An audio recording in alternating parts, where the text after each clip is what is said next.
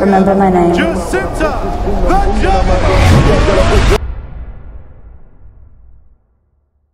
Games are the key to learning jiu-jitsu. Real learning is learning by trial and error. It's how you've learned how to do everything. It's how you've learned how to walk, how to talk, how to ride a bike. It's all about trying something, making mistakes, identifying the mistakes, and fixing them.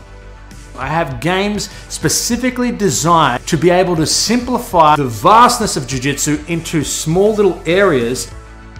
The best thing about doing this is you get instant feedback, and that is so valuable. So often in jiu-jitsu, we make mistakes, and then the position changes, and then the round finishes, and then you never get a chance to go back into that same area and work the problem. And you might have 50 problems like that in one roll that you never get to address, and then what happens? You don't get a chance to learn.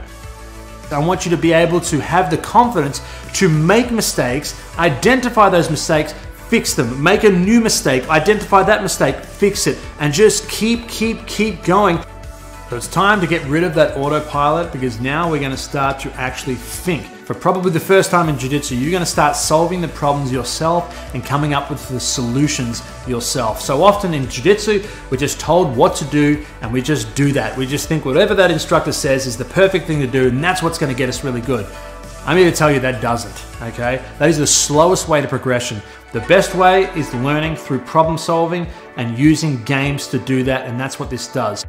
There is nothing out there on the market like this right now, and trust me, if you put this into action, you're gonna have the edge on all your opponents, and most importantly, your training partners, because they're the ones that are gonna get it the most. Was that real enough? Should I laugh again?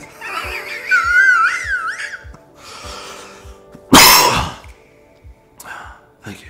Guardian is the largest global nonprofit with the sole mission of giving kids access to jiu-jitsu for free. Founded in 2015 as a single gym in Oakland, California, Guardian has grown to a global organization of 27 schools around the world in places such as USA, Peru, Ethiopia, Mongolia, just to name a few. Meaning over 500 kids can now access jiu-jitsu for free. Guardian helps them strengthen their mind, body, and spirit, and gives them opportunities they wouldn't otherwise have in their current social environments. The Fair Fight Foundation and Guardian Project is partnering together to build an academy in Mancora, Peru, a community center for over 300 kids where they can train jiu-jitsu and learn English in a positive environment. By supporting CJI 2, you can help contribute to the construction of this academy and future Guardian projects. Support the mission at fightfoundation.com. The day has arrived, the greatest Australian Jiu-Jitsu competition in history, and there's only two types of people not in this event. You suck, we all know that, you know that, or you're a coward and you're afraid of the competition. To celebrate such a momentous day, we of course had to create a shirt, this official CJI Australia Misfits shirt, available at the link. Grappling is highly complex. The best way to learn it is in a systematic, structured way that builds strong foundations. This set is a curated collection, especially for beginners. The first course is Introduction, which is a free course. This course aims to provide a general awareness of what to do in each position, as well as advice on how to train and how to approach your training. You can skip this course if you've already begun training and move straight on to Foundations 1. The Foundation series builds on Introduction and provides a game plan from all the major positions. Foundations 1 starts on escapes and getting out of bad positions. Foundations 2 focuses on preventing your guard getting past and developing an offensive guard game. Foundations 3 focuses on takedowns and takedown defense. Foundations 4 focuses on passing the guard. Foundations 5 is on controls and submissions. And finally, in part 6 of Foundations, we revisit some of the topics we covered earlier and expand on these. So if you want to take your training seriously and set yourself on the right path, get started with this set.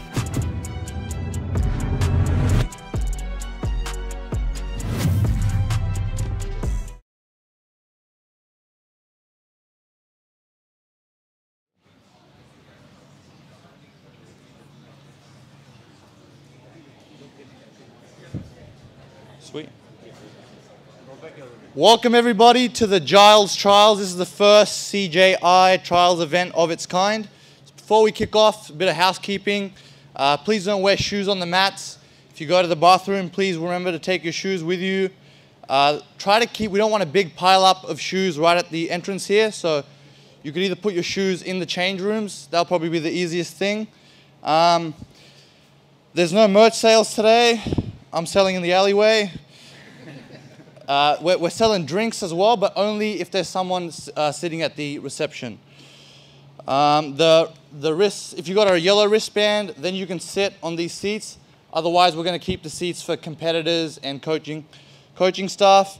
The warm-up mats are only for the athletes as well. Before we kick off, we're just going to have a minute silence because one of the people who was supposed to be competing here today is no longer with us, Luke Marco. So just to commemorate Luke, we're just going to take a minute silence.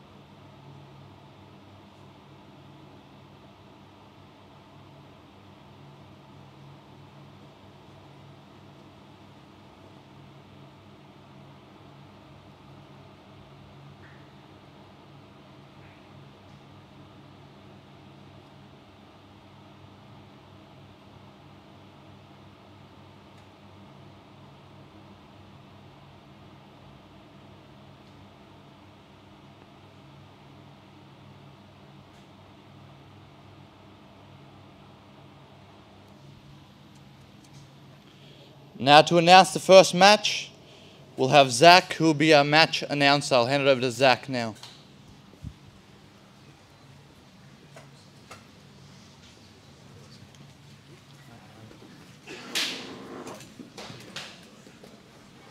Introducing first, Tito Ka! And his opponent,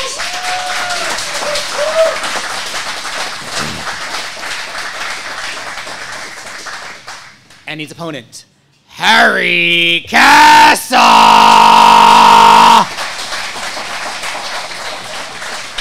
Alrighty, so we are here with two big boys, Tito and Harry, who are jumping in. Two guys that will definitely not pull guard, I'd imagine, but they could surprise me. I'm very concerned about people sitting up the front and also close to the walls. I'm terrified right now. Expecting some lots big of judo, action here. lots of leg kicks currently. Oh, and there was the guard pull. Interesting. Tito is good from the guard though. Tito does have a very good guard. His entries to subs are, that's probably his most dangerous tool there. Harry's actually I believe he went to the Olympics for judo, which is obviously a incredible sort of feat, and it makes sense why Tito does want to probably play on the bottom and maybe not stand with someone 100%, the stature of Harry. Especially with the rule set. Going heavy submission attempts is what they're after. Very nice recovery there by Tito, but nice camping here from Harry. Tito is getting his frames in place, but this is some strong boys, huh? Yeah, potential big inversion boys. to the legs or a triangle there even. It's like Harry's keen to try and pass pretty low, keep his legs safe. Tito. And you gotta love the pit wall for this exact reason, huh? Sucker drag and by Tito's Tito. And Tito's now up. Tito's put Harry onto his butt. Now it is important to note that the referee does not yield points, and the fighters do not know when they have been scored against or scored for, because that'll happen at the judging table.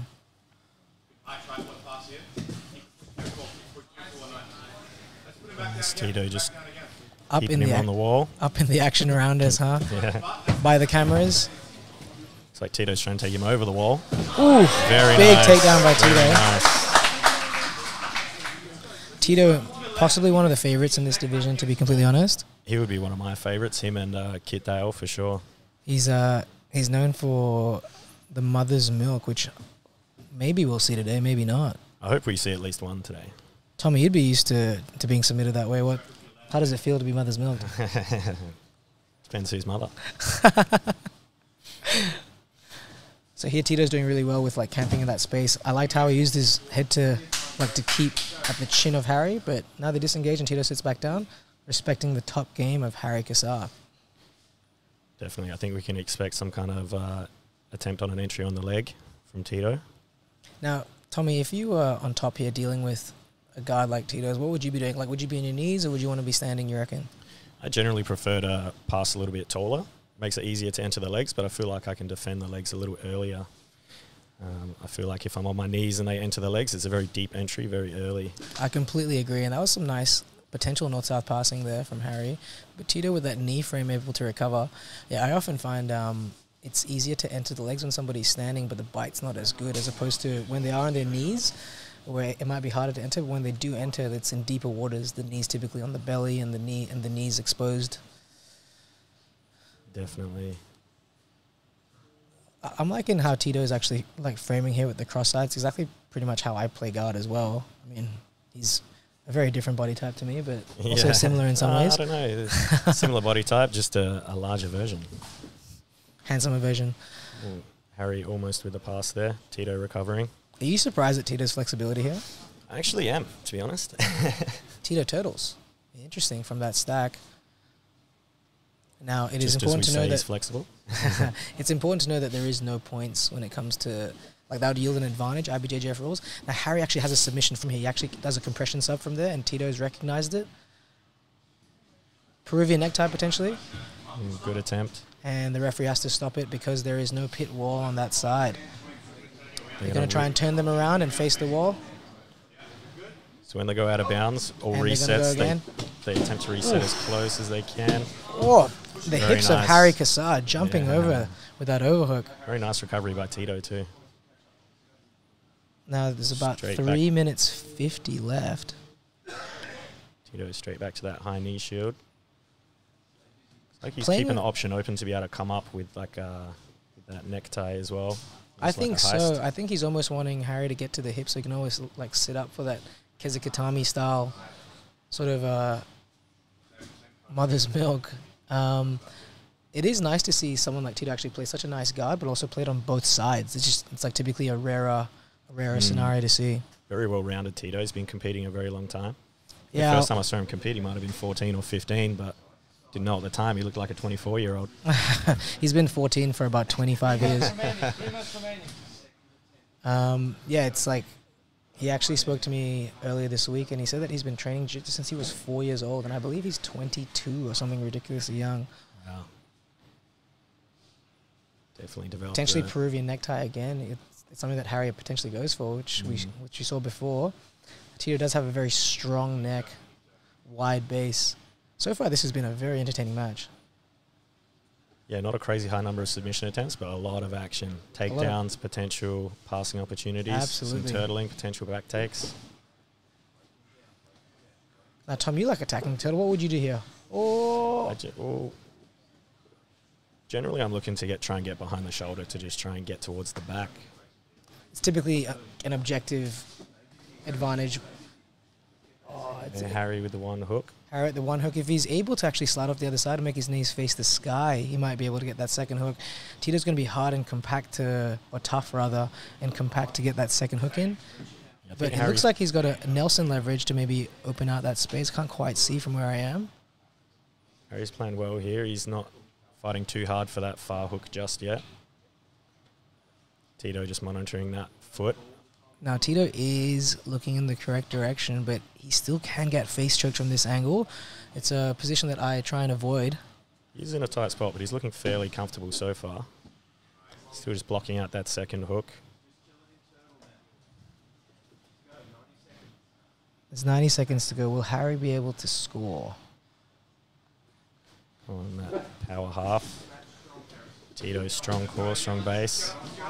In a leg drag. Very nice and recovery he recovers. Tito with very nice off balance in there with the guard. Harry looking like an absolute tank this match. Looks like he's got the cardio to back it up too. Neither of these two are slowing down. Olympic level judo versus elite level jiu-jitsu. Sounds terrifying. Sounds like they might kill me. Oh, very nice potential leg entry there from Tito. Do you think maybe it's time for Tito to start pushing forward and try and take I'd like to see some heisting. Some heisting from Tito would have hopefully found some success here, just with Harry's posture. Yeah, very low hips, wide base. It's going to be hard to get underneath him there. And like very giving of the head in that scenario. Definitely be time for a change of strategy for Tito. There's only 34 seconds left. You're used to giving people a head, aren't you, Tommy? Only on special occasions.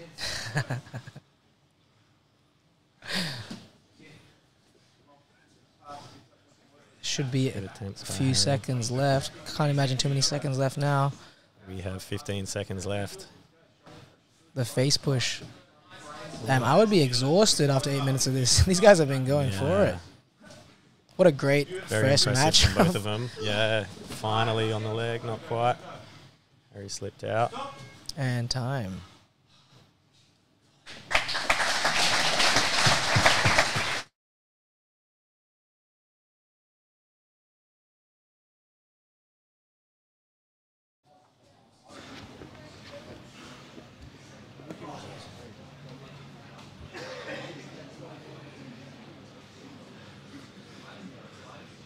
Ladies and gentlemen, your winner, Tito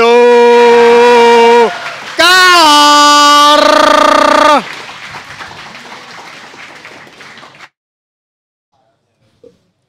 Yeah, that was a very close match. Unfortunately, Harry couldn't score with Tito playing the total so well and Tito scoring early by getting his butt to the mat.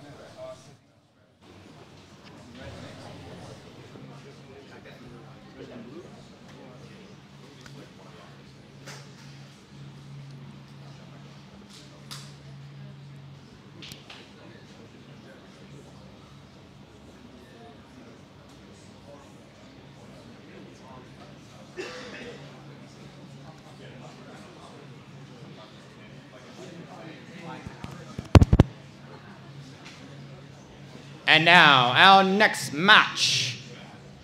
From the blue corner, Harrison Everett!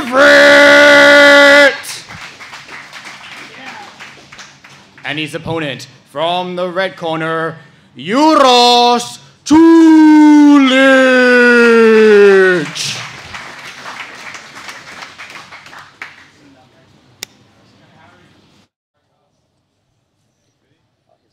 All right.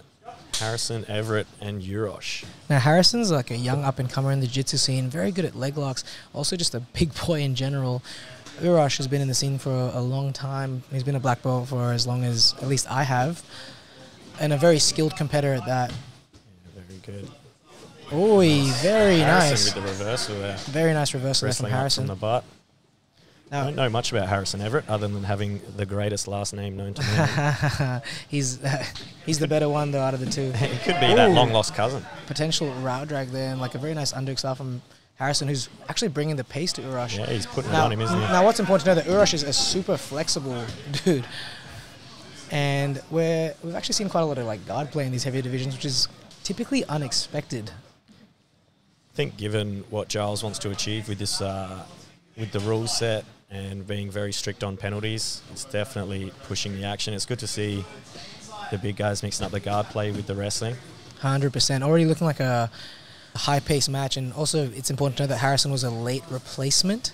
Obviously, we had that minute of silence for Luke, who was meant to be in this position now, but Luke was the first like replacement, and then unfortunately that happened, and now Harrison got the late call with 6 days' notice. Definitely. Nice shot in by Urosh. Looks ready given the Very late nice notice. sprawl by Harrison. He comes from a wrestling gym, important to note. Oh, using the pit wall, drags him down. That will score points for Urosh. So takedown points are scored when the butt hits the floor. So if a competitor lands a takedown against the wall, it's not scored until the defender's butt hits the mat. So now, obviously, I'm unaware with what the judges have called for that previous reversal. I would imagine the reversal to score two previously, and now for the score to be even. But, you know, with these rules and with how judging works, you never know. Harrison had the attempt at a K-guard entry, but Urosh sprawled out. Very nice pass there by Urosh. Will he yield the points? Doesn't look like it. Wasn't for 3 seconds, but now he's behind Harrison, which is not necessarily where you want somebody if you're trying to be offensive in jiu-jitsu. I heard you're more comfortable with someone behind you. It's because I like to Granby roll. It's just fun to throw my face at the mat. You can call it what you want, mate. Call a square a square. Right. There's that Granby roll. Speaking of Granbies. Oh, that underhook from Urosh, though.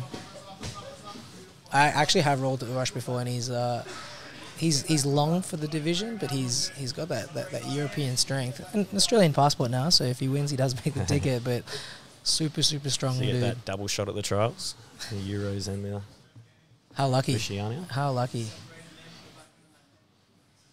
I love that bicep grip to flatten somebody out. Harrison's surprisingly flexible in the upper spine as well as the legs. Yeah, got some exorcist type stuff going. I would die if Urash did that to me. We can only hope. Ooh, that far hook was thrown very well by Urash. Potential head arm, potential mount, lots of things that can happen. Oh, he's going. Very nice. He's going for the Aaron Kaminsky special. I did not see that attempt coming. Harrison, And he gets nice it. And he gets it. finish. Very nice submission Very nice by submission, Urash. Urash looking very sharp this time round. Gentlemen, your winner by submission, Euros Chulich!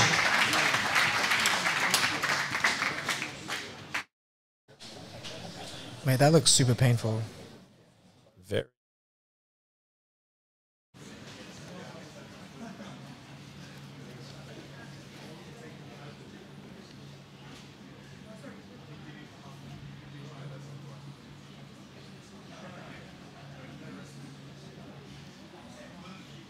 And now for our next match.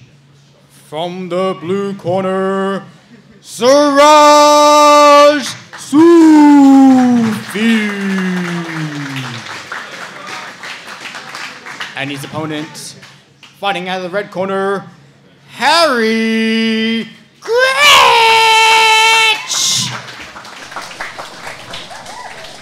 Mate, so we have high caliber Harry versus Siraj Sufi. Why do you call him high caliber, Tommy? This is quite a difference in size here. Come on, Tommy, don't duck the question, mate. Don't duck the question, mate. Now, Siraj, it's important to know that Harry is notorious and known pretty much all over the world for his Kimura. Siraj is kind of...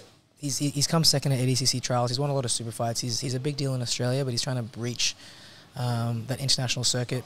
And he's a very grip-heavy and on-top style player.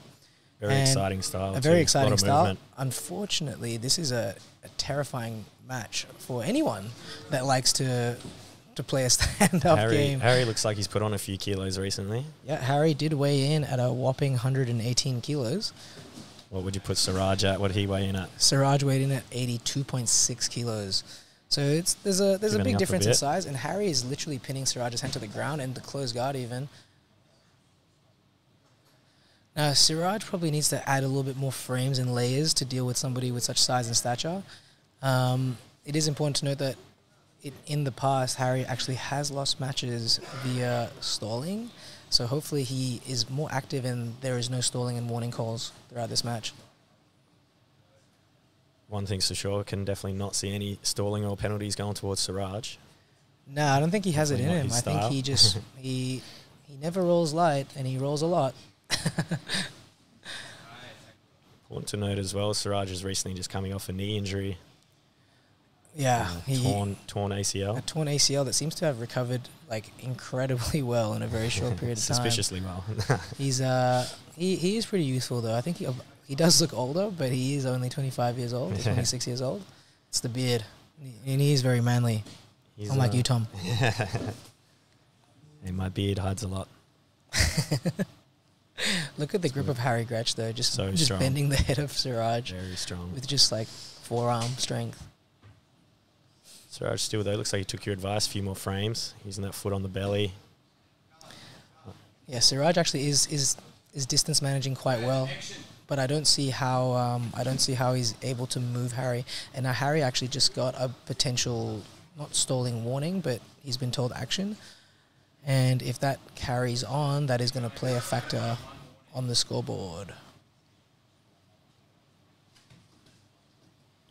Siraj looking for any kind of attachment. Now, if you were in Siraj's position and a man like Harry was in front of you, what would you be doing? I might just take my leave of absence. Would your mouth be open or closed? Yeah, it would definitely be closed. I'd be looking at Similar to what Siraj is doing here, feet on hips, making space, trying not to get flattened out too much. Yeah, Siraj is surprisingly like long for his weight. That said, though, he is actually quite a strong individual as well, so he ticks a lot of athletic boxes. Now, is it just going to be enough with that and the technique to deal with somebody like Harry Gretsch? Very difficult to deal with someone like Harry. He's very switched on to those leg entries. He's been around for a long time in the scene too. Strong judo stand-up game as well. Kind of limits a few opportunities for Siraj, but... He's also completely coachless here. I did meet his wife and child earlier, but... just flying by the seat of his pants. Winging it. Love it. Siraj potential wrist lock here. I love that from Siraj. I would definitely not advise him to put his hand behind his back like he thought about doing then. Harry looking to pin that wrist. He definitely wants that Kimura. Siraj two guys well just holding each other's wrists with a knee in between. Now, I think if I was Siraj, I'd try and heist a little more to convince Harry to leave his weight away from his heels so we can start the leg entries.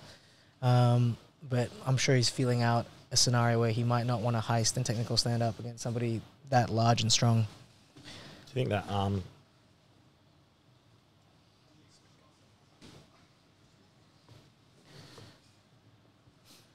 arm saddle Choi bar type setup that Siraj is looking for before, do you think that's going to be a good strategy for Harry? I think to like expose limbs off somebody so big and strong is always going to be like a way in which you can beat somebody that's bigger than you. It's just a matter of if you feel like you can off-balance them in that process, because obviously you have to attach to the limb, you have to off-balance, then you have to execute the momentum stop, and that's typically a lot of boxes to tick with such a size difference. Yeah. Are you pinning that wrist again? He looks like he's got some strong grips on him. Yeah, that'd be a nightmare to deal with. Siraj doing well, though. Every time he pins that wrist, he's putting that top frame in. Honestly, Siraj is looking excellent here with his guard. I haven't seen him really he's very composed, very like methodical. And now he's starting to heist. And now he's looking to wrestle Harry. Good to mix it up. Doesn't look like his knee's troubling him at all. Siraj doesn't look like he's even a little bit tired. I don't even think he's really sweating yet. Unfazed. Yeah. Pretty standard for Siraj, I'd say. He's an absolute gamer when it comes to like figuring people out. It's good to see him switch up his strategy, though. I think it's... He's attempted the guard play. I think it's important to at least show that you are trying to win this match if there are no points, you know? Exactly. Oh, nice. Very nice. And he comes up. And that will yield 2 points. Be careful chasing the back. Harry is known to leave the back open just so he can snag that Kimura. That was a very nice guard pull into a trip. Arm drag, guard pull into a trip. Siraj just weighing up his options. Assessing. I believe we have about 2 minutes left. Will Siraj be able to find a sub, gather potentially more points, or will Harry reverse this scenario, which we have seen in the past before? Yeah, Siraj just has to be careful taking an underhook. That's generally Harry's... it's going to give Harry that Kimura. Yeah, it's a weird one. Like you wanna rear body lock someone from here, but it's maybe not the wisest thing to do against someone like Harry. The one man you wouldn't want to do it to. Better off jumping those hooks in and face choking. Correct. Which is kind of what he's doing. Very nice by Siraj. Very nice. Doesn't want to end up. Yeah. Harry looks fired up. Very hard to try and keep Harry contained on the back. 100%. You know, at the end of the day, everyone's here to win. 8 minutes, you can pretty much throw the kitchen sink at it, especially once you know that you might be down. You know, you may as well just go for broke at this stage. Yeah. If I was Harry, I'd be blitzing for the next minute, trying to gather something. I'd say he needs to. I would put Siraj ahead on the decision. We also don't know what the points are, but I think they would have scored 2 for that sweep into turtle. But yeah, I would say just across the board, Siraj is definitely up. Right. I'd say so too. We've got 54 seconds left. Harry looking big, but also looking tired. That's by Siraj. Playing a good strategy here. Very good strategy, knowing that he's had success with the guard, like defensively. That's it. Defensive, but still trying to enter the legs, still doing... For sure, definitely doing plenty to not get any kind of stalling ticking all the right boxes. Exactly. Harry with the finger grips. Can't really fault Siraj's strategy for the match. Absolutely not, you know. Obviously, like I want to see him like attack and get a sub and things like that, but I understand that with not a lot of time left. And such a big weight and size difference too. And also having more matches. 13 seconds will play left a factor now. Into this.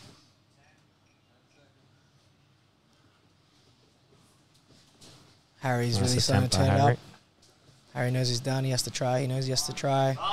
And there's time. Nice match.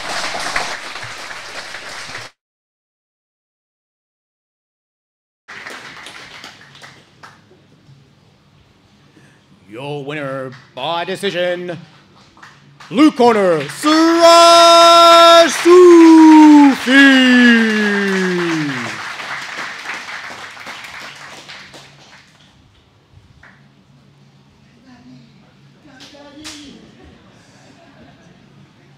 And now for our next match.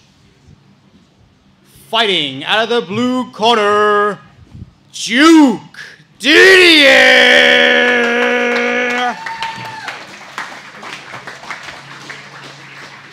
And his opponent, fighting out of the red corner, Kenta Iwamoto!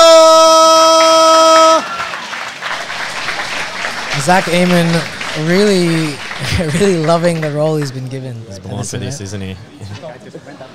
It's always a bit of a risk putting a microphone in Zach's hand. Now I'm panting. All right. Kenta and Duke. Now, a big size difference here. Both guys obviously like in the top position. Kenta, world-famous grappler. He's won the 66 trials. He's won the 77 trials. He's been to CJI. He's been on all the big shows. Very, very well-seasoned competitor. He's got a very well-rounded game too. He can play the guard. He can wrestle. He's got good foot sweeps. I think his ability to scramble is his best attribute, reading the play and coming forwards, and that's pretty much what you need as a smaller guy trying to beat a bigger guy. You know, up move and end up in the better spots because there will be some big movements going through. Ooh, very nice jump over there by Kenta. Definitely plenty of opportunities for Kenta to scramble. Important to note that Duke is an MMA fighter, black belt jiu-jitsu, and also a very high-level judo competitor. But now I believe he focuses his efforts in MMA.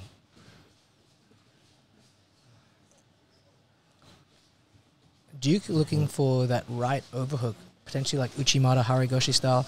Kenta shoots in for that single. Have a shot off that single. No. Very nice sucker drag immediately. Oh, Kenta, goes for very nice reversal. And reversal by Duke. Very good attempt by Kenta. Very good attempt. But like I said, man, he's incredible at scrambles, and it's hard to just hold him in place. Like very hard. Kenta using the wall to stand up, Duke using it to hold him in place. I mean, maybe that's the way to keep him pinned, huh? You just keep him against the pit wall. Like 50-degree angle. So. Now, Kenta weighed in at 84.3 kilos, the second lightest person in this division. And Duke weighed in at 101.9, which unfortunately isn't one of the heavier ones. No. Pretty scary considering the size of Duke. He's a big boy. He's not one of the biggest. Kenta's regained that underhook on the right side. Just trying to figure out a way to It's a horrible position to be in with such a big man pinning you against that cage. But Kenta dropping to his knees. There we go. Crowd getting involved. So when they go out of bounds on the reset, refs are going to do their best to recreate the exact grips and finishing position. So we'll see how Kamal goes here. I'm surprised Scott Dale just let that happen. I thought he'd jump in and save the damsels in distress. I think he should have. How dare he?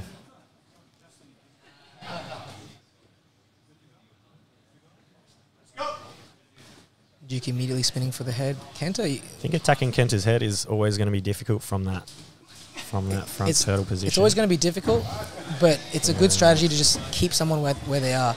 And Kenta dragging Duke to the ground via the pit wall. Kenta very strong for his size. Attempting the mount. He wants to grind him out with that head position by the chin. I love that. That's one of my favorite things to do to somebody. He has to make every angle right here to get that pressure. Like you said, head position's very, very good. He's taking the mount. Tom, you'd know this, but it's not the size, but how you use it. That's what I always say.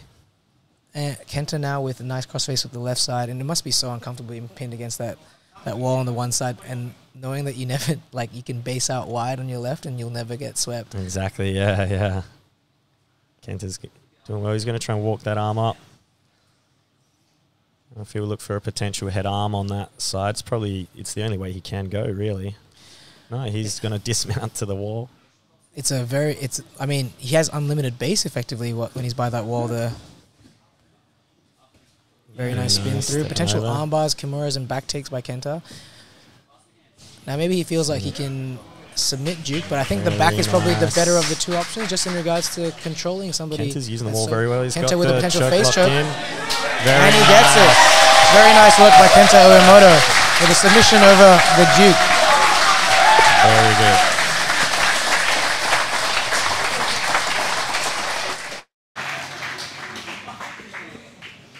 Ladies and gentlemen, your winner by submission, Kenta Iwamoto!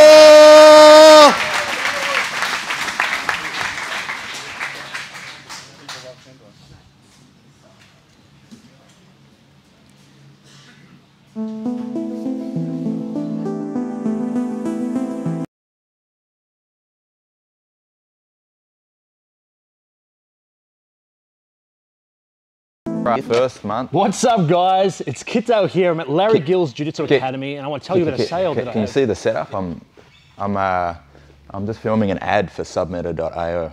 Yeah, we're offering a discount for people for their first month. They're getting 10% off if they use the code Giles Trials. Oh, that's cute. I'm actually doing an ad for KidDaleTrain.com right now, where I have a bundle with the Art of Mastering Jiu-Jitsu and the task-based games for 11% off. Okay, well, I think we'll do 12% with the code Giles Trials then. And yeah, I see acting must be going really well for you. Well, how's your teaching going? You still teaching techniques like it's 1973? Yeah, you just made that up by yourself, yeah? I did. Yeah, you just made it up. Figured it out. Just problem solved it, yeah? Yeah, improv. Yeah. You should try it. Well, what we'll do, because it's my gym, so I'm going to film first and then you can do your thing later. Really? Yeah. You know, I kind of recall like 10 years ago me giving you the keys to this gym, so how about you give me a little bit of time? I earned those keys. Yeah? Well, you know what you're going to earn? This. I earned those keys.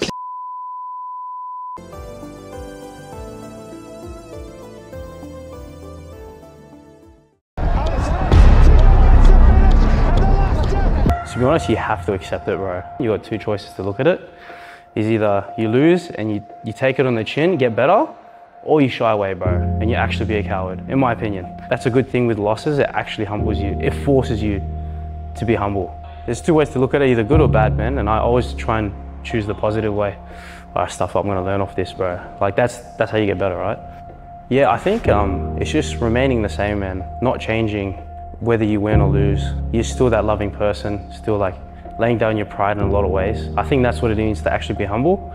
If you're not humble, man, that's why a lot of people get injured, because they hold on to their ego. I always want to win, bro, it's almost impossible. That's what it is for me, being humble is laying down your pride and being more loving. And that could be shown in so many ways.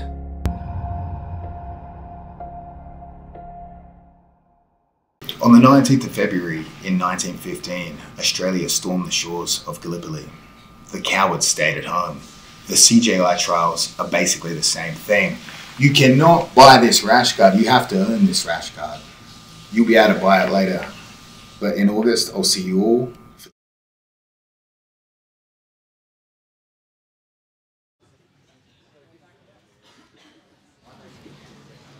Ladies and gentlemen, our next match, fighting out of the blue corner, Josh Shipton.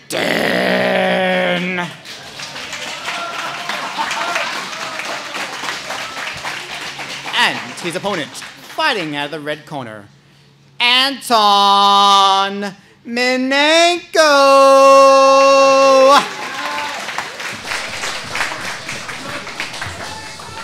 Alrighty, so we have now Anton Minenko versus Josh Shipton. I am now with Aaron Kaminsky, the grappling wizard. Is that your Instagram name? Sometimes. Sometimes the grappling wizard. Now, an immediate fast-paced match here. A lot of head snaps. Yeah, I don't expect anyone to be pulling guard here. Yeah, now, you've been training a lot with Josh Shipton. What are the moves that he likes to do? I mean, he's most known for his Uchimata, right? So if he gets to that position, I'm sure we're going to see someone flying into the pit. And is he setting that from the collar tie or the overhook usually, or both? Normally the overhook, I think. So let's see if he can get to that position. Now, if you were Anton and you were aware of that, what should he be doing to avoid the Uchis? Besides pulling guard. As we say it, there's the Uchimata. Anton like attacking a limb with a Kimura, though. Let's see if Josh can posture out here.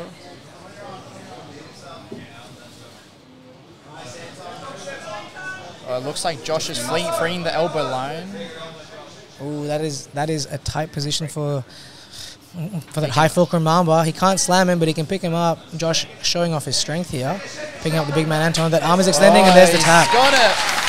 Wow. Nice toy bar by Anton Minenko. Very, very nice toy bar by Anton Minenko. Ladies and gentlemen, your winner by submission, Anton Minenko!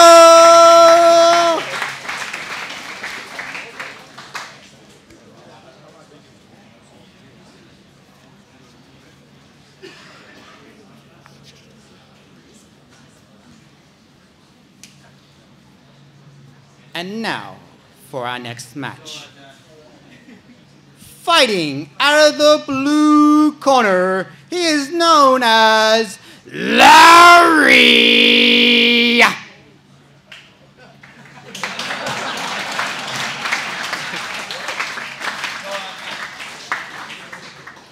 And his opponent, fighting out of the red corner, Thomas David!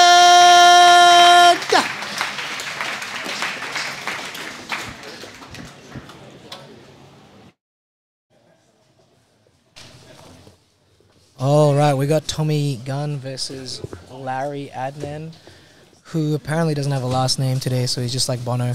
Tommy with a single leg, almost switched to a double. Larry, a big boy, running Tommy straight into the pit wall. It's important to know that Tommy, well-seasoned competitor, and yes, he is the smaller of the two, but he's a very, very big and strong man. Both guys have MMA experience and might have some knowledge of the cage, right, Mikhail? Yeah, they both. Yeah, so Tommy Gunn fought at welterweight. He's definitely not the size of a welterweight anymore, and Larry fights at the heaviest of divisions in heavyweight MMA. Larry actually just coming off a win last weekend in his MMA bout. Tommy Gunn weighing in at 98.5 kilos versus 130 even from Larry, who now has Tommy on his back against the pit wall. Yeah. Sorry, go on. Yeah, having some experience on the pit wall there, being on your back in the corner, I think that's a horrible place to be for Tommy. What would you do to try and get up, Aaron? I mean, let's see if he can get some attacks going from the closed guard here, but otherwise he might want to try and make some space and use the wall to maybe stand up and help him get back to his feet there. It's an interesting setting now because you rarely see somebody in the closed guard with their butt so far away from their heels but still have such good base. But this is where the size difference really plays a factor, huh? Like, Larry can kind of lean that weight forwards and still have a lot of base. Now, Tommy, if I was Tommy, I'm pretty much going to need Tommy to try and uncross the feet to try and move. Oh, they've given Larry a move call, so he has to try and make an advantage happen at some stage, or make some kind of action in which he doesn't be seen as stalling. Yeah, he's probably going to have to try and open the guard here and start trying to pass the legs. Now, Tommy's attaching himself to an arm via like potential Kimura, or at least that wrist grip for the time being. It is a solid strategy, and potentially if he used a similar style to what Anton did before with the Choi bar, that might be a key to success in dealing with somebody so large that's leaning forward like Larry. Seems like he's a hard guy to heist up against, but the Choi bar definitely seems accessible. Yeah, it looks horrible for Tommy here playing on his back against the wall. He just can't make enough space to get a good attack going. Larry with potential Sao Paulo pass there to open up the closed guard. Kamal, Larry's coach, telling him to stand up. Looks like the second stalling call might be coming out soon. That second stalling call might be coming out, so therefore he will need to score points or an advantage. It looks like he's trying now. It looks like he's activated. Stuck in the K guard now. Tommy Gunn with the K guard. Yeah, he's looking to get underneath him, but that's a big point. My knee does not feel good after looking at that.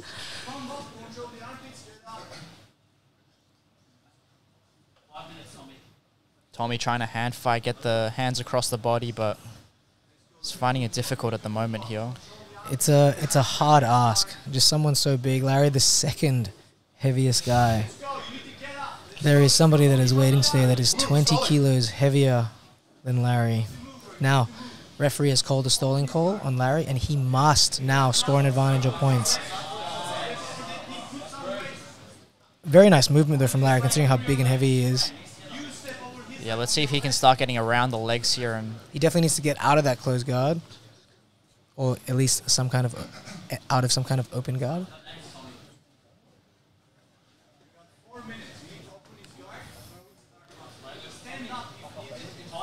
Four minutes now, and Larry is somewhat opening and dealing with the legs.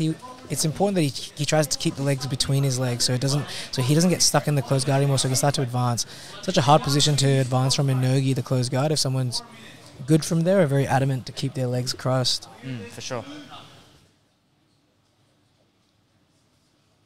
Now, if you were Tommy now, how would you try and move someone like Larry? That's like, would you play the closed guard, or would you want to play that sort of system to try and keep them at bay, or are you trying to enter into more dangerous territories? I think, interesting position here. Larry looking like he might be opening the legs, trying to get to a half guard. That Sao Paulo pass that's leading into potential Choi Bar Kimura. Yeah. Yeah, I think when someone's that much bigger than you and you're playing closed guard, I think it's just too difficult to control their posture and bring them down to you. You're going to have to try and maybe come up forward into a seated guard, I think, or even maybe potentially stand up again. For sure.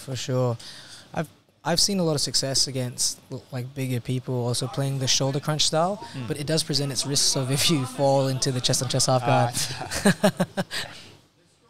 But high risk, high reward in this world, you know, especially if the aim is to build up entertainment in the jiu-jitsu repertoire and scene. Yeah, let's see if he can use that K guard. Potential again, triangle there. That seems super frustrating for Tommy to be just pinned up against that pit wall against somebody so large and hard to move.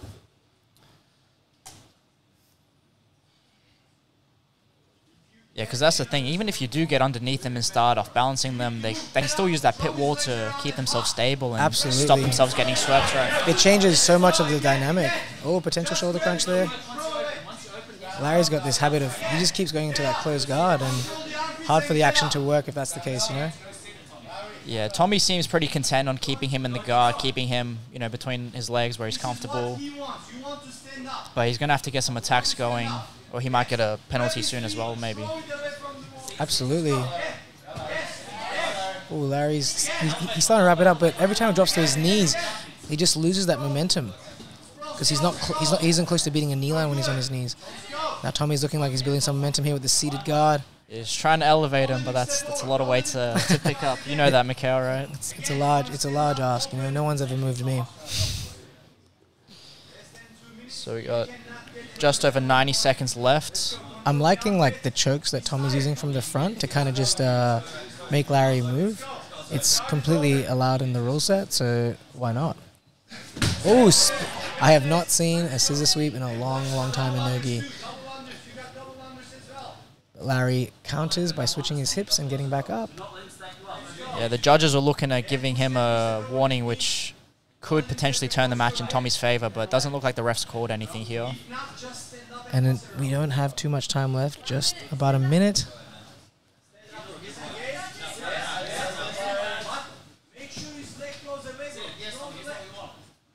Now, I love passing this position here. I always like stalking the toe line, and I typically will try and enter in a way if someone's hands on the mat so I can kill one of the butterfly hooks. Now, Larry just kind of entered instead without doing that, and you can see there's just too many frames to try and get to that chest-to-chest or hip hug sort of setting. Yeah, he's going to have to try and get outside the legs here. Oh, Tommy shoots up, trying to wrestle up. Moderately sized sprawl, but seems to do enough. Yeah, you don't want to get stuck in a front headlock under Nah, someone on Larry's side. I'd definitely rather not. Oh, it's like hitting a wall, man, with that double leg. My head hurts from watching that. So yeah, it's going to be a hard decision for the judges, I think, here, with Larry maybe getting more done, but he's also had the stalling warning, so... Yeah, I mean, you can tell both people are trying, and it's just... It's a hard ask for the styles that have been put into place. A few seconds left now, and it goes to the judges.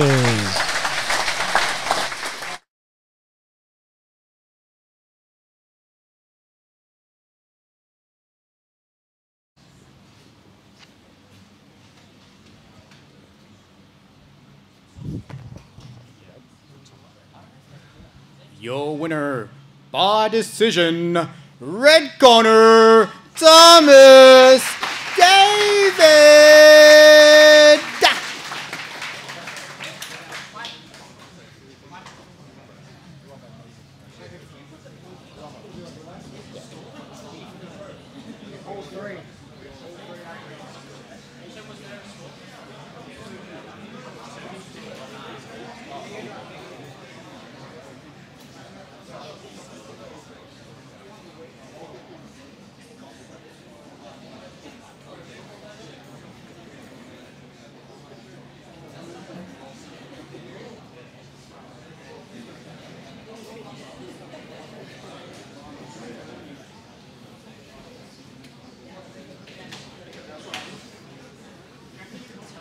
And now for our next match.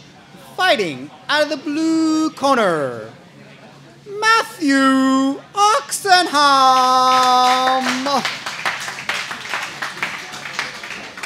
And his opponent, fighting out of the red corner, Alex Hunga.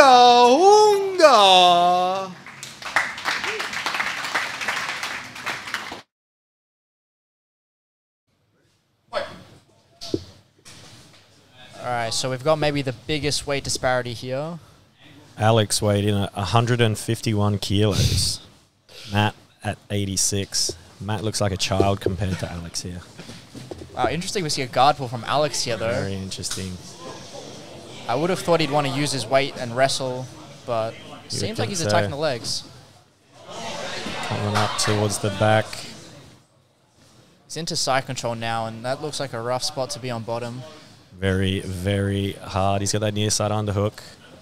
Yeah, see if he can use that to get onto his side, start escaping. He's gonna, if he can turn onto his right side here, start getting that underhook, maybe he can build up to a single leg. Good luck attaching to those legs. So you'd have a very strong sprawl. He's recovered back to a guard. Let's see if he can, looks like he wants to stand back up again. That's his game plan. His best bet. Try and stand up and get behind him somehow. I wonder if he's going to try and utilize the pit wall here to take down someone that size, you know. Take the Kenta approach. Yeah, exactly. Definitely his best bet. Alex pulling guard again. Not afraid to play top and bottom. Oh, he's got to look at the back here. Oh, very good. Very good attempt by Matt. He's got one. Almost. Fight for that far side hook. Looks like he's almost got it. He's falling off the top, but he will have a chance at the triangle. No. Let's see if he can stay on top here. It's going to have to be quick. So is that going to be points, Tommy? I don't think so. He started sliding off the top as he got that second hook. Yeah, I think he's definitely not going to be able to lock a body triangle here, but if he can get both hooks in. Problem is, if he searches that top hook too hard, he might fall off again. I think he's got the right idea here, going for that high ball ride, that single hook with the cross feet. Yeah, it might be difficult to get the choke, but let's see if he can at least secure some points for him. What would be your strategy on the back, Aaron, for someone that big? A rear triangle, maybe? Yeah, I don't know. I think playing between a choke and getting that second hook in would be a good bet, I think. Seems to be what he's going with. Looks like he's got that hook in now. Does have that second hook. He's under the chin too. That should be it, I think. Should be getting the finish. He's going pretty red here. That's a tap. Wow. Oh. That is impressive. That's going to be one of the biggest upsets. Very impressive by Matt. Poster boy for jiu-jitsu. Ladies and gentlemen, the winner by submission, Alex Oxenham.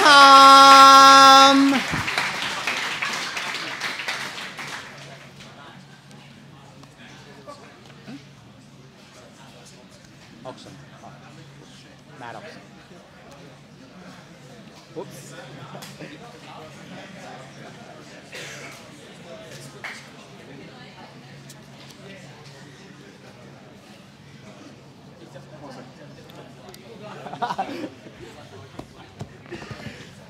I misread.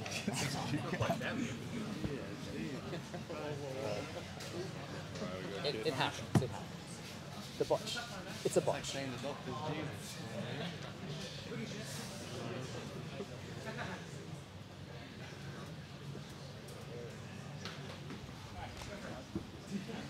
And now for our next match. Fighting out of the blue corner, Justin Schofield!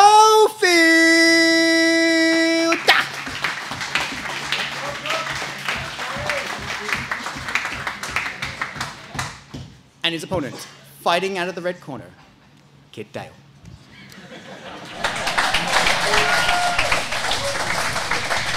Little adjustment for Zach there. It's actually Josh Schofield against Kit Dale. Josh, 31-year-old black belt from North-South Jiu-Jitsu up on the Central Coast. Kit, probably one of the oldest competitors in this bracket at 39 years old. Normally you'd say with age comes wisdom, but with Kit, I don't know if that's entirely accurate. His passing pressure is some of the best, I think, that's going to be in this bracket, and let's see if he can use that to wear him down and look for a pass. I was very excited when it was announced that Kit was going to be the replacement. Haven't seen him compete for a little while. He had that match recently over in the States, but previous to that, had a long, long layoff chasing an acting career. I think he's still chasing it, but...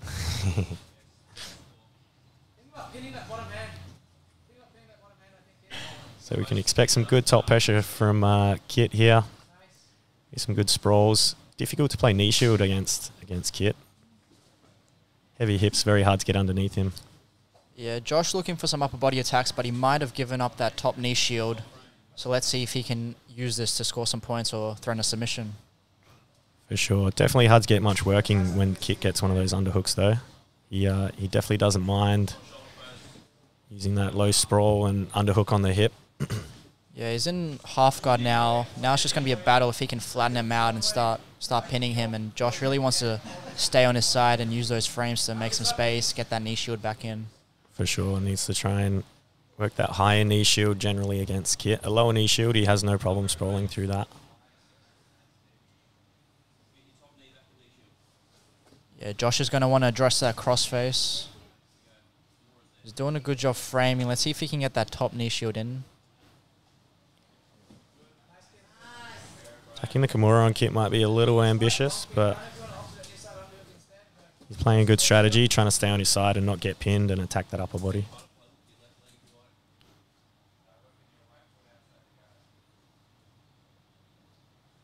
Josh recently had a win on, was it Subversion? I'm not sure, I didn't see. How'd he win? I'm pretty sure it was a sub. pretty sure. Might have even potentially been like an outside heel hook or something. Yeah, it looks like Kit's got the pass here now. Good the pass, got the underhook moving to mount.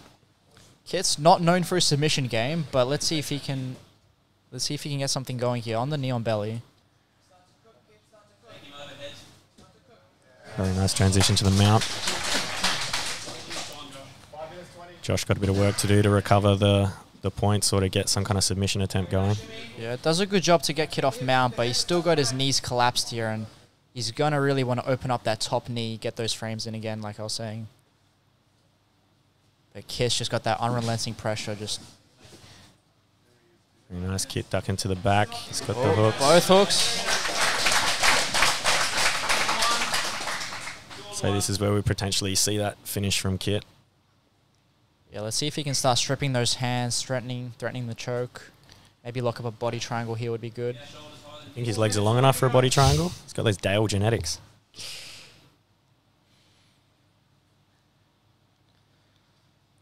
Got that single hook. Just taking his time.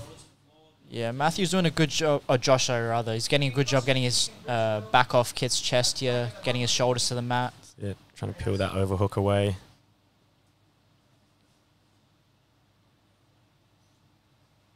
Very nice, circling that hand in.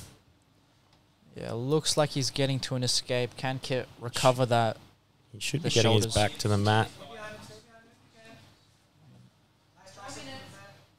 Kit did well to recover that overhook. He's got that seatbelt. Josh's going to pass the arm over the head again. Really needs to turn hard in and get his shoulders to the mat. Yeah, looks like Very he's nice. out. Good recovery. Still just under 4 minutes left, so plenty of time for both people to get a submission here.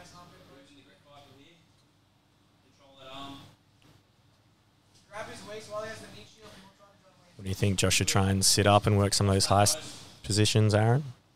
Yeah, I think playing that low knee shield game is just very tough against Kit. He's got a very heavy sprawl, and he keeps his legs very far back, so you're kind of forced to attack the upper body here. But look at his build. It's pretty, he hasn't got any other style to play. Very nice for Kit popping up. Yeah, working that head position. Josh is doing well, though. Trying to strip those grips, keep the frames. Yeah, looks like he's looking for a triangle here, but he's going to have to recover that bottom knee. I feel like Kit's very wise to that. Yeah, he's been in the game for a while, hasn't he? A long, long while.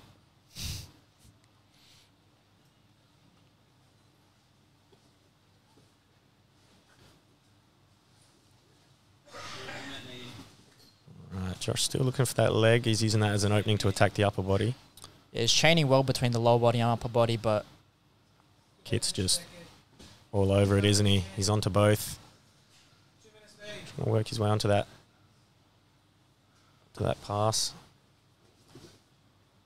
yeah, if he could start looking for some underhook half guard, maybe. Kit's coming, he's trying to pressure over the top of him, so maybe that's going to be an option.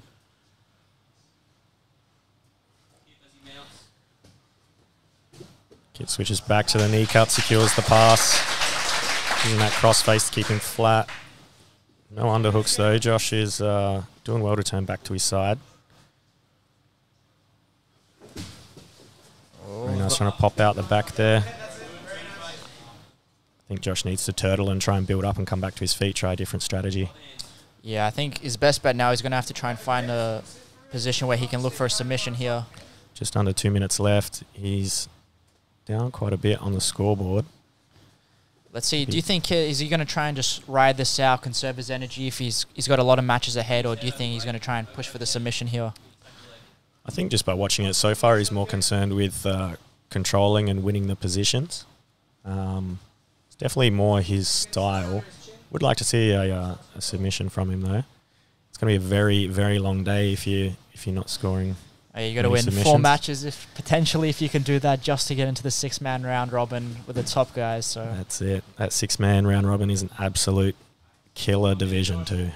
So is the 16-man bracket. We're looking at some of the best brackets and matchups that Australia's ever had. Deepest brackets for sure. I think we're just finishing up the last match of the first round here. 50 seconds left, just under a minute.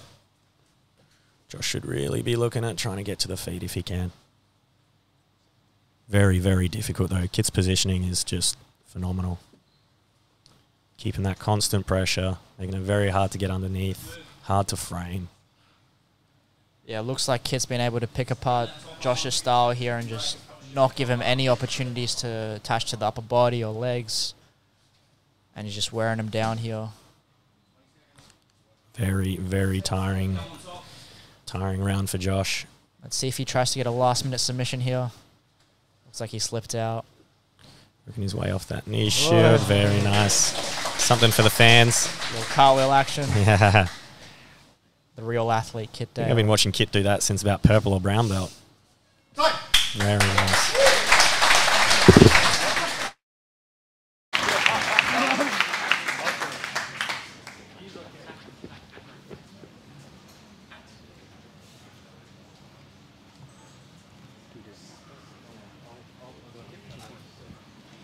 Ladies and gentlemen, your winner by points, Kit Dale.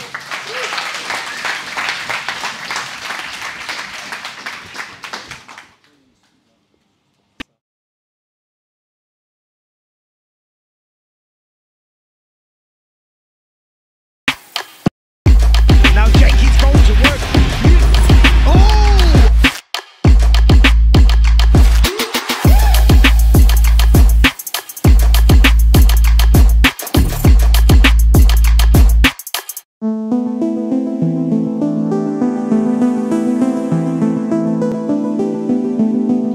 The CJI Trials are finally here, and I'm excited to announce that using the discount code Giles Trials, you can get 20% off kitdaletraining.com. Kit was one of the fastest people to get from white to black.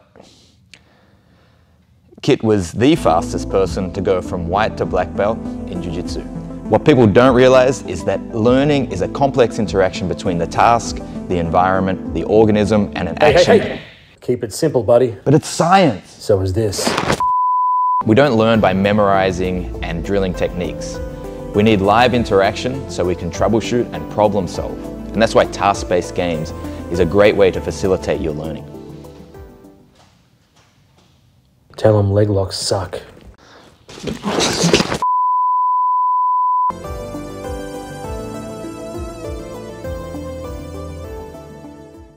The day has arrived, the greatest Australian jiu-jitsu competition in history, and there's only two types of people not in this event. You suck, we all know that, you know that, or you're a coward and you're afraid of the competition. To celebrate such a momentous day, we of course had to create a shirt, this official CJI Australia Misfits shirt, available at the link.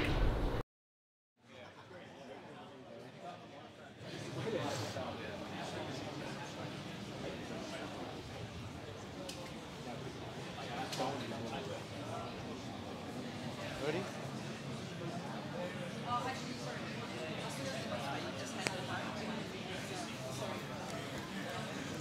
Stay here, Zach. Are we good to go? We can start?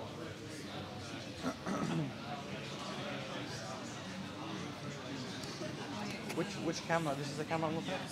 Are they, when they're ready though? I think they're good to go. Good to go?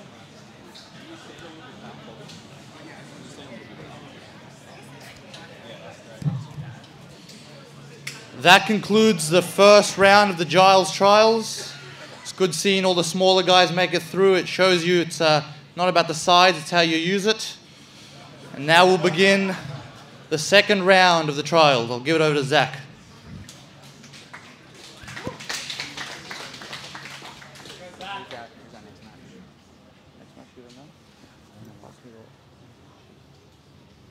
Are the competitors ready?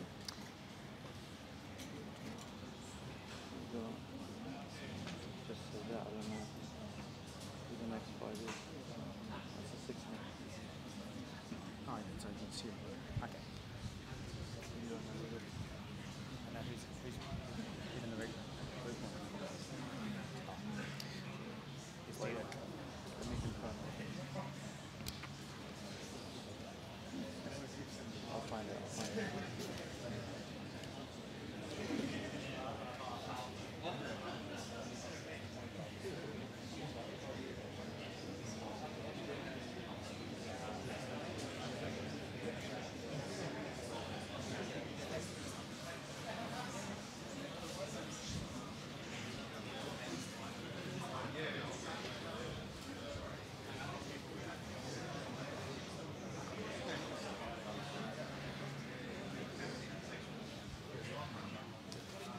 The list. Huh? The list or the bracket? Yes, please.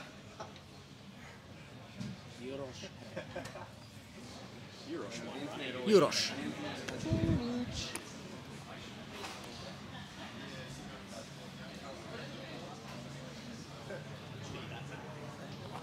Because we need to wait something.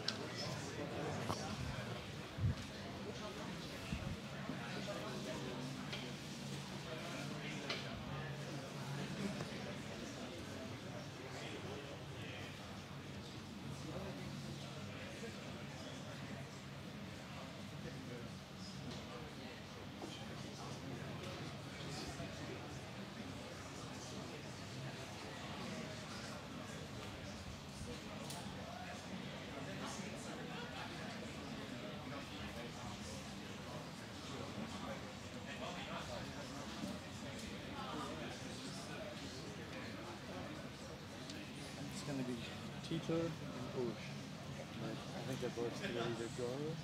Let me bring on Urush first, and I'll do Tito.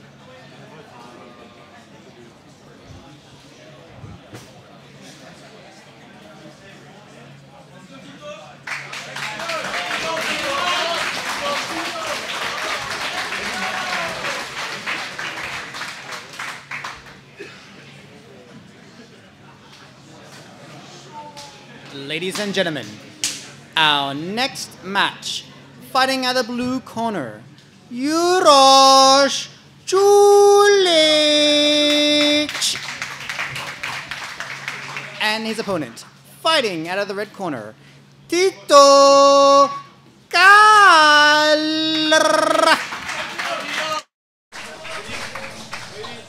All right, Tito and Urosh. Here we go, another great matchup.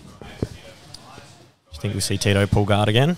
Yeah, I don't know. He's a bit of a wild cannon, you know. He's very hard to prepare for Tito. You don't know what you're going to get. If he's going to wrestle, He's going to try and throw you from the front headlock, but then just pulls guard into an Imanari. So yes. Very good Uchi attempt. Tito coming out very aggressive. Yeah. It's funny, though. In matches, he's the most aggressive guy, pushing people to the walls, but then in person, the sweetest guy. Probably one of the nicest guys you meet. Very good takedown. Using that wall to stop the backwards movement, then dragging him down to the mat. Yeah, Tito's got him pinned in the corner here, which horrible position. Yeah. He does have some experience with the wall as well at grappling education, so let's see if that plays a factor here. Massive advantage for anyone coming out of that gym for future pit matches. Have a very nice setup at grappling education there. Yeah, I don't even know what I'd be thinking in Euros's place now. Just head in the corner here, trapped on both sides. You're going to have to try and maybe spin yourself back to the center. What do you think, Tom? I think pick a side, which seems to be what he's done. He's picked a side. Maybe he can open the guard and try and use the wall to get up. Head's gone back to the corner, though. Very hard trying to play close guard when you can't move that head and the upper body.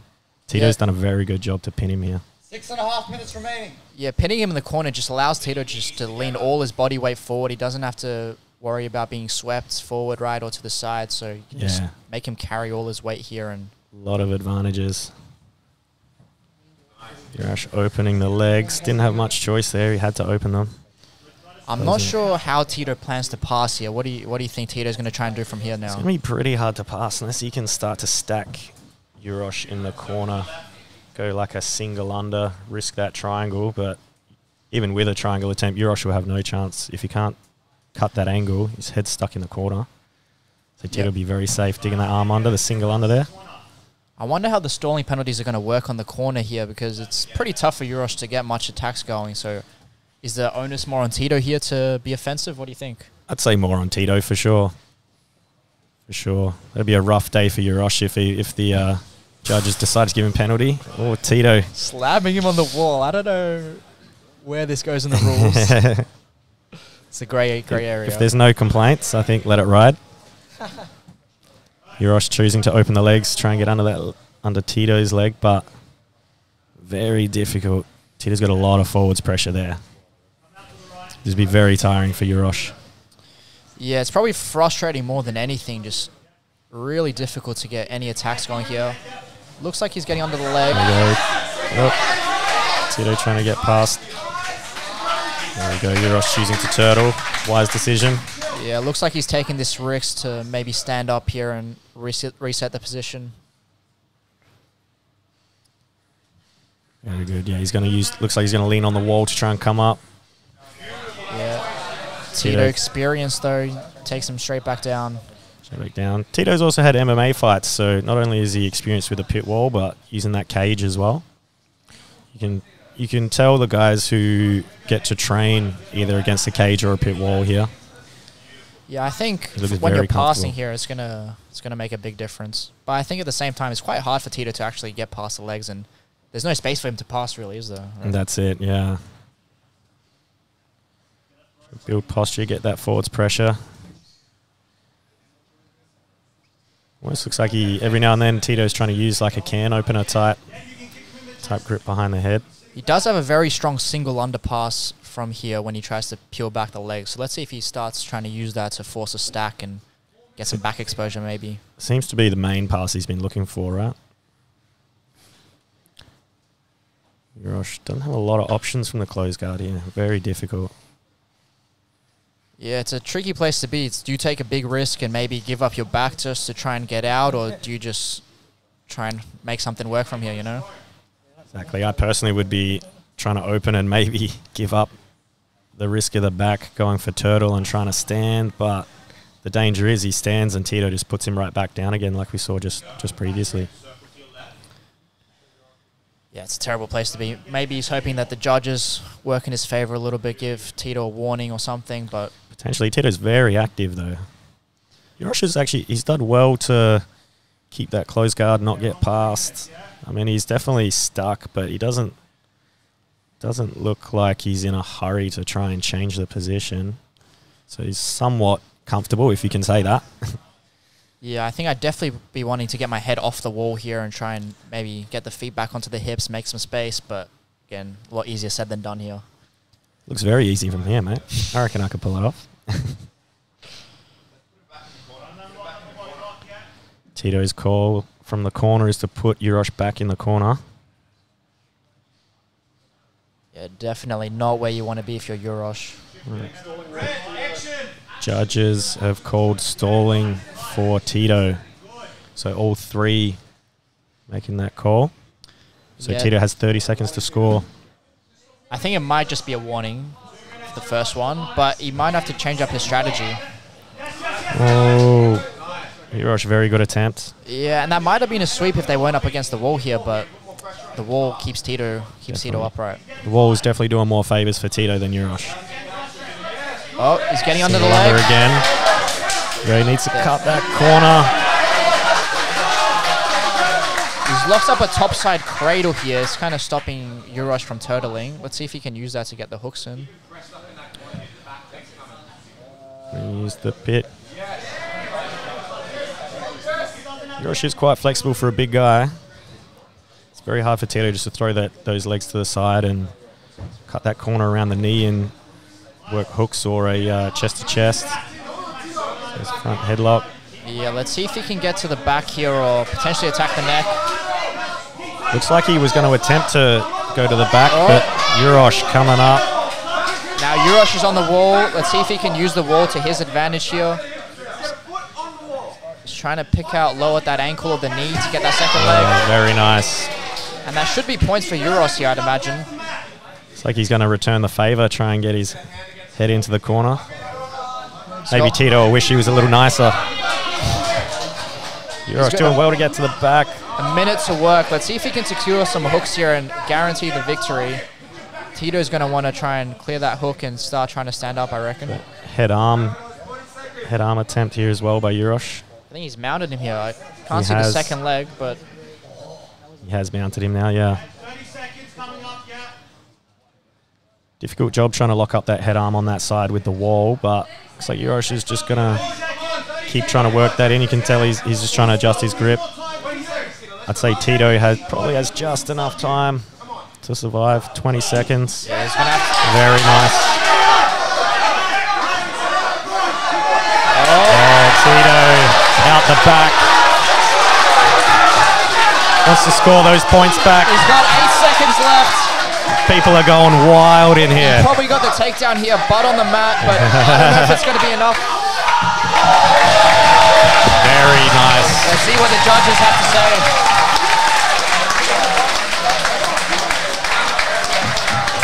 If you told me there was going to be a heavyweight match, go 8 minutes and no one would score a submission, I would say that would not be the most exciting thing to watch, but Urosh and Tito making it happen.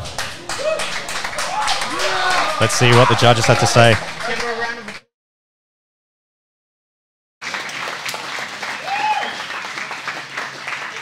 Judges have reached a decision. Your winner, in the blue corner, Urosh Tulic.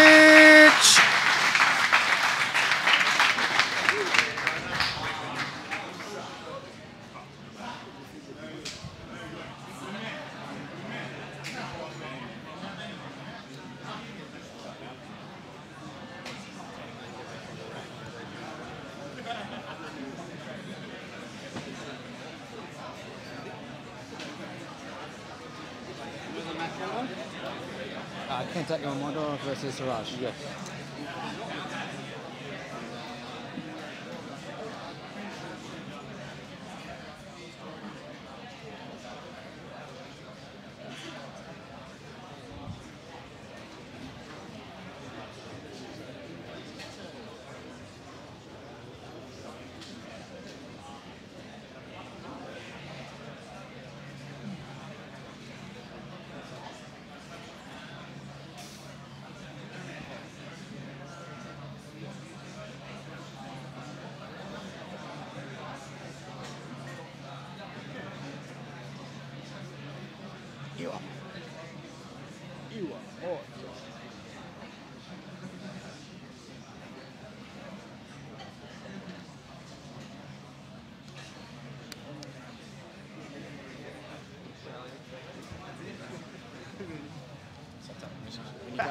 when you guys gave me the decision, I was like, oh god, I'm not gonna like the reaction out of it. Just awaiting.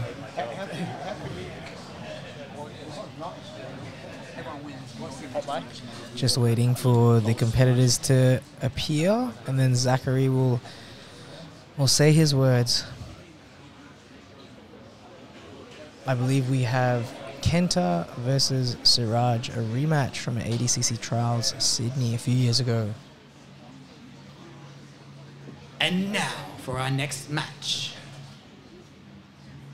Fighting out of the blue corner, Kenta Iwamoto!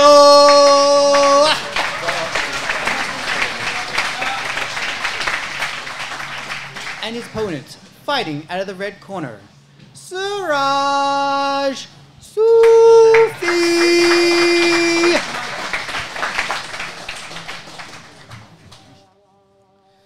So now I am back with Aaron Kaminsky on the mic. We've got this excellent match ahead.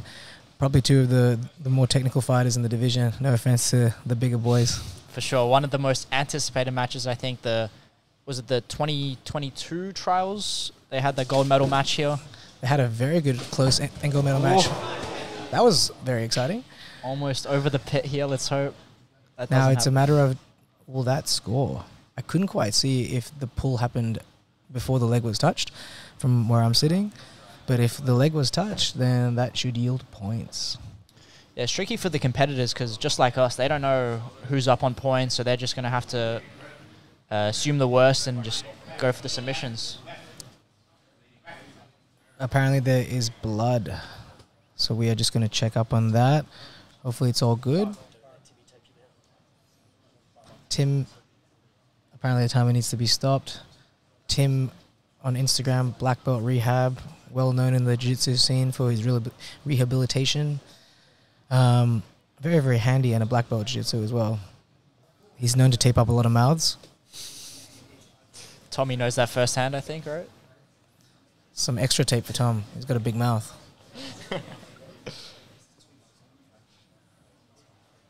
I wonder if it's a tooth. Is he wearing a mouth guard, or is it a tooth, or is it just a lip? Hard to see from here. Looks like maybe a busted lip. Hopefully this match gets to continue, because that was such an exciting start, and I have a feeling I will really enjoy watching these two roll.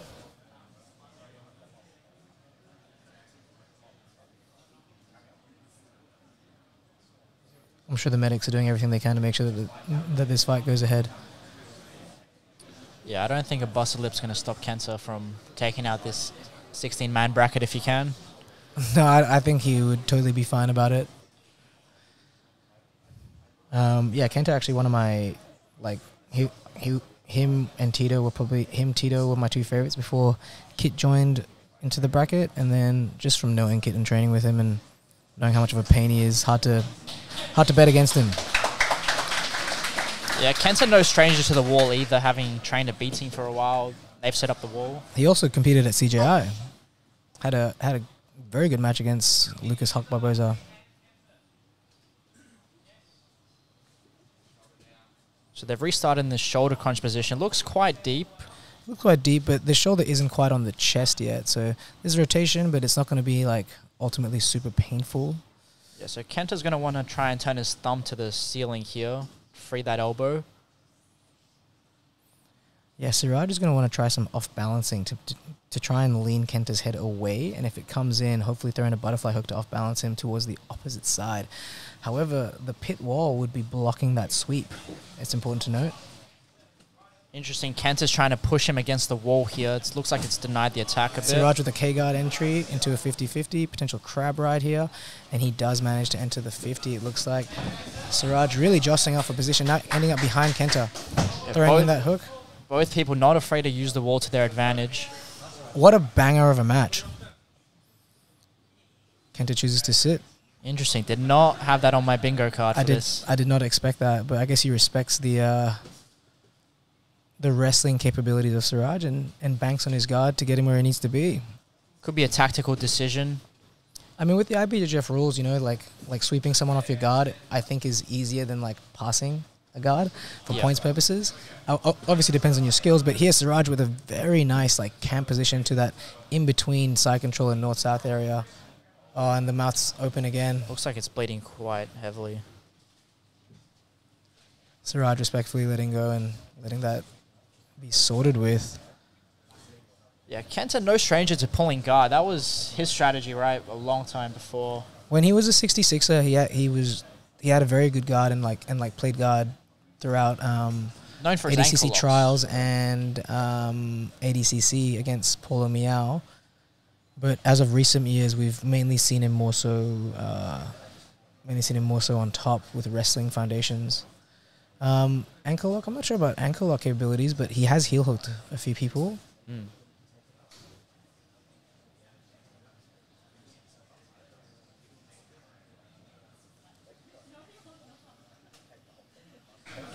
It's a unfortunate scenario to have to pause such an entertaining match for a blood rule, but it is what it is, and it is part of the rules.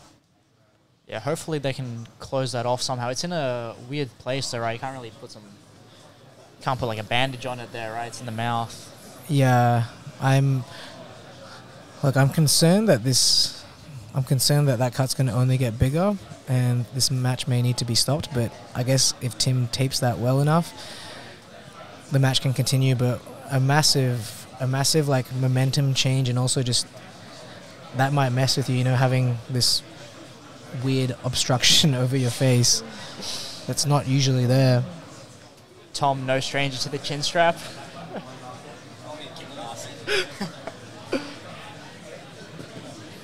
Yeah, Tom Everett, the other competitors known as Ball Gag Tom.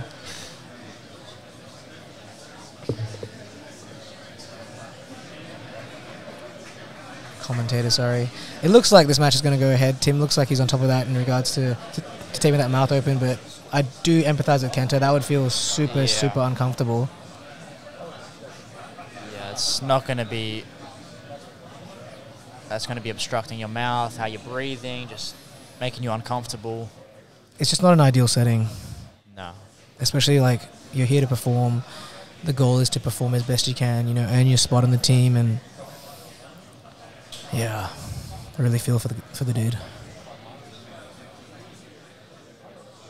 Siraj pacing though. Siraj super excited to get it. An absolute gamer in regards to a competitor as well. Like I always say that whenever I train with him, whenever I see him compete or even coach him, his ability to focus and figure someone out is an incredible skill that he has. Similar to Kit. Yeah, and he's not afraid to go for the submissions either. He's got deadly choi bars, ankle locks. All-rounder, really. All-rounder, and he hits you with a pace that hopefully you can match. Yeah, I'd imagine he's going to try and set up his loose passing here, see if he can cut an angle towards north-south. Yeah, it's interesting to see Kenta play more of a supine guard. I thought he might sit up a bit more because he does like to wrestle, but I'm sure he has his strategies. Siraj burrowing in hard, trying to beat that knee line there of Kenta. Very nice work with Kenta keeping that knee to his chest and blocking off the guard pass. Yeah, I wonder if Kenta's trying to set up a leg lock here or... Siraj cutting angles. Well, he's got a... Siraj sits back for the leg. He's going like for it. Oh, he's got an outside heel hook here. Looks quite deep. Siraj really going for it. Siraj really going for it now. Outside heel hook with the bite. Got his foot in. He's made some space on the counter attack. And now Kenta attacking it back. He's Attacking got the foot ankles. back. Does look like a tight ankle lock there. Hands a bit low, but he's cutting some angles. Yeah, now Siraj probably needs to make sure that his leg doesn't break in that process. Yeah, he's almost belly down here, Siraj. Looking very painful, looking belly down, looking... Yeah, it looks like he was thinking about tapping, but he's decided to not do that. Siraj needs to try and open the legs. Ooh. Wow, he's got that, like, dwarf lock. The dwarf lock, the ankle. That ankle does not look good. Yeah, that looks very tight. Hopefully he'll be all right here. I wonder if that was the knee or the ankle that went just then. Anyway, now to Zach. Ladies and gentlemen, your winner by submission, Kenta Iwamoto!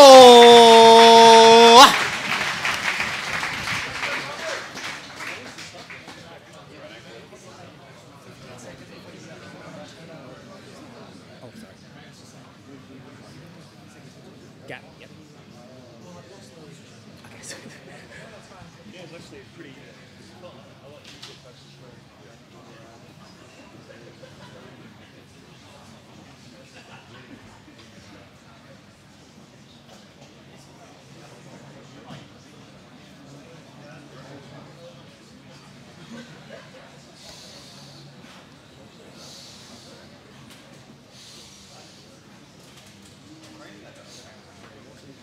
And now for our next match. Fighting out of the blue corner, Thomas David! And his opponent, fighting out of the red corner, Anton Minenko!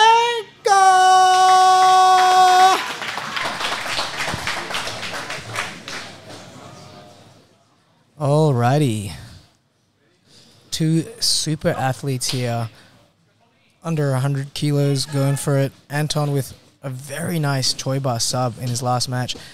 Tommy Gunn shoots in, looking like he hit a brick wall of Anton. Anton immediately starting to deal with the legs and cut angles to get around that guard. Tommy playing a seated guard now with nice grips.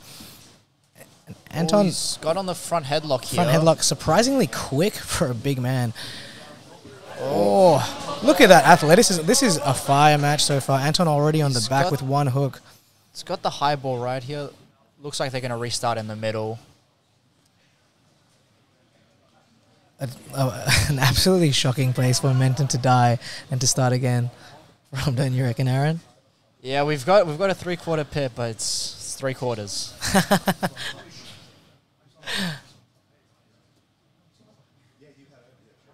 Now, they're debating where the hands were in regards to the grip fight.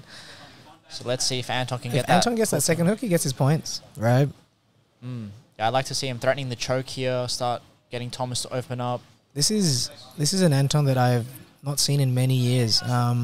He's had a more patient style as of recent years, and he used to compete a lot more like this, with just explosive fire in different directions and subbing most people and just having excellent matches. It's good to see this back.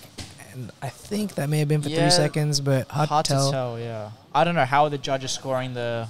Yeah, we have no access to what the judges are thinking or what they are kind of writing down and talking about. But Anton definitely, I guess, winning this exchange right now, being chest to back. And he's did you call it the high ball position? Is that what you called it? High ball ride, yes. High ball ride. Yeah, he's got control of that top hip here. He can look for a finish from here, but it looks like Thomas is getting his shoulders to the mat. It's going to be difficult to get the choke there. Now, if you were Tommy, what would you be doing at this stage, Aaron? Yeah, I think he's doing the right thing. Address the choking arm here, try to get the shoulders. But he wants to stop that second hook coming in.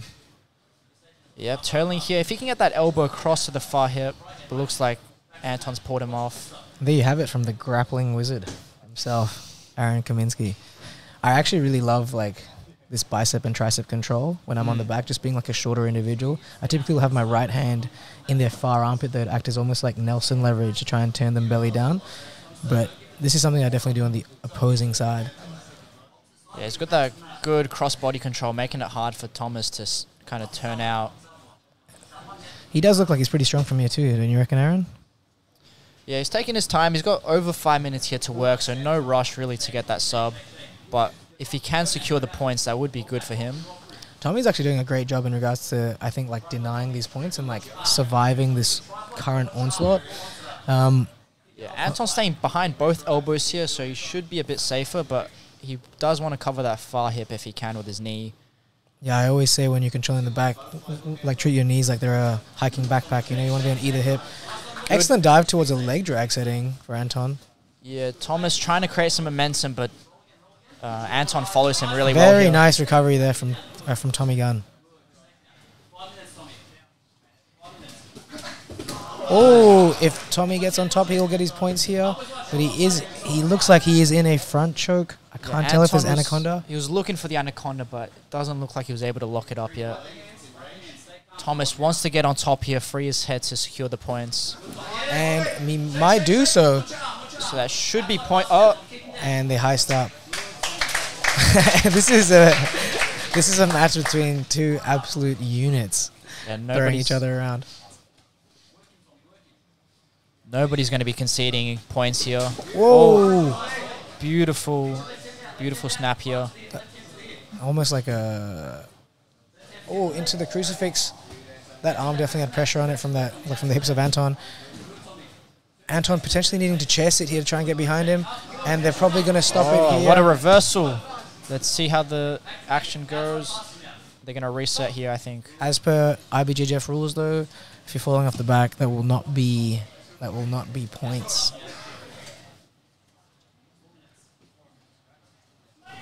But now, can Tommy make the most of being on top here? Can he keep the big man down? Yeah, do you expect Anton to stay on his back and try to score? Do you think he's going to look to stand up and get back to a wrestling I think match? he's found success standing up, so I think he should stand up. Whether he does that or not is up to if Tommy gives him the space and if Anton wants that. That said, though, Anton did get a very nice choiba off falling off the back last time, so he obviously has the capability to submit people from his guard. But I do think, though, he's much better on top. That was a very interesting sort of grip to get the arm drag across. I haven't seen that grip before for the shoulder drag, but it works quite effectively.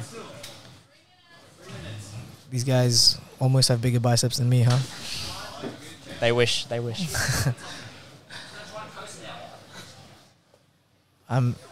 This has been an excellent competition so far. I'm really, really enjoying these matches. So we've got 3 minutes left. Both people don't know the scores, so it depends how the judges scored that back attack by Anton and obviously the reversal sweep by Tommy, so it could be quite close. If I'm going to guess so far, I would say that it's actually 0-0 with a slight advantage to Anton for that back ride time. I think so too. But it's not impossible for Tommy to be able to come back from this.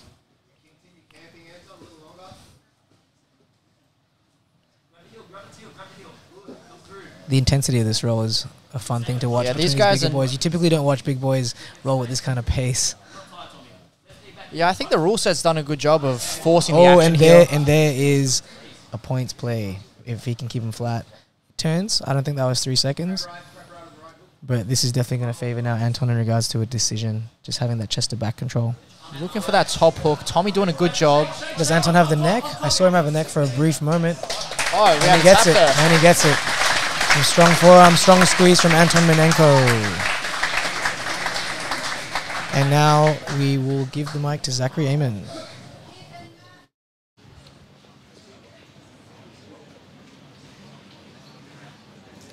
Ladies and gentlemen, your winner by submission, Anton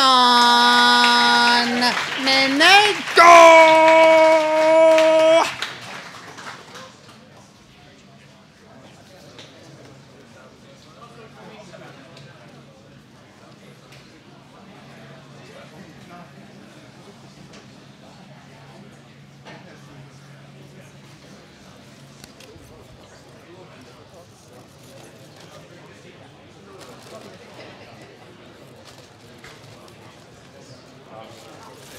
Just give it to Zach later.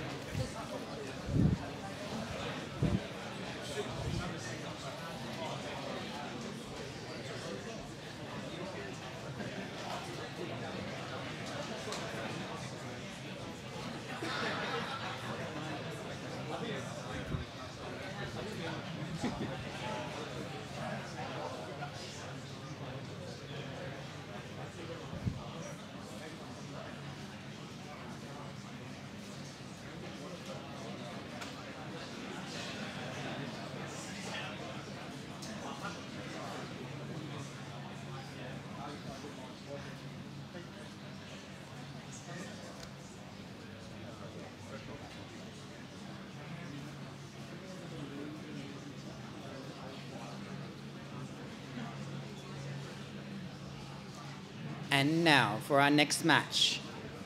Fighting out of the blue corner, Kit Dale. And his opponent fighting out of the red corner, Matthew Oxenham.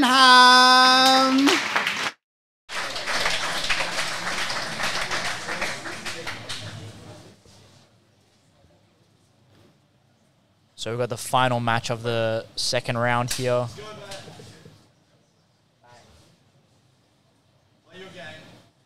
Matt's in the red, Kit Dale in the blue corner. Matt taking that great submission win over Alex Hunga. Very big upset considering the size difference. Very tough match against Kit though. Yeah, let's see how they approach this standing. It looks like both people happy to wrestle. Based on their previous matches, doesn't look like either one's going to be looking to pull guard here. No, I would definitely rather play top against Kit, but good luck getting him into the bottom position.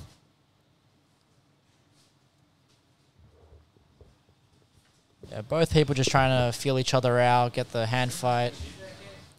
Kit gets very good, quick reads on people. It doesn't take him long during a match to get reads and identify where his best path to success is going to be. Yeah, he loves that thumb down wrist grip, right? We'll see with his right hand maybe again here. Loves to use that to set up the underhook on the right side.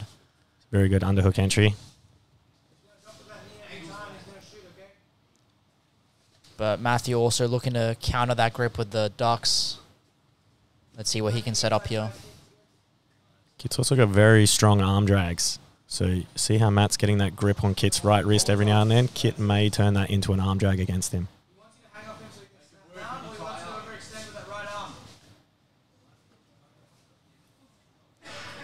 Kit happy to just keep feeling him out, biding his time.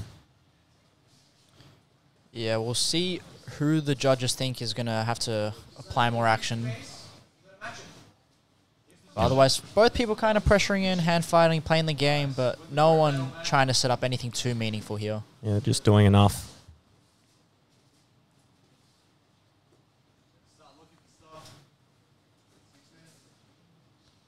So Kit might start using more of those snaps and collar ties. Yeah, we saw one good snap there. Let's see if he can maybe snap again and then use that to get to a leg or the back or arm drag, something else. Good fake there by Matthew. Kit is opting for those collar ties every He's now on and the then. leg. He's going towards the back here. Looks like Kit's probably going to reverse it though. Kit's done a very good job to get his hips above Matthew and looks like he's pinning him here. And Kit's in, working back into his game now. Oh, Matt, good job standing up. Very good attempt there by Matt, but that might have been points for Kit. Not too sure. I'm not sure if there'd be points on that reversal. It depends. I mean, Kit definitely solidified that top position for a little bit, but yeah, it looked close to 3 seconds there, but Matthew, I think, definitely is going to want to be more aggressive here, start setting up some offense, get to another attack. I would say so. He did well on that last one, but Kit very hard to take him down and keep him on that bottom position. A very difficult man to pin down in jiu-jitsu and everywhere else also. There we go, look for that arm drag to the inside trip. Just on that single. Good counter attack by Matt, but Kit just with that good sprawl. Yeah, we're approaching the halfway mark here.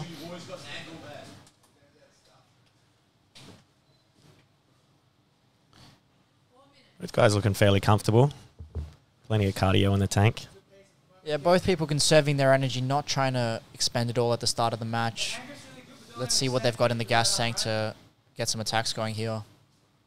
Matthew knows he can get to the legs. He's definitely trying to wrestle and attempt to take a top position, isn't he? Definitely the best strategy against Kit. Very wise, conserving his energy. He's not shooting too much. He's definitely prioritizing the hand fights and arm drags. Very low energy kind of takedowns and wrestling attempts. Yeah, Kit definitely one of the top guys expected to go through this bracket here. So he's, he doesn't want to try and expend all his energy here and then potentially be quite tired by the sixth man if he does manage to win this. It's a very long day. If all your matches are going the distance and you're using a lot of energy. What do you reckon, a Kit and Kenta final? That would be pretty crazy, but he's got to get through Matthew first here. Matthew not making it easy. Definitely looks like he's well. Yeah, it definitely looks like he's attacking more here, trying that sweep single. He's definitely playing a very good strategy.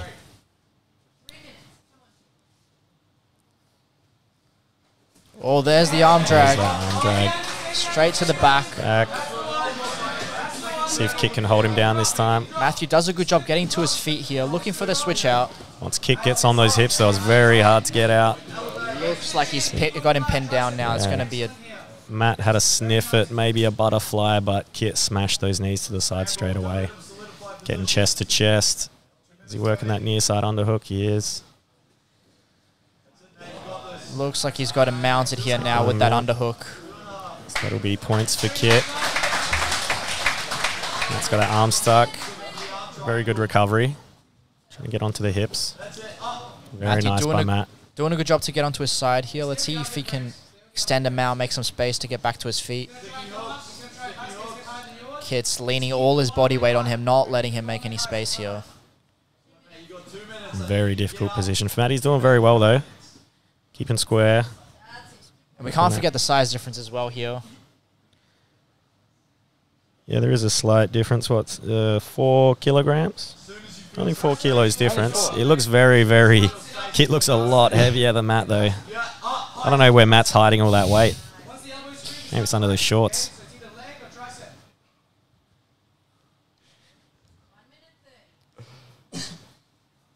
Right, Kit looking very comfortable. Matt trying to make a bit of space. Yeah, I think for Kit here, he knows he's made quite a big lead with that mount and pass. So he doesn't he wants to conserve his energy here, keep going through the bracket. Matthew's going to have to do a big push here, I think. He does. He's just landed himself in the smash though, so a bit difficult to recover. Kit's got that mount again. Double underhooks here. That's double underhooks. Not where you want to be on above the head too. Let's see if we'll see a submission from Kit Dale. Maybe he's going to go to S mount here, attack the arm. 1 minute left, so he's got a lot of time to work. Matt is doing a great job. He knows exactly when he's in trouble, exactly when he needs to move. Recovering those knees again. It's just unrelenting Kit on top with that pressure. Yeah, Kit, he doesn't take any unnecessary risks trying to go to the back here. He's just going to stay on top, keep his man pinned, and... He's very comfortable there, isn't he? Look at that, another pass. Straight to mount. He's just cruising now, isn't he? Yeah, he's got 30 seconds here just to ride it out, I think. Get to the semi-final next will be. Semi's next, yeah. Oh, nice. The old Kit Dale special. There we go. Guess the tap. Very nice by Kit.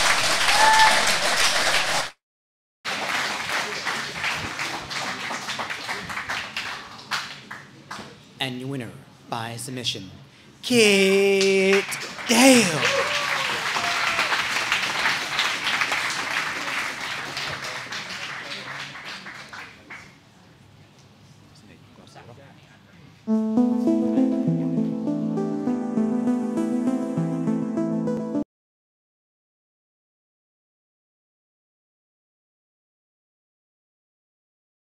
Better.io, online platform for learning jiu-jitsu. With over 150 different courses ranging through every position, you're going to find exactly what you need, whether you're a beginner, intermediate, or advanced. Lachlan goes into great fantastic detail in each section, so you're not going to miss out on anything. And there is an 80% discount on your first month. Are we done here? You forgot to tell them about the code Giles Trials. And use the code Giles Trials.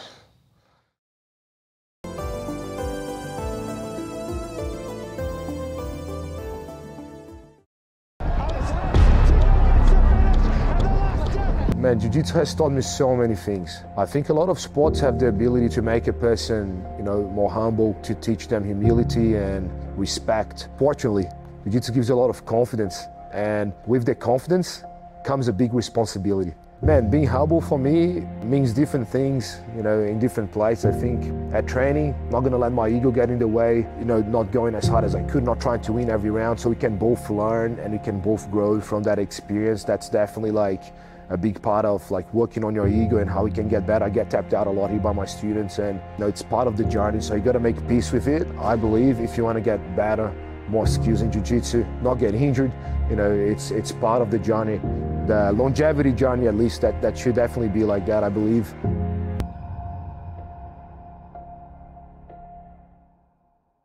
On the the 19th of February in 1915, Australia stormed the shores of Gallipoli. The cowards stayed at home. The CJI trials are basically the same thing. You cannot buy this rash guard, you have to earn this rash guard. You'll be able to buy it later. But in August, I'll see you all for the $1 million.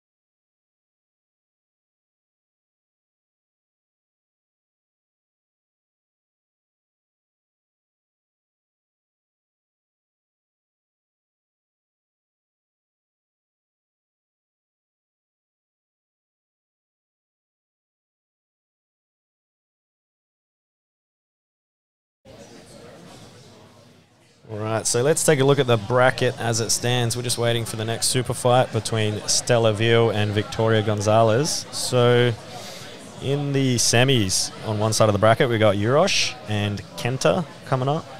And on the other side, Anton and Kit. Yeah, Kenta, he's had some quicker matches here, getting a sub against Siraj and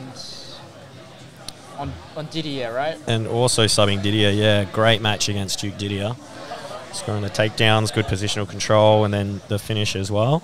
Yeah, Euros, on the other hand, he had a war with Tito there at the end, just being able to mount him, get the points at the last minute. Very taxing match, that one for Urosh. Stuffed in the corner for a lot of it, but managed to turn it around. Very good comeback by him. And then Anton and Kit, that is going to be a great match. Yeah, I think that one's going to be... Any guard pulls, you reckon? I don't know. Anton, you know, I see him wrestle a lot, but then sometimes he'll just pull out a guard pull.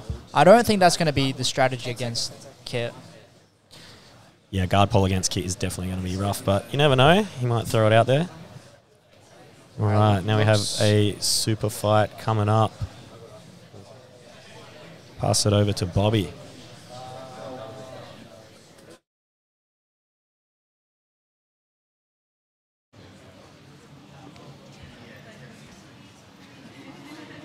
All right, guys, I have an announcement to make. Kenta Iwamoto is no longer going to be in the tournament. He has to pull out due to injury. Just want to reiterate a little bit of housekeeping before we continue on to our first super fight. Guys, just keep your shoes where you know you need to keep them. Give you a heuristic, you know what I mean, instead of specific techniques. But just wear them into the bathroom, and please don't. We want to avoid a pile up out here. No food on the mats, and just I'll do you a favor, guys. We can't park out here. You park out here, you get towed. They're ruthless. They got no mercy. I got towed twice. I tried everything. I took in a letter from Lachlan Giles. I told him I was going to ring Craig for him. I said my family's stuck in the war. They don't care. They don't care, bro. They don't care. So please try not to park there. And that's it. Let's continue on to our first super fight.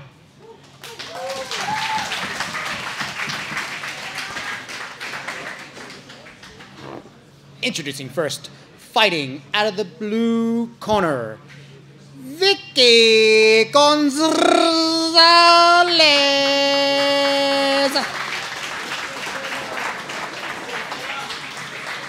And her opponent, fighting out of the red corner, Stella V.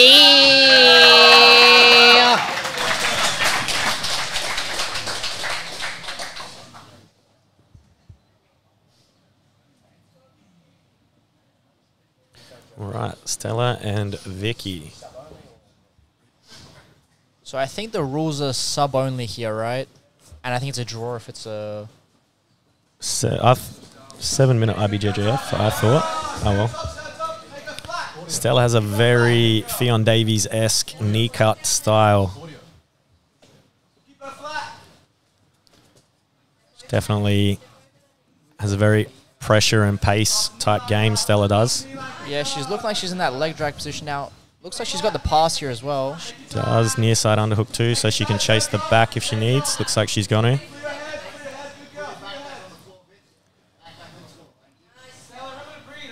Vicky listening to her corner there saying try and turn back in.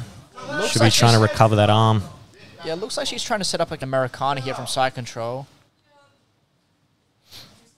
But Stella doing a good job keeping her flat, not letting her turn onto her side here. That near side underhook working very well for her. Gives her the option of the back or the pin. Lost it for the crossface.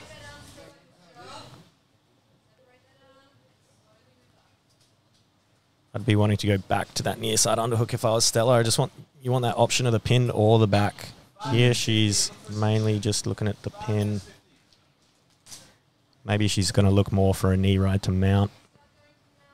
Yeah, I'm not too sure. Looks like she was trying to control that far wrist.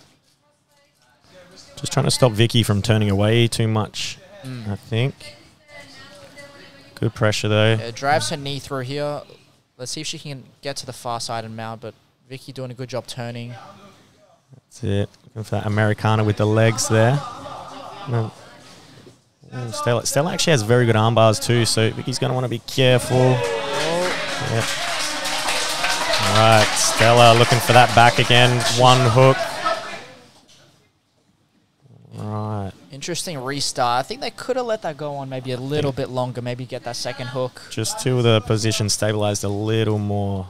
Like 50-50 as to whether Stella would have got that second hook or not.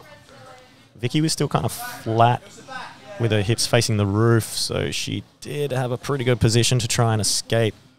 It's a difficult reset. Stella had that bottom hook, I believe.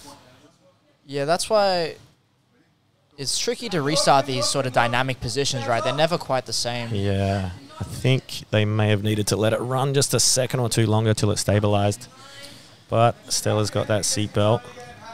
Yeah, pulls her to her hip, but she's not able to get a hook in yet. She's got to be worried about keeping her head too far forward here. She might get thrown off the front.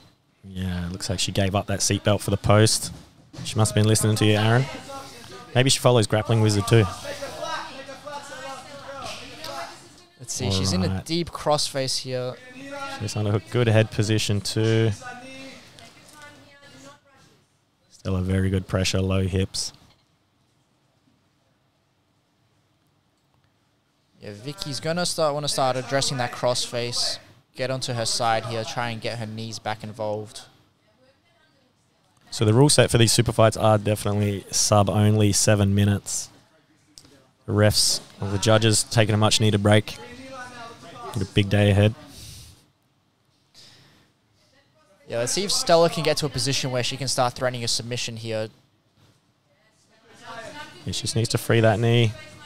She could probably tripod up, pummel that near side top butterfly hook, and then start to pry that knee out. Yeah, trying to look to use her hand now to free the knee. That's a good idea as well. She can drive that knee across to the far side, start looking for a 3/4 mount. That's it. Very difficult position for Vicky here, but she's doing well, monitoring that far side arm of Stella, but gives her the underhook. Yeah, Stella, for the first half of the match here, being very dominant. Let's see if Vicky can try and escape and turn things around. She's still got 3 minutes, just over 3 minutes to go. Definitely plenty of time to work. So she's trying to recover that half butterfly. Stella keeping the hips very low, working that near side underhook. Looks like she got double underhooks. Definitely the near side. I can't see the far side here. Oh, she's lost it. She's lost both now. I wonder if the referee's going to try and reset it here, get back to the middle. Looking very closely. I think Aaron's just waiting for the position to stabilize. Probably a good time to reset, almost about now. Yeah, I think so here.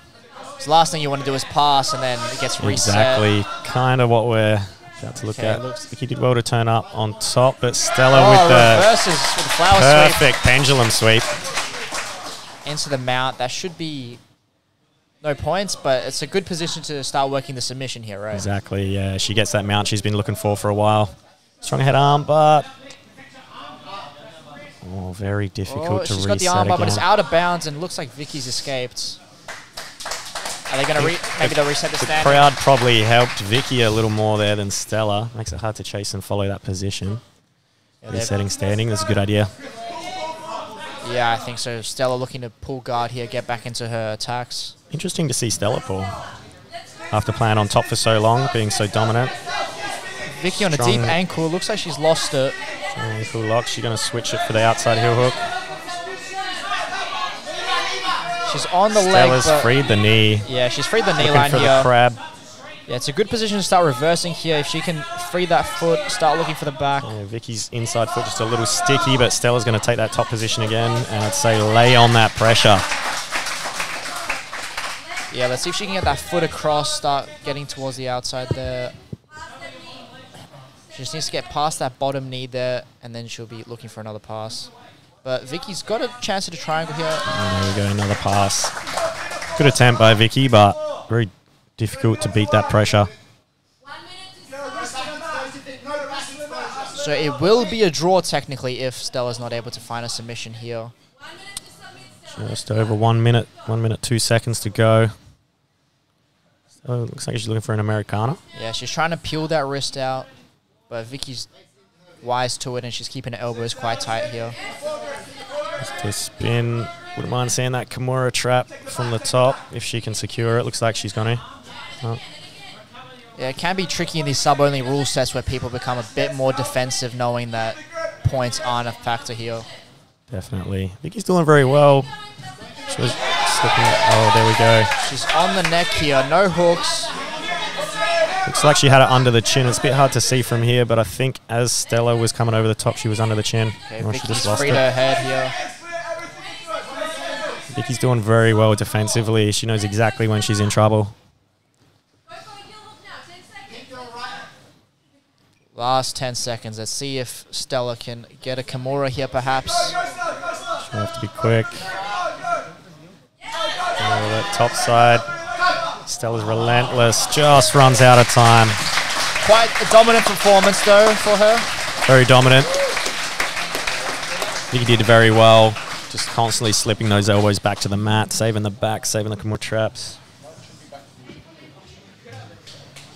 Ladies and gentlemen, this fight is a draw.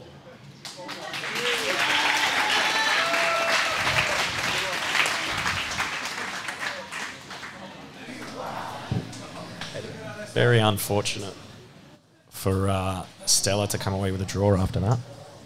Got some highlight reels out of it, perhaps, though, for the Instagram, you know. some very good positions, good passing, good top pressure. Looks like we've got our semi-final competitors lining up now. Kit Dale and Anton Minenko. Two gorillas. Yeah, so interestingly, Kanto came away from his match with Siraj with an injury as well, whether that was the lip or maybe a leg injury from Siraj's outside heel hook attempt. But it will be Urosh straight into the final with the winner of Kit and Anton. And now, for our next match.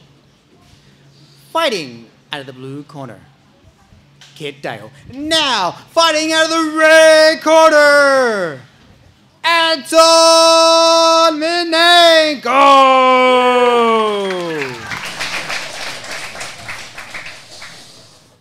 This will be a barn burner.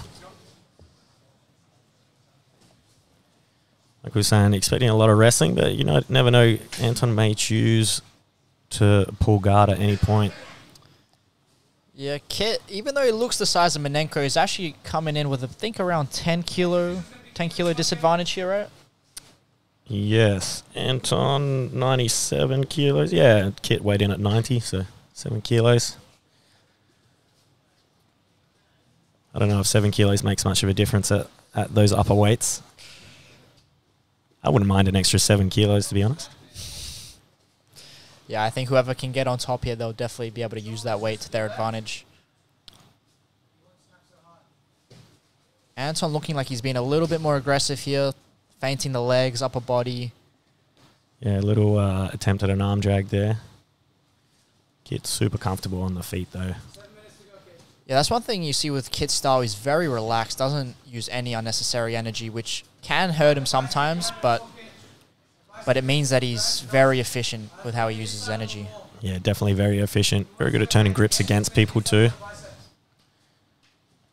Very good at turning wrist grips into arm drags for himself. He's got that thumb down grip. Yeah, there we see there's the arm drag on the far side. But with both of their postures quite upright, it's going to be hard to hit those upper body attacks on the arms, right? Like the arm drags. Yeah, very easy to then turn out.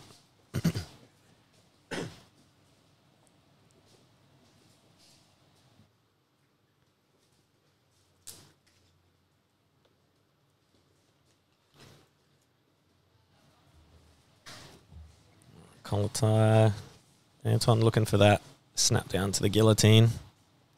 Also very difficult. A little foot sweep / Muay Thai kick. Very good little inside attempt though to that, I don't know what you call that little throw by when you push the head to the side and snap it to the floor. Yeah, both people don't seem too interested in using the pit, keeping in the center maybe where they're a bit more comfortable, you know. Maybe that's something that one of them could start working towards.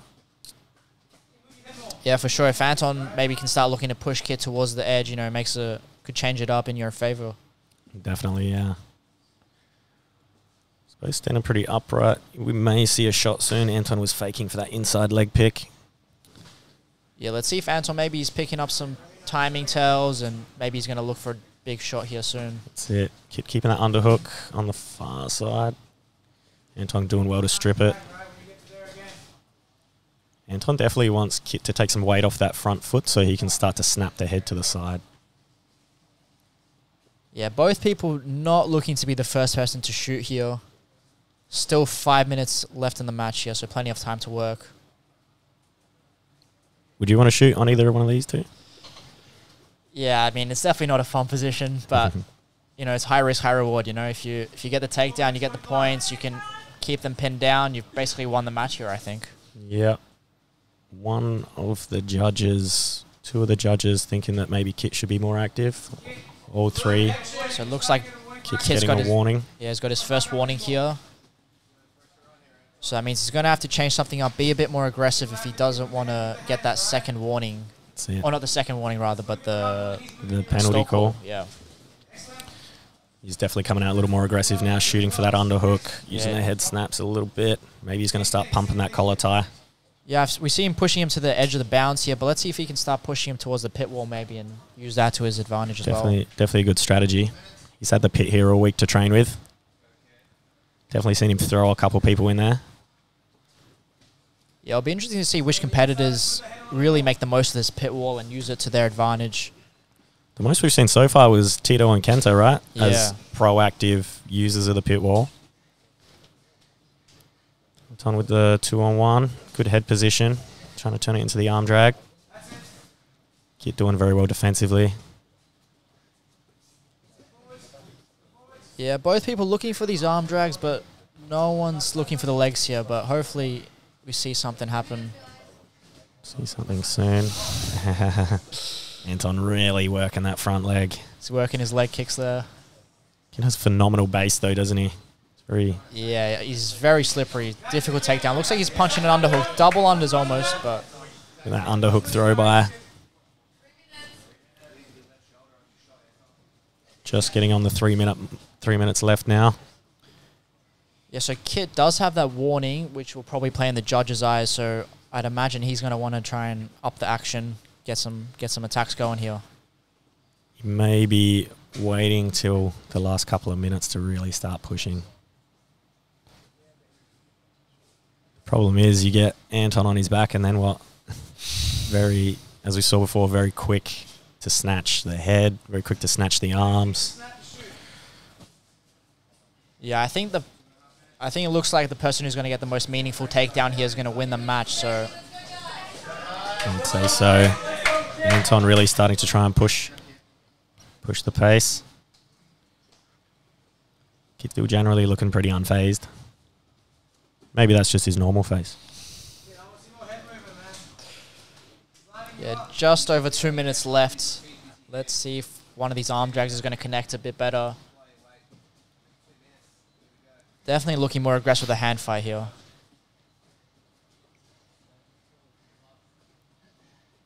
Just under 2 minutes left. Both working very hard for that inside position. Oh, we see a shot here. Oh, into the pit wall. Oh, Kit maybe should have followed him up into that second wall. Yeah. It was Anton who initiated that action, though. Yeah, definitely will play in the judges' favours. Kit came out the winner of the exchange, but yeah, it was Anton who initiated. Looking for that arm drag again. Yeah, Kit did a good job turning it up. Ooh. This is when we really wish we had that foresight of the pit. Yeah. Just over a minute now. Yeah, I'm sure we're going to see quite a bit of action here in this last minute. No clear winner, I would say, so far. Probably Anton ahead, if I had to guess. Potentially, yeah, just in terms of being a little more aggressive. But they've both attempted a shot once, though. Keep trying to punch that underhook in. Probably see a shot coming up soon if they disengage. Yeah, both people saving it for the last 30 seconds here. 30 seconds left now, yeah. Not long. Kit working for that good leg. Feint, but see. Okay, Nice attempt by Kit. Oh, onto the double here. Puts him Working down. to the floor. He snatched the head, though. I think Kit's pretty safe. Anton's got the head here, but... Oh, points are not scored till Kit frees the head. He might not score here, but certainly should be ahead on the judges, I would think. I would say so. Very good finish there. Let's take a look at how the judges are going to score that. What an effort by Kit there.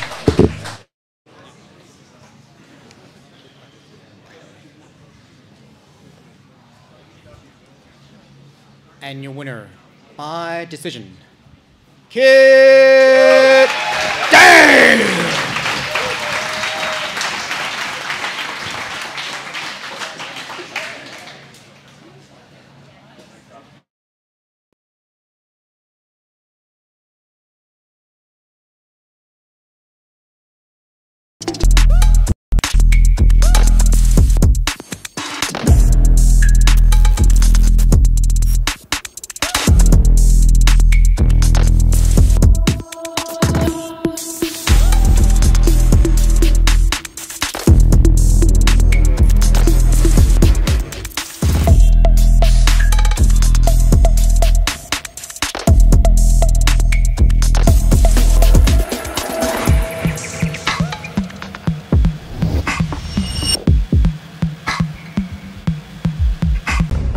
don't lose. You walk off that mat knowing exactly where you are.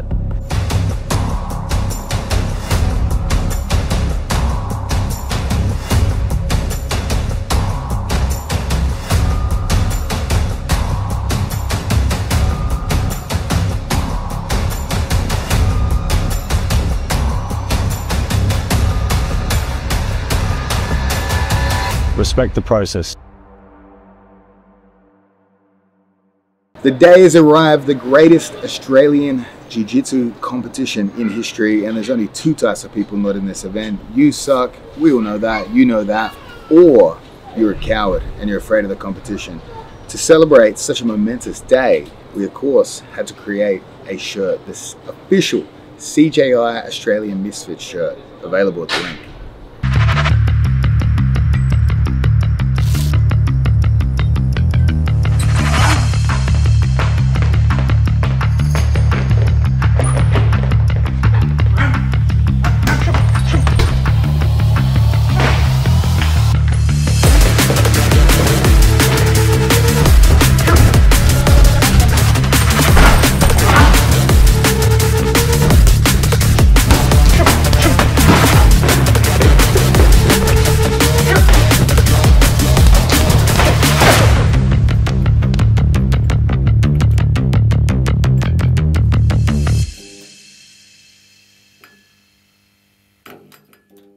Guardian is the largest global nonprofit with the sole mission of giving kids access to jiu-jitsu for free.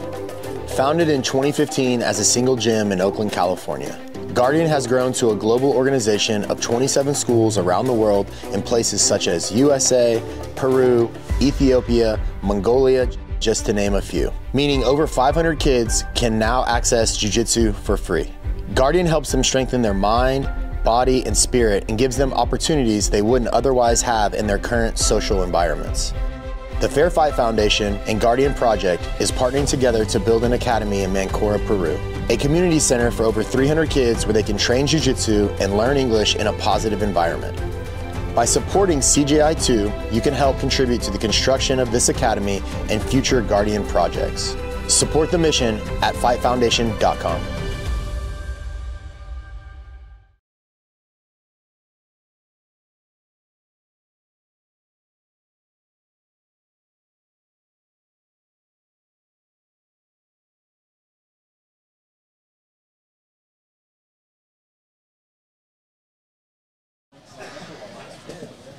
Alrighty, so we are back now. I am back after cornering Kittens.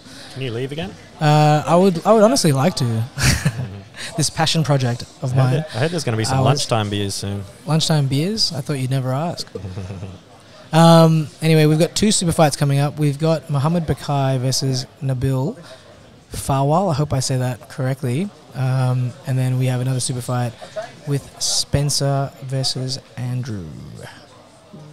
So just an update on Kenz's injury. It was actually his lip. So in his match with Siraj, his tooth went straight through his lip. Yeah, so it went through the back and the front of his mouth. And because Siraj is injured, he also cannot continue. So therefore, Urosh will be facing Kit Dale in the finals for the 16-man. Those two have probably had matches before, right? I'd be surprised if they hadn't. If they did, it would have been like 8 years ago, and I've done a lot with my memory since then. Created some memories you'll never remember. Hopefully, mate, hopefully. They should be on pretty soon, I think. I think maybe they might be trying to find... Oh, no, Nabil's there with Siraj in his corner, and Mohammed Bakai there with Jihad, his father, in his corner.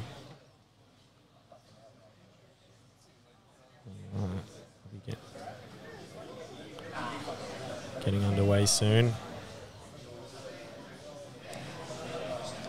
Alrighty, we will leave it to Zach to announce the fight.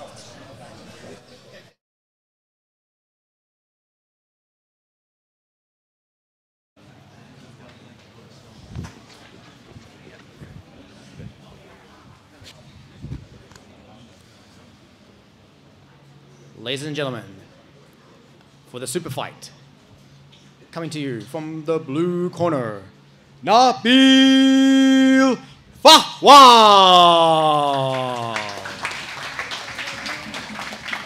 And his opponent fighting at the red corner, Muhammad Berkai!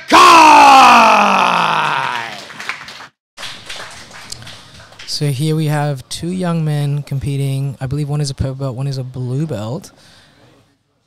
Both have competed a lot as of recent years. I believe that Mo was recently at the Allion Bali camp. A very aggressive style straight off the bat. But Nabil with an underhook coming off the wall there. Choosing close guard is an interesting one because if he gets put in the bottom, he will definitely get points scored against him. Definitely struggling. Would have been definitely a good option if he was in the center, but he's still attacking that arm. Still attacking the arm there, but I think I would have opted to maybe have butterfly hooks instead or feet on hips. So that said, we are pretty much polar opposite body types. Yeah. So I completely understand his decision making as well. Nabil's more my body type. Yeah, you guys are so manly. Mate, if I had any more muscular definition, there'd be a lot of trouble. You've got legs women would die for, mate. I can confirm. Look good in high heels, unfortunately. It's a sight that I choose to forget. Ooh, jumping over there, Mo might be trying to attack the legs here of Nabil. Yeah. He's going to try and set up This one of those is, Z-locks. even though they are blue and purple belts, this is black belt rules. So there are heel hooks. Submission only again, right? Submission only. Yep, it's submission or draw, which me mentioning points before was completely irrelevant now that I've talked about it. Calf slicer there potentially by Nabil. I can't see that second leg. Nabil definitely not afraid to start slinging for some subs. You can tell Siraj is his coach. Taking a leaf out of his book. Siraj the gunslinger. Inside heel hook. There. Very interesting position to go for, but it would still definitely do some damage on the knee. Could definitely get a good enough bite to make him tap. On that side there. I'll switch into the outside heel hook on that right Nabil leg. really needs to hide that heel by his hip. Otherwise, if it does get exposed, it's going to do some damage. Potential Aoki here for Nabil, though. It's interesting. There's a shootout, potential shootout. Okay. Oh. Oh. Tension meets tension. Forces meet force. Is there going to be a break? Nabil's in a better position, though, isn't he? But he almost put himself in an outside heel hook. Yeah, he's left his leg in there. He's still going. There's the grimace on the face. Grimace on the face. Muhammad being very patient with coming up into like a crab sitting. Yeah, could almost get that bear trap. Potential calf slicer too. Nabil doing well to escape the legs. Very well, but now ends up in a predicament that is not the most fun. Hips are potentially smashed, deep crossface, and the hips. Muhammad doesn't have any underhooks, though, stuck. does he? No. Sometimes, though, with a deep enough crossface, the underhooks are not super necessary. You're not super necessary, mate. How dare you, mate? How dare you? On a kipping, 2 hands on the hips. Have you ever done a mount escape before, Tommy? I am an expert at getting into mount and then also escaping. You actually have phenomenal defensive jiu-jitsu. What would you do here, mate? He's doing the right thing. I think the side kipping may be better than the facing the roof. Yep. The one that he tried. Like there? Definitely, yeah. He's got that, keep that frame on the hip. Yeah, if he starts kipping now, that's perfect. This is actually the perfect hip and leg position to kip from. Yeah, it really is, especially with very nice entry into the leg straight away. There you go, straight on that straight foot lock. Could be switching. No emotion in the face of Muhammad Berkai. Generally unfazed with that foot attempt, wasn't he? Completely unfazed. Sitting very nicely into the legs there. Very nice on this entry. Inside heel hook. He's going to run out of space to roll. Is that good time potential to outside change heel to the hook? outside for sure. Potential Z-lock here as well if he gets that second leg. Very tough for Nabil to defend up against the wall there. Definitely not the most ideal scenario. There we go. Oh, there's that Z-lock. As he called. He's going to struggle to relieve that pressure. And he gets it. Tap. And he gets it. Very good by Muhammad. Great Z-lock. Up against the pit wall. Nowhere to go. Into a backflip. Into a backflip. What a crowd pleaser. You should do it next time. Your winner by submission, Muhammad Berkai!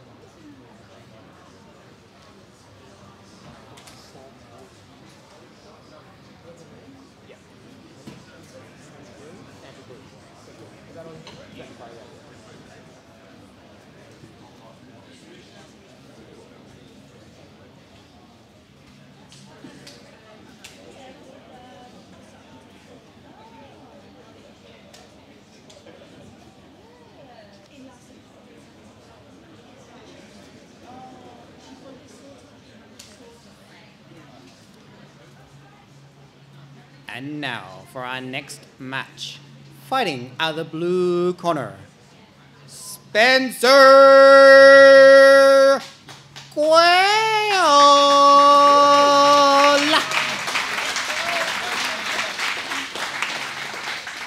And his opponent, fighting out of the red corner, Andrew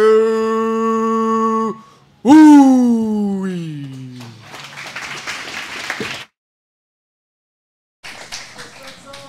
Alrighty, Andrew Bowie versus Spencer Quayle. I'm expecting fireworks here for the lighter boys.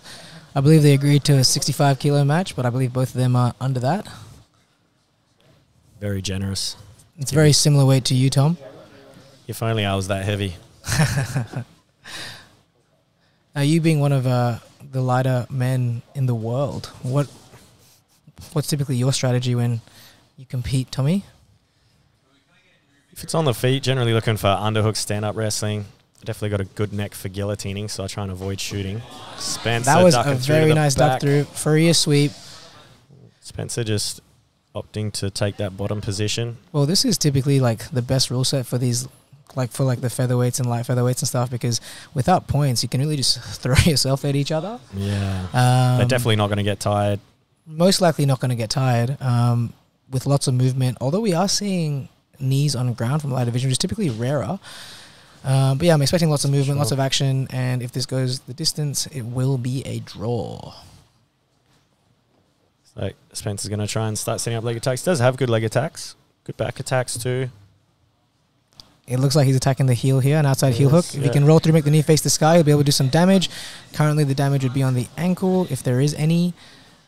Yeah, opted for the grip over the leg position. I think this is a better style for Spence, to use the leg lock to get to a better position and like dive towards the back like we're seeing now. Didn't quite make it all the way through, but made it further than I thought he would. Looks like he's going to get this arm, maybe an overhook armbar coming. Triangle, overhook armbar positioning for sure. Plenty of options. Opted for the Spencer triangle. with the triangle. Short legs for a triangle, but it would be so tight all the way. because of how short the legs are. I think it's only a matter of time before his tap's coming. He just needs to cut the angle just a little, but he has it locked very tight. Are you a fan of like doing like the throat punch from the triangle as well? Not generally. Is that because you're too nice, or? I think so. I like to think so. Yeah, right. I'd rather just lose. Nah, generally like underhooking the leg, underhooking the arm, trying to cut the angle. Yeah, that perpendicular angle, huh? He does want to keep that left hand on the shin to keep the posture down if he can. Looks like he's just going to try and attack that arm though. Not a bad option, to be honest, like for me having little legs as well. And he gets the triangle. Yeah. Very nice, Spencer. Well done by Spencer. Very, very nice triangle shoulder lock combination.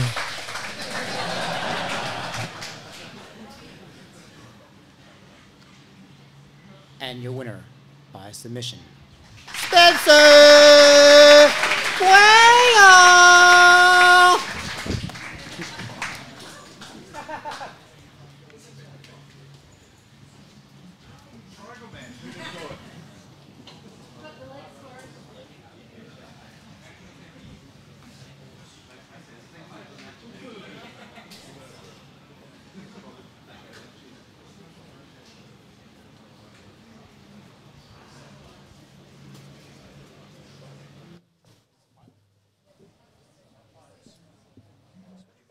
It's you, bro.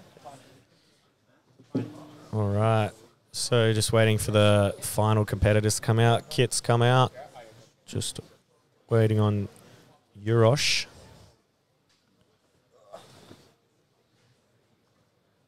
Hopefully both are well rested and recovered for this, Just going to take a final. short 5-minute break while we're waiting for Kit to get ready.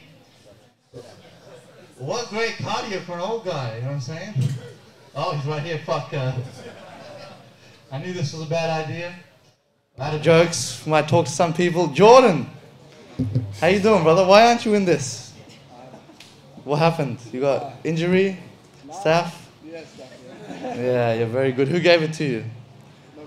Good, good. Scotty, how you doing? Good. Good, good. You see any talent for your next movie? Scotty did the first sex scene with Megan Fox. You know what I mean?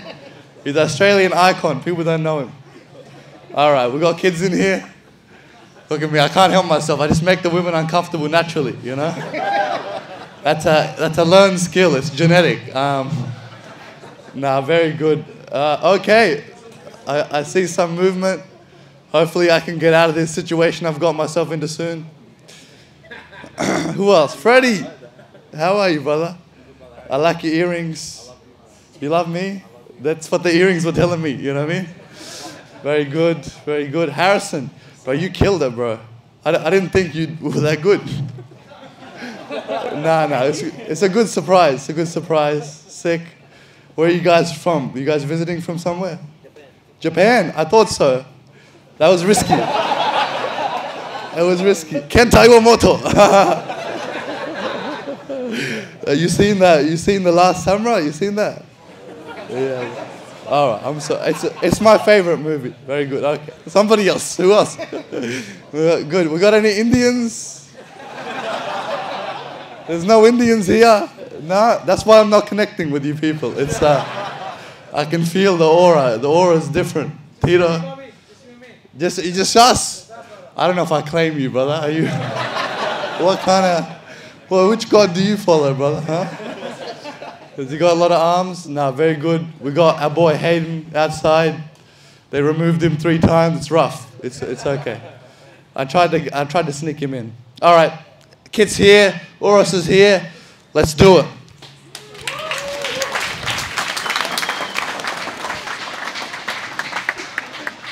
Oh, I gotta smoke some more refill.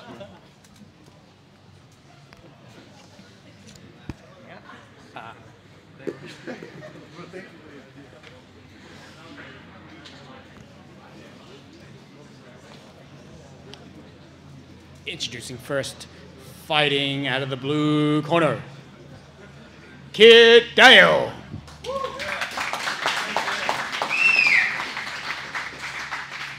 And his opponent, fighting out of the red corner, Urosh Chulich.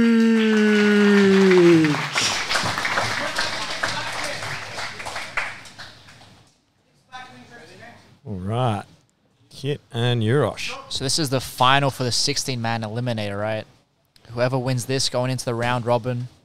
Going into a 6-man round robin with fresh opponents. That's going to be a tough day. Yeah, Urosh looking to pull here straight into elevations. He's going to be probably a bit more refreshed than Kid, I would imagine, right? Not having to verse Kenta there in the semi-finals. Had a little break. Short-ish kind of match with Josh Shipton as well. So definitely a lot less mat time than what Kit's had. He did have a tough match against Tito, but seems like he had plenty of time to recover. Kit, good head position. A little difficult to pass with such long frames, but... Yeah, both people looking quite relaxed here. Kit, quite defensive here, sitting back on his knees, but neither person looking to overextend here and get put out of position. Yeah, both happy just to pace themselves at the moment. Let's see if Urosh is going to look for some more elevations, try and get Kit over him, start maybe entering the legs. Definitely his best option, I think. Try and tie up an arm and bring him overhead. See how long it takes for the judges to get involved. Yeah, Kit did have quite a tough match with Anton there not too long ago as well, so this may have an effect on him, see how much energy he wants to put into this match. I would definitely be pretty tired.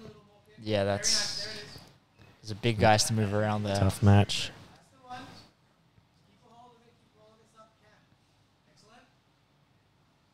Yeah, just using that hip post. Uros doing well, not letting him get that near side underhook or crossface. Yeah, I think he's getting a little comfortable giving up that top scoop on that leg there. His knee's not framing well, and that might begin to hurt him later if he doesn't address it soon, I think. Also takes away that half butterfly option. Yeah, he's looking for a 2-on-1 on that far arm here. Maybe set up an arm drag or Kimura, let's see. Definitely a good idea. You definitely don't want Kit getting that near side underhook or the crossface. It's when you see him get real comfortable, low hips, heavy hips. Then he would be able to sprawl off any kind of knee shield or anything. But still just happy kind of playing that game at the moment. Euros, yes, him maybe. Kit looks extremely comfortable with that kind of head motion. He's used to having his head pushed down there. He's had some practice by the looks. All right. Still no good grip. You're doing a good job grip fighting. Yeah, it's hard to say that, and no one's really pushing the action more than the other one, I would think. Both just pretty happy playing where they're playing. Yeah, I would like to see Kit trying to apply more weight onto Euros here, start trying to fatigue him at least, get him worn down, and for Euros to maybe, try and get to that far arm, elevate him. You'll have to see who's going to kind of make that first kind of risky maneuver. One of them at some stage is going to have to start to try and enforce some kind of game plan. Both looking very comfortable at the moment, though, just wearing down the time. Yeah, what do you think Euros' strategy should be here? I think he needs to definitely deal with that scoop grip on that top leg. He's doing really well on that near side arm. Doing well not letting Kit get any good control, but that top leg is just a bit of a problem. Yeah, maybe trying to sit up at some point. Yeah, start playing a bit more seated guard, pull him in.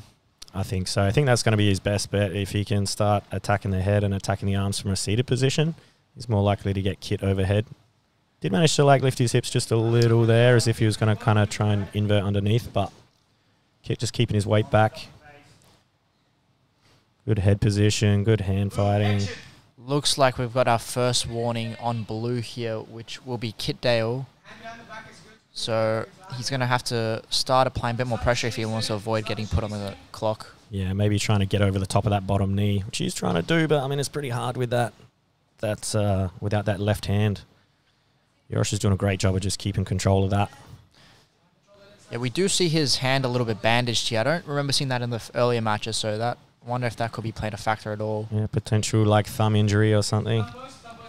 He's sticking his thumbs where they don't belong. Another Kit Dale trait. Yeah, you're just trying to move him up and forward, trying to get his hips over top of his so he can begin inverting underneath, but looks like Kit's doing a good job just denying that. Yeah, Kit's got that near side control now just on the tricep. He's just started to lose it now, but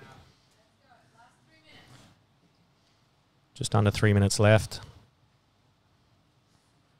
Not too much happening so far.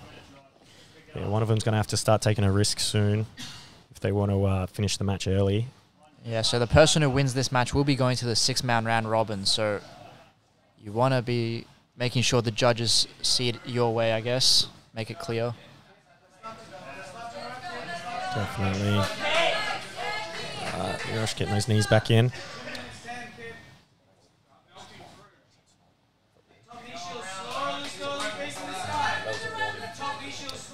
Yeah, so Eurus is quite flat on his back here, which is going to make it quite hard to attack.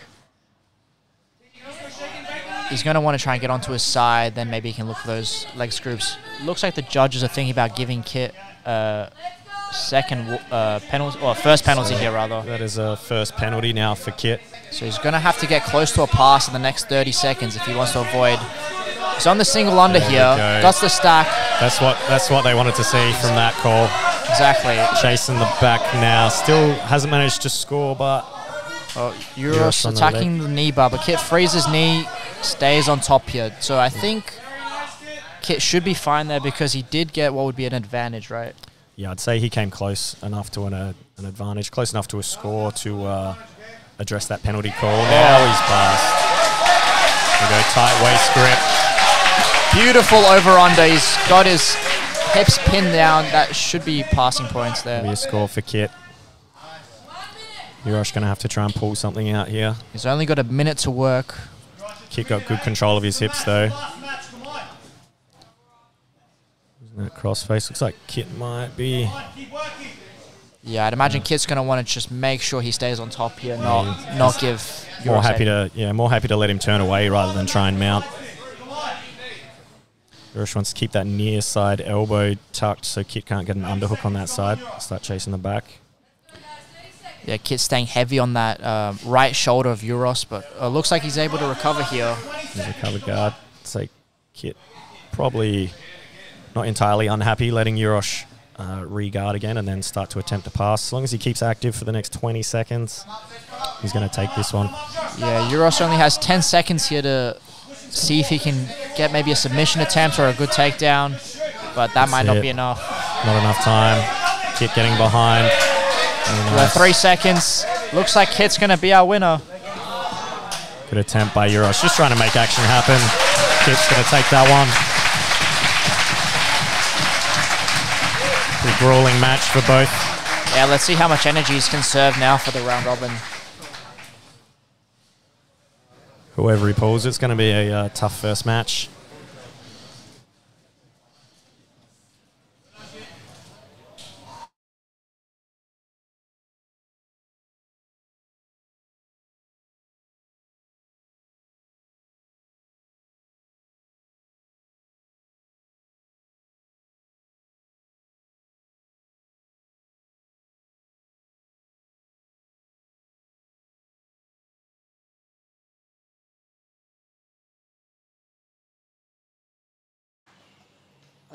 So I believe that was the finals. So Kit has made his way to the 6-man bracket. Now, obviously, I feel biased cornering him and talking to him, but how does it feel being a Masters 3 athlete and doing so well in tournaments so far? I understand why everyone's doing steroids now. That way. It's fun. You know, it's been 10 years since I really took competition seriously, and I really didn't intend to right now. I was just here training at Lachlan's Academy, and I just got re-motivated with all the talent they have here and the level in Australia. So I was like, man, for the first time I was really motivated. I thought, why not get in here and, you know, throw my hand. I don't know what the saying is, throw my hand in something. Where everyone's grappling, I'm putting my hand in there. That's what I want. I just wanted to say it's so awesome to see your guard passing clinic over and over again back in Australia, and it's like it's just cool to see you on the mats once again, man. Is there anything you want to say before you start the 6-man, or you rest up before the 6-man? I mean, it'd be great if they could all get food poisoning or something like that. I'm really happy. Well, they take it easy on me. But no, I just want to say thank you. Thanks to the amazing grapplers. I had some really fun matches. I'm sorry sometimes I'm not the most exciting. I'm trying to be strategic and give myself the best chance of winning. But it's just a lot of fun. I really appreciate you guys. Also,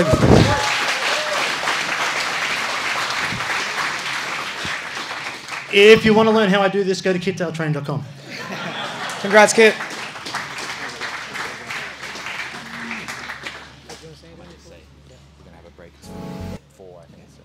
Guys, we're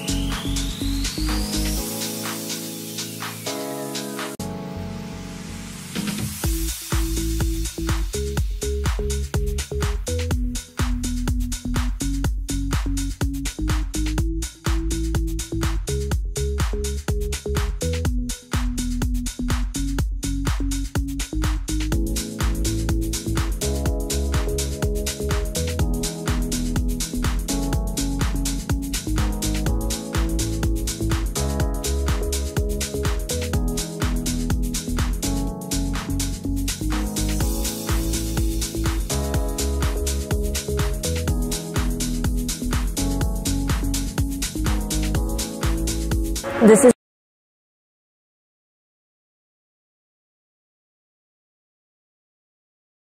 my time, my moment.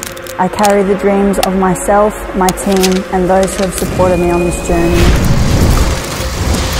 I'm not only fighting for myself, but all those who believe in me. I'm not just here to win the fight, I'm here to dominate. From Sydney, Australia, Remember my name.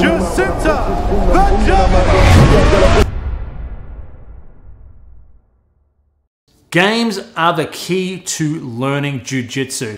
Real learning is learning by trial and error. It's how you've learned how to do everything. It's how you've learned how to walk, how to talk, how to ride a bike. It's all about trying something, making mistakes, identifying the mistakes, and fixing them.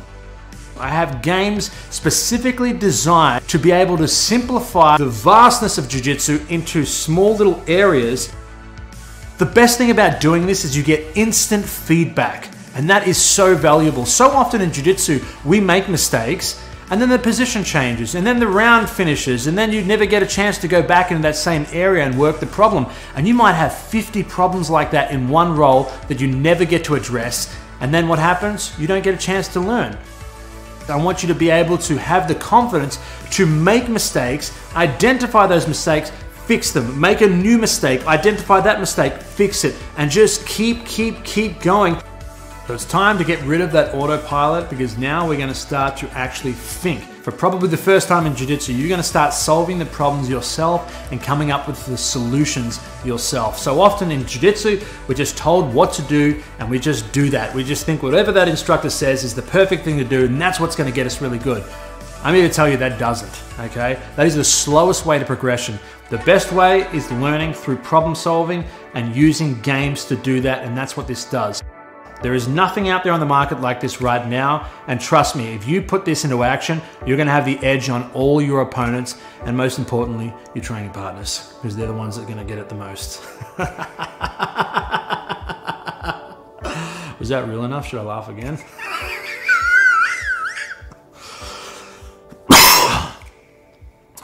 Thank you. On the 19th of February in 1915, Australia stormed the shores of Gallipoli. The cowards stayed at home. The CJI trials are basically the same thing. You cannot buy this rash guard, you have to earn this rash guard. You'll be able to buy it later. But in August, I'll see you all for the $1 million. What differentiates Submeta is the structure.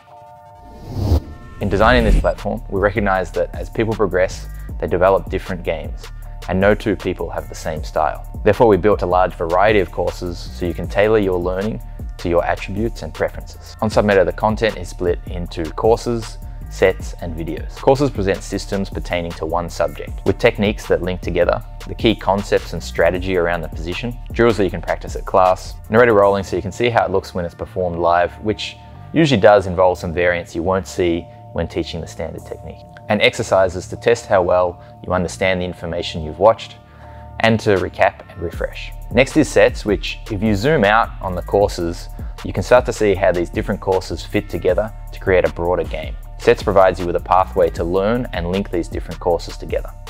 And lastly, the video section has a collection of videos featuring breakdowns of high-level competitors, rolling footage, classes, and discussions. We've amassed over 100 courses containing over 3,000 videos and are continuing to add more. So if you want to know more, check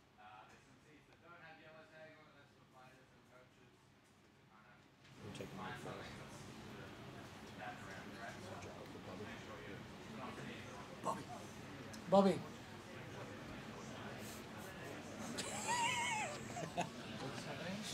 Bobby turns around with a lazy eye. But you fucking look like fuck. You look at me like Forrest Whitaker, brother. If there's nothing going on, just work the crowd. No. What am I Bro, that was fucking? sick. I enjoyed it. Yeah, that's Was that the only? bro, it's a fucking struggle out Bro, there. I literally had to help you. Was that the only I was one like, yeah, laughing? there's one Indian, bro. Were you? I said I should have gone to you. Oh. Bro, I helped you. I was like, I'm the one Indian, bro. Alright, I'll keep it in the back pocket. Bro, just use it again. Use it again if you need it, bro. Ads? Use the exact What's same- going to happen now? The 6 competitors. I don't have a spot here. What? Okay, well, Zach's going to do that. Where's Zach? Good.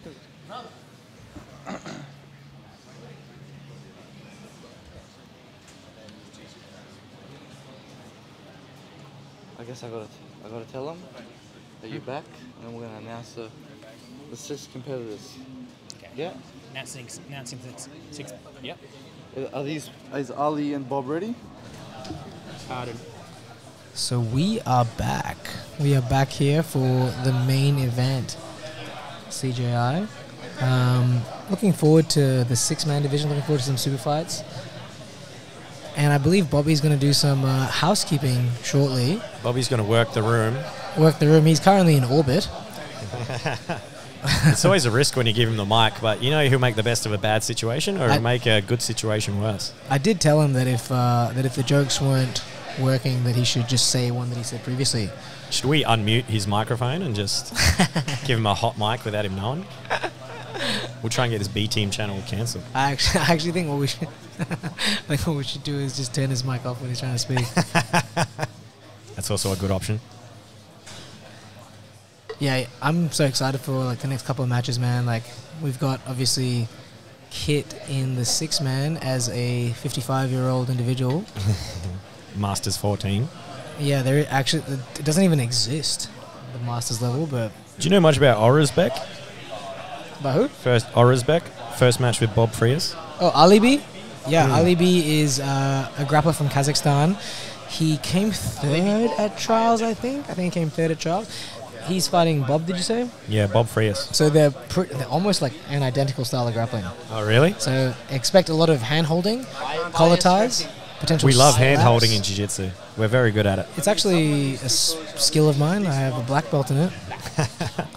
But no, Ali B, a very game competitor, and so is Bob Frias. Super intense. Both guys very, very strong. Looking forward to hopefully the pit wall holding up. I guess we'll find out.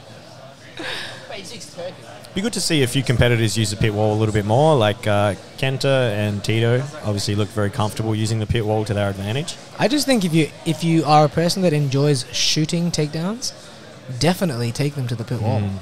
Definitely.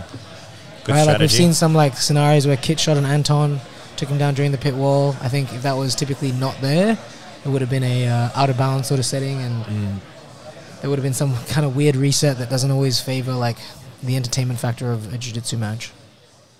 Definitely the best way to make jiu-jitsu a little more spectator-friendly. A few more comps with pit walls coming up. I think that'll be good. I actually think so. You know, it's just one of those ones where gyms currently don't have it.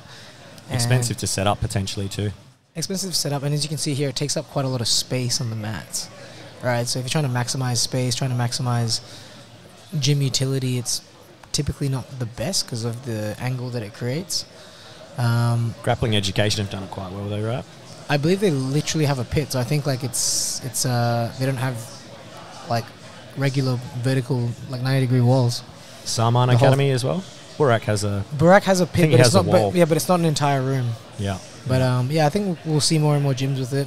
Obviously, with like Karate Combat and CJI having such a influence on the martial arts world for like having fighters fight in a pit, which makes it definitely makes it more spectator friendly. Seeing a literal pit from a vertical view. Yeah. And then the added benefit of less resets, things like that. Less resets for sure, but also I think it's just I don't know. It almost feels very video game like, you know, like you're in like an arena and you're fighting. Yeah, definitely the way forward for jiu-jitsu becoming more spectator friendly. Yeah, there'll definitely be like new strategies that come across when it comes to gaming the pit, but I'm down for it. Anyway, we're going to leave it to Bobby. Uh-oh. We're back.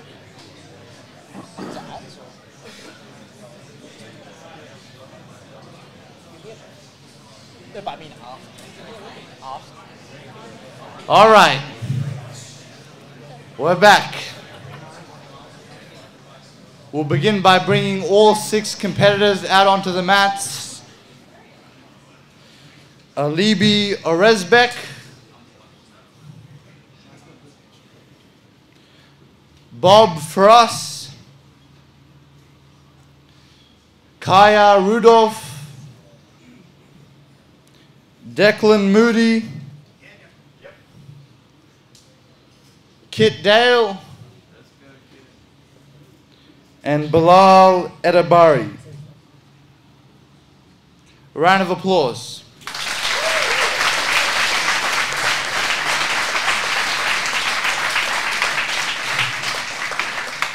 The competitors can return to the warm-up area.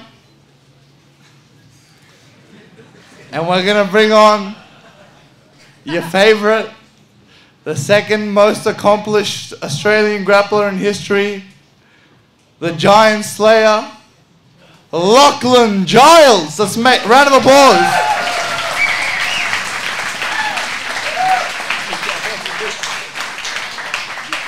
All right, guys. Huge thanks to everyone for coming. It's working out really well. So I'm here. We've got the 6-man round robin. Obviously, it's submission only. Who the top 2 who get the most submissions are going to be joining the CJI team. All right. So currently, we already have Levi Jones-Leary. We have Lucas Cannard. So that's 77. We have 88. And we're looking for the 299 spots today. And I'm also going to announce the wild card. Okay, so for the wild card pick, we'll get to pick anyone from the world to join your team. So I think we've got probably the best open weight 66 kilo competitor that I've seen anyway. He's had some wins over some really big heavyweights. So let's announce who you guys are fighting to join in the CJI Australia team. Yeah.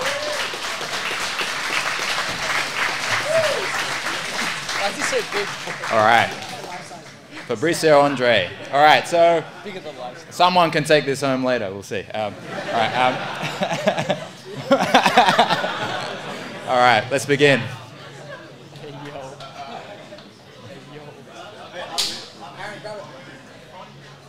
I probably should have shown.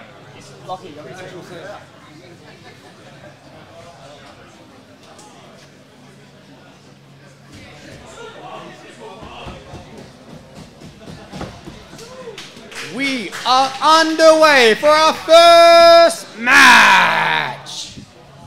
From the blue corner, Bob Frias.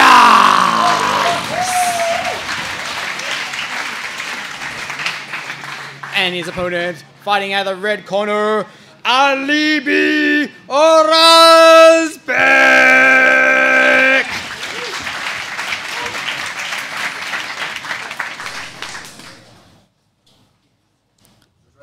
Alrighty, here for the main event, Ali B from Kazakhstan versus Bob Frias. Now Bob Frias has won 80cc trials at 88 kilos. Ali B has come third, I believe, at 99 kilos.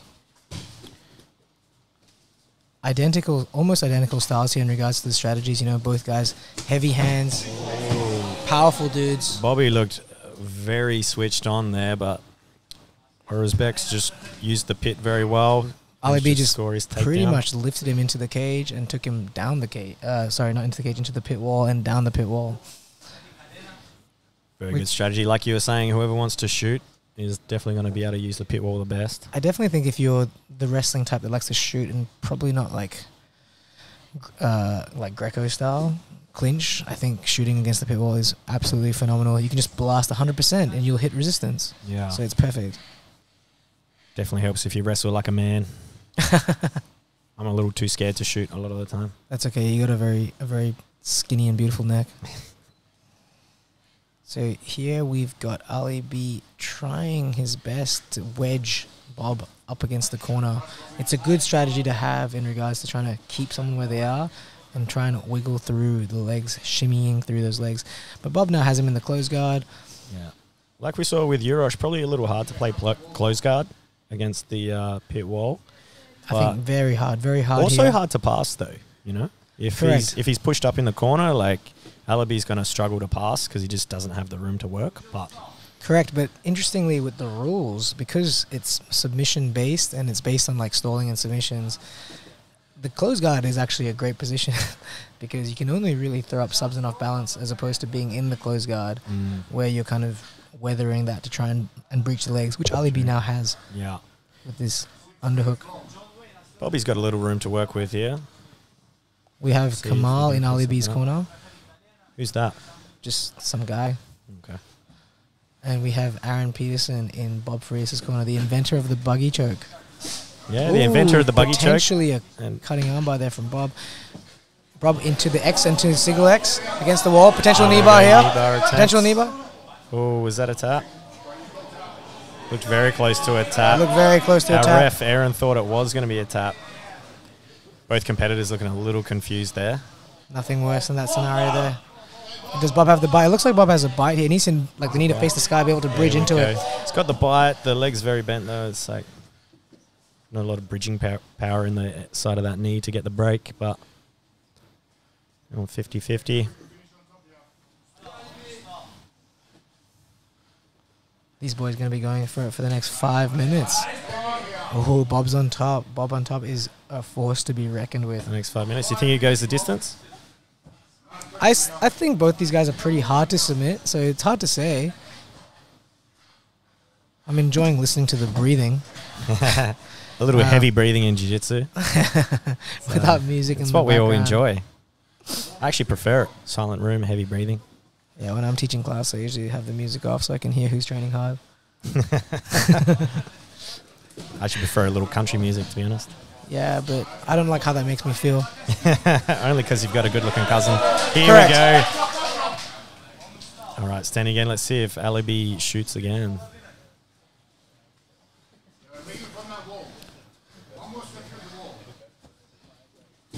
Pushing off the wall, not bad. Yeah, not bad. Good choice by Bobby. You know, it's... Oof. Oh, shoots again. Was that a head collision? Pretty heavy clash. Literal bulls fighting each other, eh? Ooh, Ali B taking Bob down. Gets it again. Looks like Bob tried to use the wall to spring back again, but just got Ali scooped him. I mean, like we talked about, you know, Ali down. B using the wall to stop momentum in the shot to bring somebody to their butt is a phenomenal. He's definitely using it well. Strategy. Absolutely, man. Absolutely. Now with that near side underhook, it just becomes so heavy. Even though there's not a lot of threats from the near side underhook like that from Ali B, it's just so heavy for the person on the bottom to recover. And you got to start making decisions like this. You got to reach for your own underhook, but you're so exposed because your arm's so far away from your own head. That acute angle makes it so tough to move somebody, especially with the size of these boys. Yeah, Bobby's definitely. Oh, it's definitely hard to reverse those positions when you're stuffed in the corner of the mat like that. Yeah, it's the like it's almost like that's like the biggest con of the pit. I think, you know, like I think like the perk of the pit is you can bounce off it and stuff, but then when you are in like those half guard battles, it becomes pretty static until like right now, you know. Now he's going to try and use it to stand up. Correct. He's opted for the half butterfly instead. Mate, we're having to lean over our commentary stand. I'm going to need Tim to rub my neck soon, I think. He is good at rub downs, black belt rehab. Black belt rehab, there's a shameless plug. Right. Ali B actually impressing me a lot today.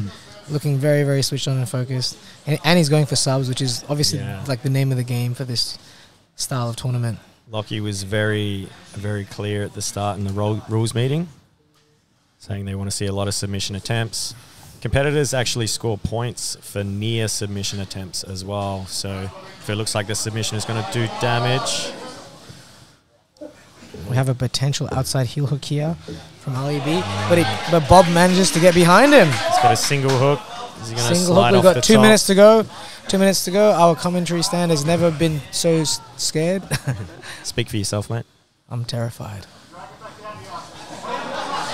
Alibi. Literally flying off the pit. How are they going to reset? Back in the middle or pinned against the wall?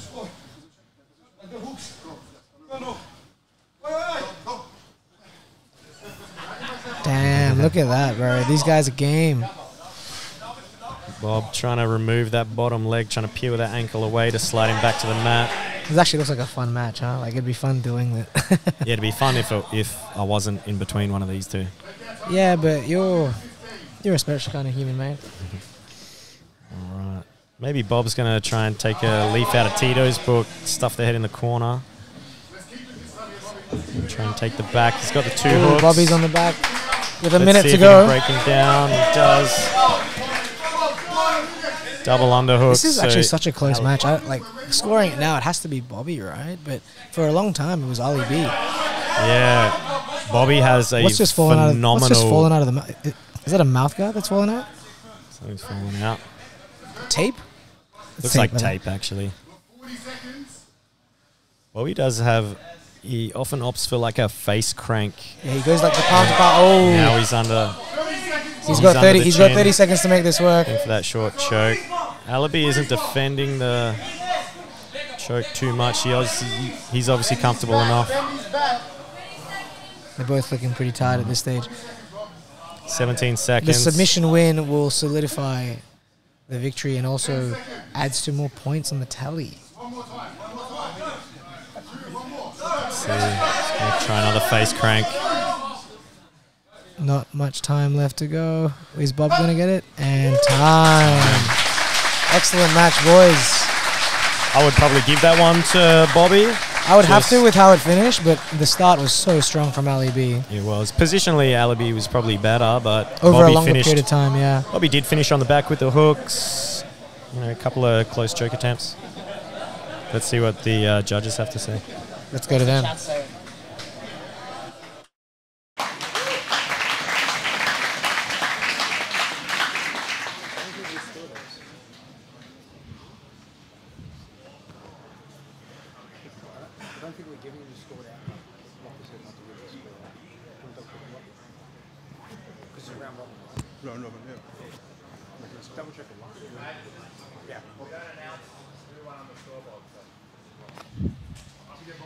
Ladies and gentlemen, this match is a draw.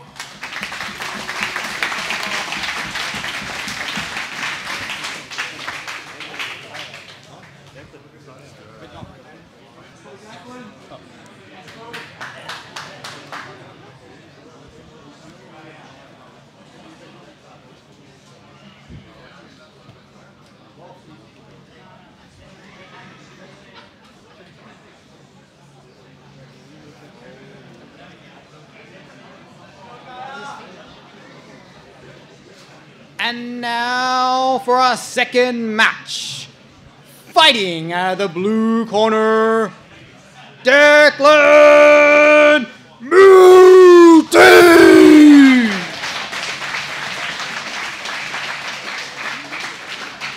And his opponent, fighting out of the red corner, Kaya Rudolph!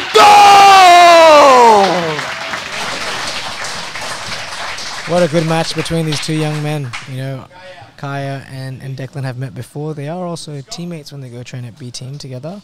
Yeah, they had a great match at ADCC Trials in Sydney a few years ago. They did, you know. Kaya took the win on that one, I believe. Kaya took the win via guard pass. It looks like Declan here has already settled his weight quite well onto the frames of Kaya. You actually missed how he did that. He just literally plunked his head down and cut a corner, yeah. See how very quick guard pass from Declan, and I was exposing the tricep. Declan looking quite strong at 99 kilos. Yeah, he looks like a large human these days. Very, very large human. I love watching both these guys compete. First time I saw Declan compete, I think he was 16 years old as a blue belt in open weight divisions against men. And he also, I actually had a match against him then. No, I said he competed against men. He's also a very, very good scooter rider, which makes him very resilient in the legs and the shins in particular. I have heard that. Right? There's nothing worse than copping a razor scooter to the calf. I wouldn't know. You never make mistakes? I never rode a scooter. Is that because you don't know how? It's pretty simple, bro. So yeah, here we have Declan really turning Kaya towards the side. It looks like he's trying like figure four style or Nelson leverage to try and turn Kaya to the side here. Declan's actually camping out in this position, which is super annoying, to be honest. It looks like it's very, very hard for Kaya to deal with. Super annoying, but Kaya is so flexible. I think Declan's taken the best possible approach. You can tell they've trained together a lot. Kaya has insane flexibility. Very, very difficult to submit with leg locks. Very good guard retention and guard recovery. Excellent, excellent, excellent recovery. Honestly, I actually thought Kaya maybe would have tried to wrestle with Declan. Obviously, Declan's very good at what he does, but Kaya does have very good wrestling, and I think in their match from 2-3 years ago, Kaya actually exhausted Declan's options with the wrestling. Yeah, I think that match mainly came down to cardio. It seemed like Declan got pretty tired in the match. He had a really tough match against Ben Hodgkinson. That's right. Before that, yeah. Then Kaya put the pace on. But now Declan again passing towards the north-south, getting that diagonal angle. Declan has dealt with the potential of the flexible guard very well. You can tell they've trained together a lot. You can tell Declan's all business. Strictly business today. Strictly business today. You know, it's like at the end of the day, everyone here has the same goal. Everyone wants to be the best. Everyone wants to win. But only one person really can. Well, I guess there's two spots, but only one person can really win a match. What kind of submission do you think Declan's looking for here? Do you think he's looking for like a north-south choke? I think he's looking. I think he's looking for either a Kimura trap towards the back, a Kimura style take, like back take towards the back, or a Das. Right. Kimura trap to the back is probably the better option, maybe. Look, I think Declan would be great on the back, but I also know that he would have. He's got kind of long limbs and long arms. The Das is very, very strong for him as well. Definitely dangerous. I like how he posts his hip, like his head by the hip, and just kind of uses it as that as a frame that's typically like someone's forearm or tricep. Yeah. Yeah, Declan's definitely implemented a very specific strategy here. It's like he wants to play in the north-south. He's not even attempting like side control, with that flexibility, getting that armpit control to recover. Very good. Is he going to be able to contain Declan within a guard, though? That is the question. Looks like he's got a little bit more, a few more options going on now. Trying to get a good attachment. Declan looks like there's a big strength advantage here for Declan. I would say so. I'd say he's definitely been training very hard in Austin for this. Yeah. High entering the legs, comes up, but misses the heel. This is that foot exposure. Do you think that's a strategy of Declan's, try and stay unattached till he gets all the way to north-south? I think that should be everyone's strategy, to be completely honest, you know?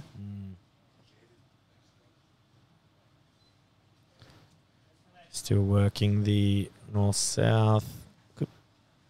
Yeah, so I like this grip that he's taking. Like I like to do a lot of choi bars from there, just like exposing that far shoulder. Instead of using kind of cross-face pressure, you're coming all the way over the far shoulder or near side underhook. Just really not using a cross-face at all, really. Yeah. Just controlling more so. Definitely better control, I think. I mean, that said, like I agree, but I have felt some strong cross-faces that have made me change my mind on that as well. He's got that near side underhook working to the knee on belly. He has gone to mount this time.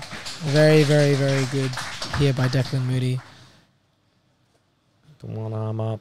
He's flared that elbow past the shoulder, just making that arm virtually weak. No matter how strong you are, everyone feels weak at that angle there. So Kaya probably has a pretty good kipping escape as well, but it's pretty hard with that one arm. As long as you keep a frame across the hip, you can start to get things working. It's potential that Kaya can kind of sit up off the left elbow to move. Not now, but he could maybe 10 seconds ago, but opted to not. Still not in a huge danger of a sub, just because the hand is tucked under that shoulder of Declan, so it's hiding that head-arm position. Looks like Declan's trying to work around that now. I wonder how much of an effect is, like, I always talk about the big brother effect, you know, like, with Declan and Kaya training together a lot, maybe this is kind of how the gym roles look, and therefore it affects the performance outcome of the setting. I heard you have a lot of big brothers in the gym. It's definitely not you, though. I'm just happy to be involved, mate. Happy to participate. All right, good chest pressure by Declan, keeping the face turned away. I love using that wrist to flare that. Oh, this looks uncomfortable. Do you think he's going to look for an S-mount type thing? I think he might even go for a potential smother. That would be nice to see. Mix it up a little bit. It would be nice to see, but I do like Kaya. Yeah, I mean, I like both these guys. I do like both of them. Yeah, you're right. I mean, Kaya did beat me in a comp once when he was like 17 years old, so I wouldn't mind seeing him get bashed. All right, so we have it. Tommy hates Kaya. We have it. We have it. That was... There we go. Yeah, I'd say he's looking for an S-mount. He's got good control over the both those arms. Biceps are touching the ears. It looks like it's where nightmares are created at the bottom here. Yeah. He's either forcing the turn like he is now or trying to get some kind of head arm or S-mount leverage. There we go. But he's pretty much just forcing action. Punched his hand through as the underhook, so now he does have that head arm opportunity. So long as Kaya can't dig that right hand under the shoulder of Declan. Declan here in like dominant fashion against Kaya, very dominant, who is an elite level grappler. No close submission attempts though, so You are right there. That is the issue with the rule set. But now with that quarter Nelson. Yeah. Into that was slick. Kaya pops out the back and straight on the leg. Kaya immediately out of there. He needs to be able to contain Declan more so to have the leg entanglements mean much, you know?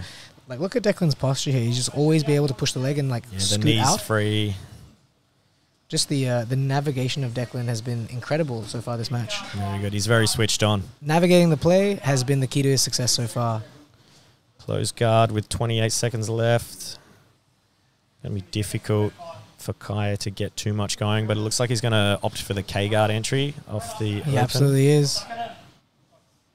Trying to enter on that far leg. Looks Kaya like does have really good leg locks. He does, but it looks like a heavy pressure from Declan, man. Yeah, Declan's He actually not looks having any of relatively it. fresh still.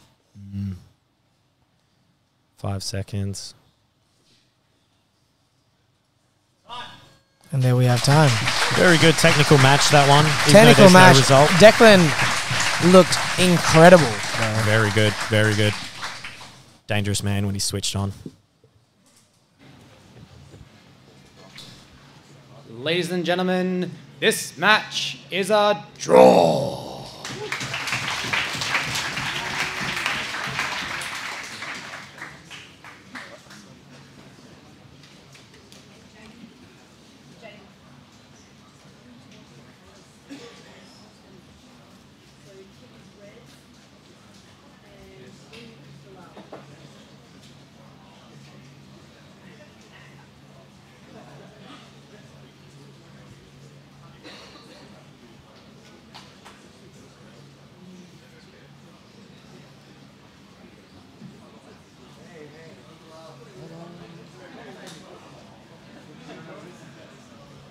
And now for our third match. Fighting out of the blue corner, Bilal Etibari.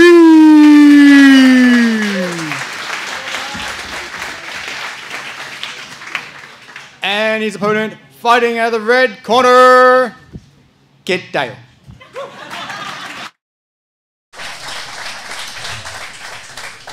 Right, Bilal and Kit. They've both been training together a lot recently. They both fall back. Kit just playing possum, though. He definitely loves to play on top a lot more. Yeah, I think this should be one of the more interesting matchups just because these guys have been training together so often recently since Kit's been down in Melbourne. And yeah, very interesting. Usually Bilal is very quick on the submissions, but yeah, like you said, Kit and him have been training together a lot in the gym. So definitely Kit has worked out certain parts of his game. Maybe Bilal's got something he's been holding back. yeah, both people are going to be super aware of what they're both trying to do, right? Kit obviously aware of these leg attacks. Yeah, Bilal wasting no time trying to get on those legs. Very, very strong leg lock game. Great looking progress rash guard too. What's the code? Bilal 15 at checkout. We do also have the $5,000. Was it for the most submission? Most submissions, yeah, $5,000 bonus. All right, keep trying to get heavy on the hips, trying to keep those legs far away.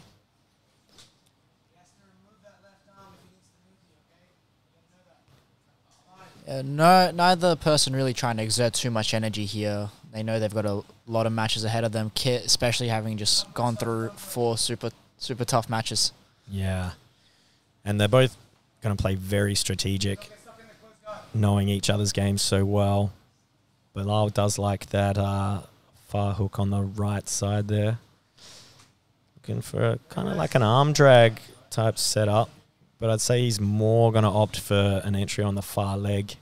Yeah, you can see he's got that key master hook ready to scoop the leg as soon as Kit postures. But he's got the triangle now, it looks like. Backed away from it. Bilal very good at attacking the upper body to get to the lower body. But you really have to respect those upper body attacks. Exactly. He's trying to use those shoulder drags, the triangles to get Kit to posture up, and then he can scoop the leg, enter into his K-guard, and get his leg attacks going. That's it. You spent a lot of time with Bilal yourself recently. I keep seeing you on the receiving end of Yeah, very, very dangerous ankle locks. I'd be surprised if we don't see one today, so it should be interesting. I see you walking with a limp quite a lot. If I didn't know you'd been rolling with Bilal, I'd be asking some serious questions. Kit keeping those hips low, trying to work his way past that knee shield without giving up too much on that near side, on that left side. Yeah, got to be wondering how if Kit's choosing to take this match as more of like a rest to recover for his next ones. We did have a bit over an hour break, but I mean, after having 4 matches like that, you probably want a bit more than that. Yeah, 4 matches and a thumb injury too. Not too sure what happened, but probably just enough of a break for the adrenaline to drop, for that thumb to hurt a little bit more. But, you know, he's a gamer. He's a seasoned competitor. He's a veteran, not just judging by his age. A lot of experience competing. Yeah, we can see, look at his posture he's taking. He's bringing his head so low, not respecting the upper body attacks. That's it. Yeah, definitely trying to avoid those entries on the legs. Might see a triangle. Bilal is insanely flexible for a big guy. Straight in.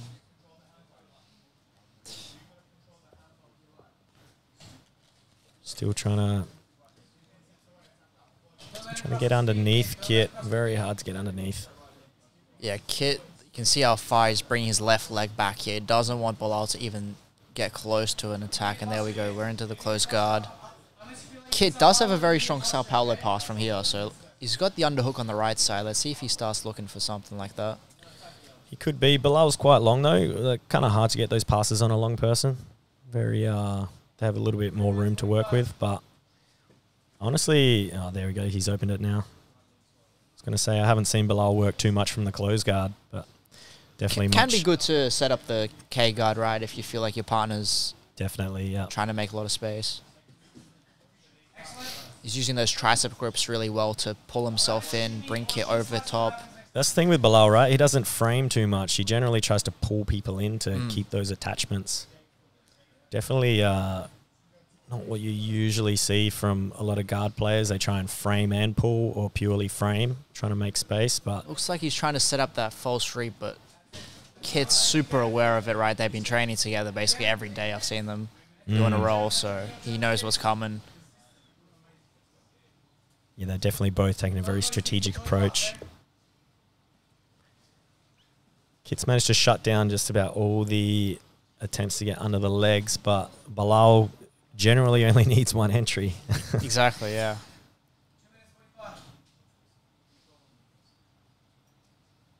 Both competitors doing very well, trying to like implement both their games.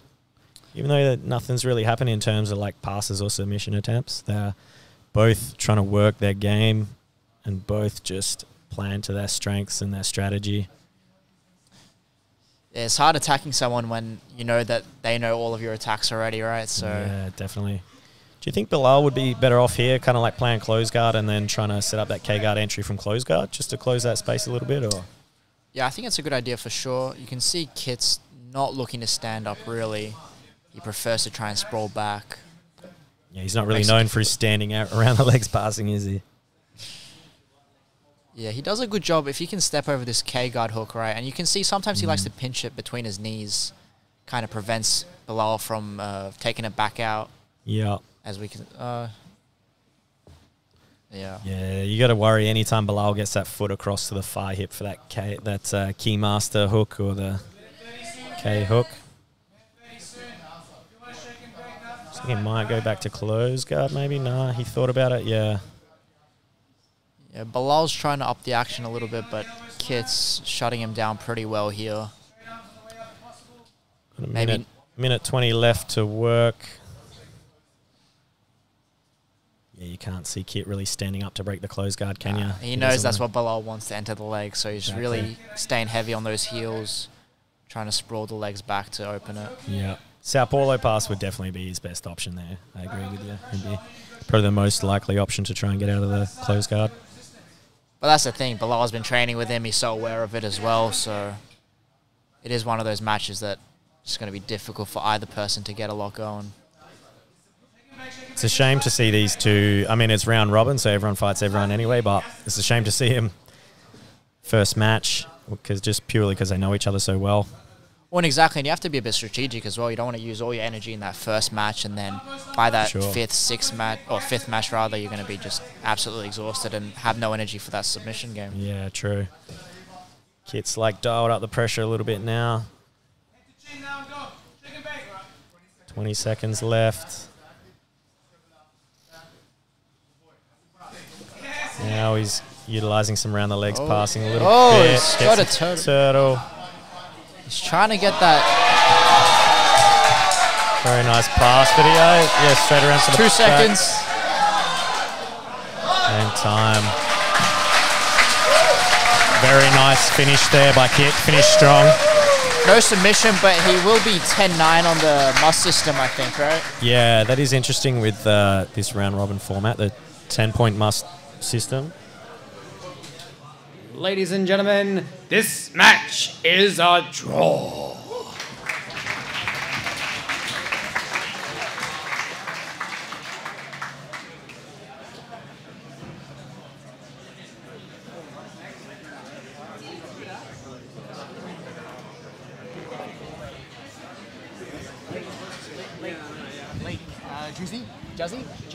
Jazzy.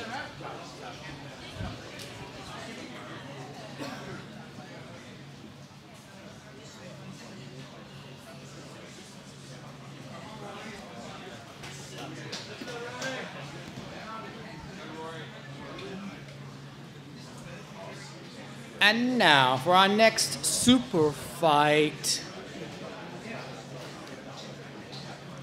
Introducing first, fighting out of the blue corner, he is Rory Matthews!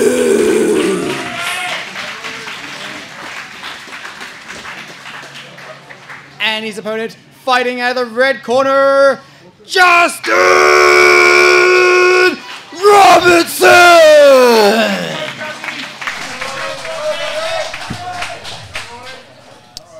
Yeah, so we've got Rory Matthews from Absolute MMA brown belt and Justin Robertson from Dominance purple belt, straight on the double leg. Shoots early.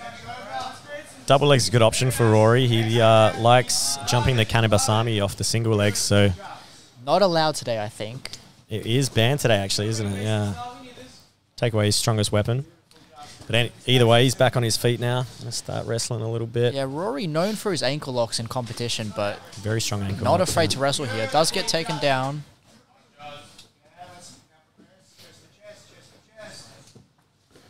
All right. Looks like he's gone around the legs into this leg drag, but Rory Justin switches sides well.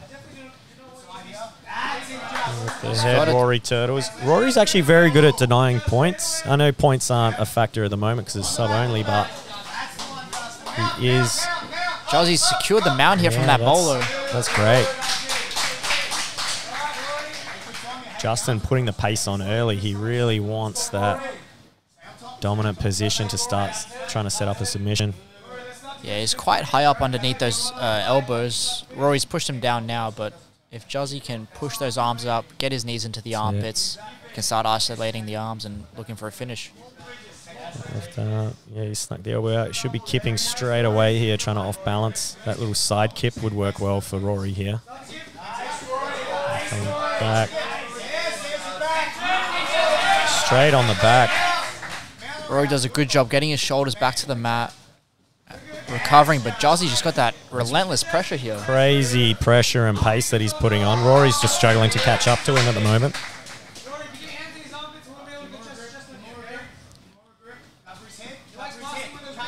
Jazzy's got the Kimura locked up on that far side. If he can step over the leg here and stop Rory coming up with him, he might be able to finish it, but... Yeah, Rory's dug himself out of a bit of a hole there, but still a fair way from recovering. Justin looks like he's pretty comfortable in this position. Might be looking for another Kimura trap on that top arm.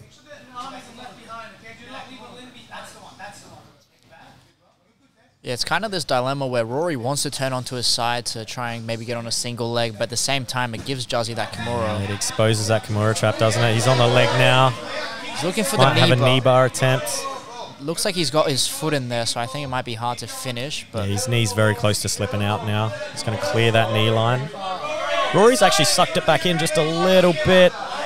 Switching to the overhook. I think his knee is probably clear enough, though. Just out. Let's see if he can maybe switch to an ankle lock grip or something and recover that knee. He's line. definitely going to have to change now because the knee's free.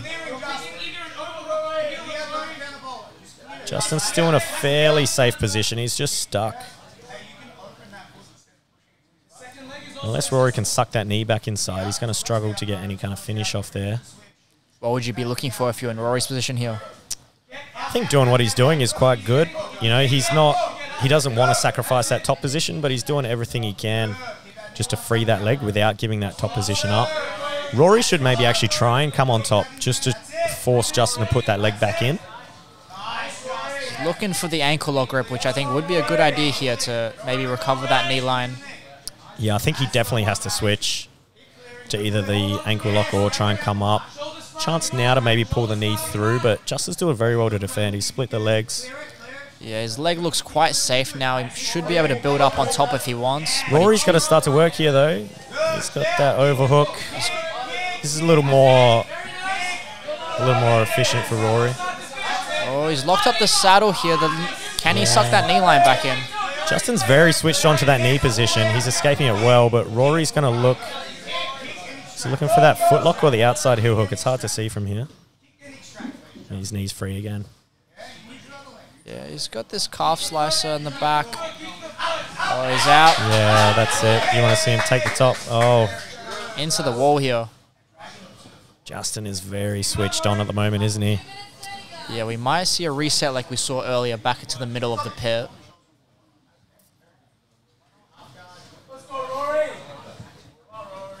Oh, in the middle of the wall. Yeah, yeah. Good reset. Good reset. Let's see if Rory can use this wall to maybe help him stand up. Might be just tricky let now. himself slide down a little bit there, didn't he? Yeah, he's looking for those knee levers to try and off-balance Jozzy, recover his knee shield and underhook maybe.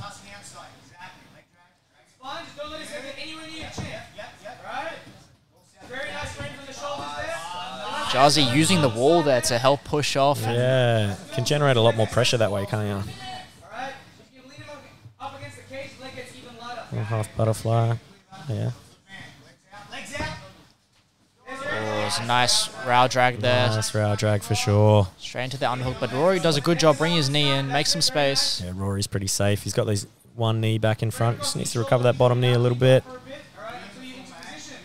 Yeah, we got just over 90 seconds here.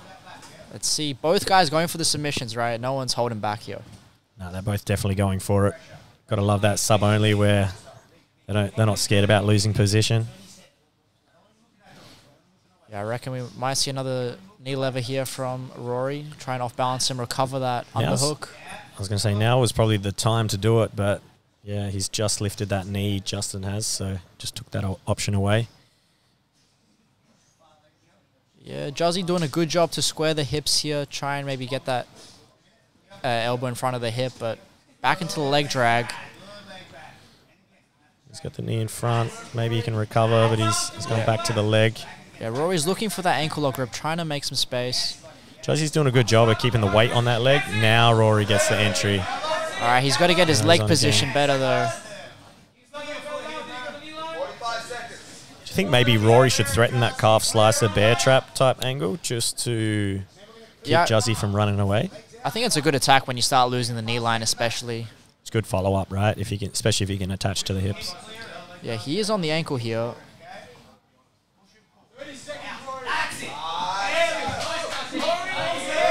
Jozzy not showing any sign of slowing down here. He's putting the pace on, isn't he?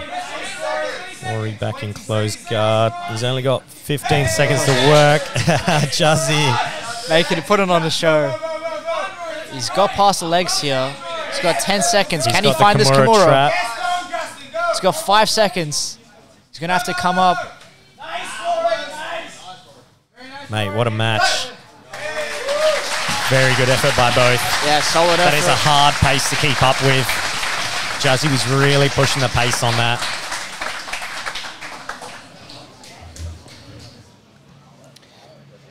Ladies and gentlemen, this fight is a draw.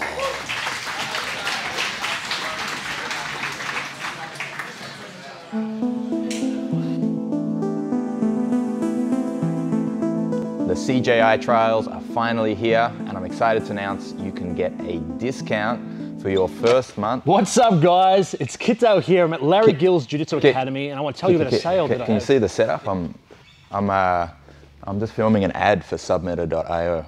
Yeah, we're offering a discount for people for their first month. They're getting 10% off if they use the code Giles Trials. Oh, that's cute. I'm actually doing an ad for kitdaletrain.com right now where I have a bundle with the Art of Mastering Jiu-Jitsu and the task-based games for 11% off. Okay, well, I think we'll do 12% with the code Giles Trials then. And yeah, I see acting must be going really well for you. Well, how's your teaching going? You still teaching techniques like it's 1973? Yeah, you just made that up by yourself, yeah? I did. Yeah, you just made it up. Figured it out. Just problem solved it, yeah? Yeah, improv. Yeah. You should try it. Well, what we'll do, because it's my gym, so I'm going to film first and then you can do your thing later. Really? Yeah. You know, I kind of recall like 10 years ago me giving you the keys to this gym, so how about you give me a little bit of time? I earned those keys. Yeah? Well, you know what you're going to earn? This. I earned those keys.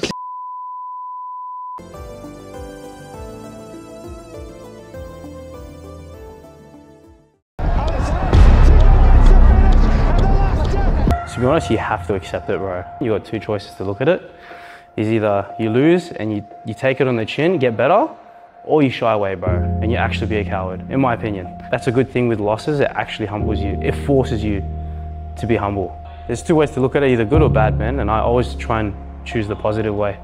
All right, stuff I'm gonna learn off this, bro. Like that's how you get better, right? Yeah, I think it's just remaining the same, man, not changing.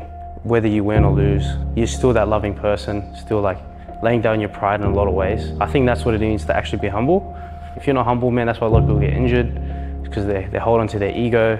I always want to win, win, win. Bro, it's almost impossible. That's what it is for me, being humble, is laying down your pride and being more loving. And that could be shown in so many ways.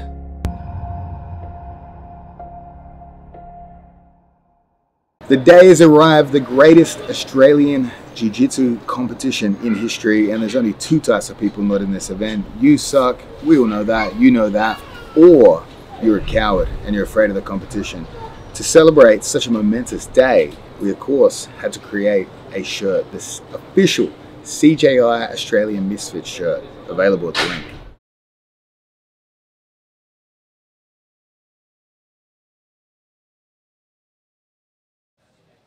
So next up we have, is it Ali B and Declan Moody, right?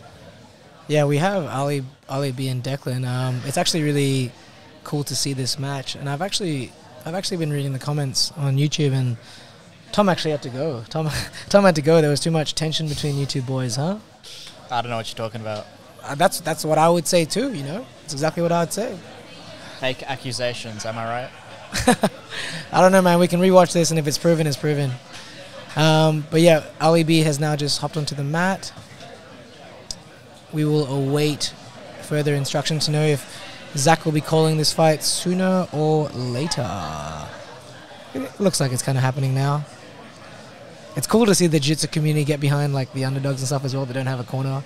People just helping out, being a cornerman for a foreign fighter from Kazakhstan. We got Ali Alka having a chat to him, and also Kamal Akagunduz. Got to support each other. Alrighty, we'll leave it up to Zach.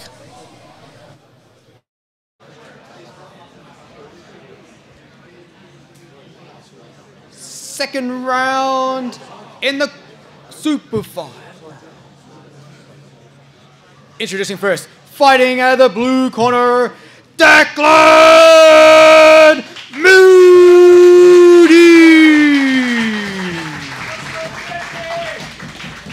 And his opponent, fighting out of the red corner, Ali B. Razbek.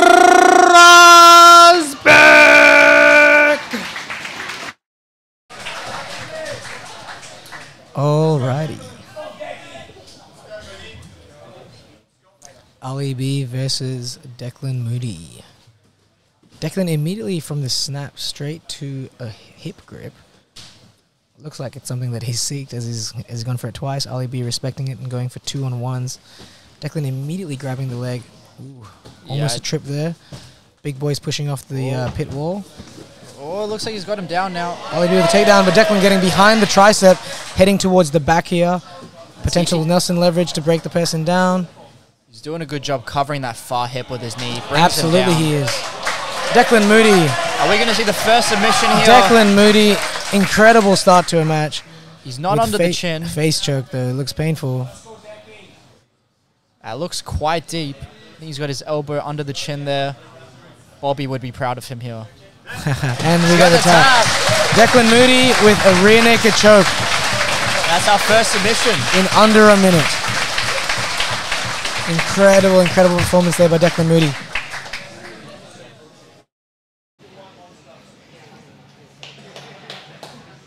And your winner by submission, Declan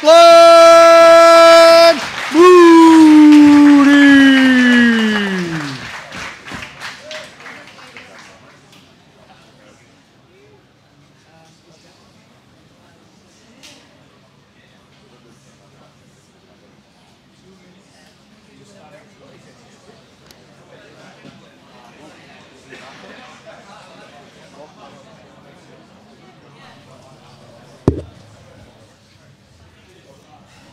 So we got the first submission in the 6-man round robin, putting Declan ahead of everyone else for now. Absolutely, you know, that was peak performance. You know, he almost he took a risk. He almost got taken down off the off balancing, ended up behind the tricep in that takedown scramble. Immediately got his second hook and face choked. Or he might have gone to the neck. I couldn't quite see, but I didn't think he cared where he locked his arms up. Tap's a tap, right? Exactly, right, and Declan, I have spoken to him to the lead up to this, and he is like pretty confident he's going to beat everyone. So, and he's showing some excellent performance so far. So, hopefully he keeps that up and he solidifies that spot in the top 2. Now, I believe we do have about a minute break before we get to the next match, which will be Bilal versus Bob Farias. And I'll definitely let you guys know if that's changing. Yeah, it should be an interesting stylistic matchup, right? Bilal definitely going to pull guard here, look for the leg attacks. Bob going to be on top, trying to put that pressure on him, right?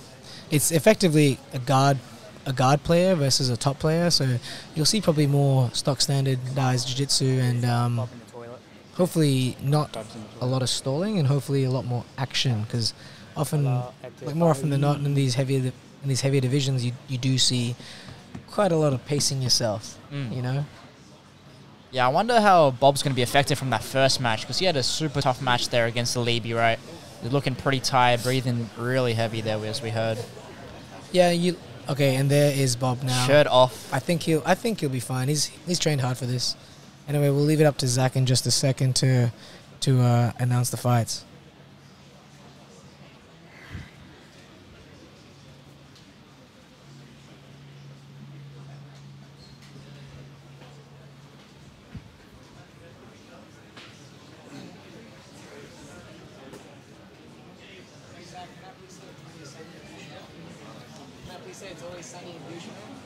It's always sunny in Doucheville. It's always sunny.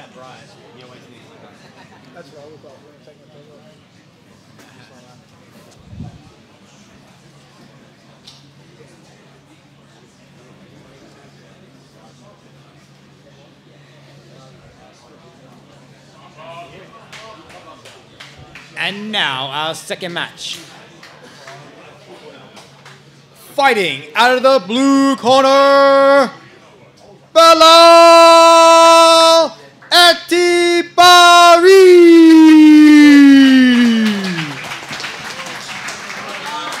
And his opponent fighting out of the red corner, Bob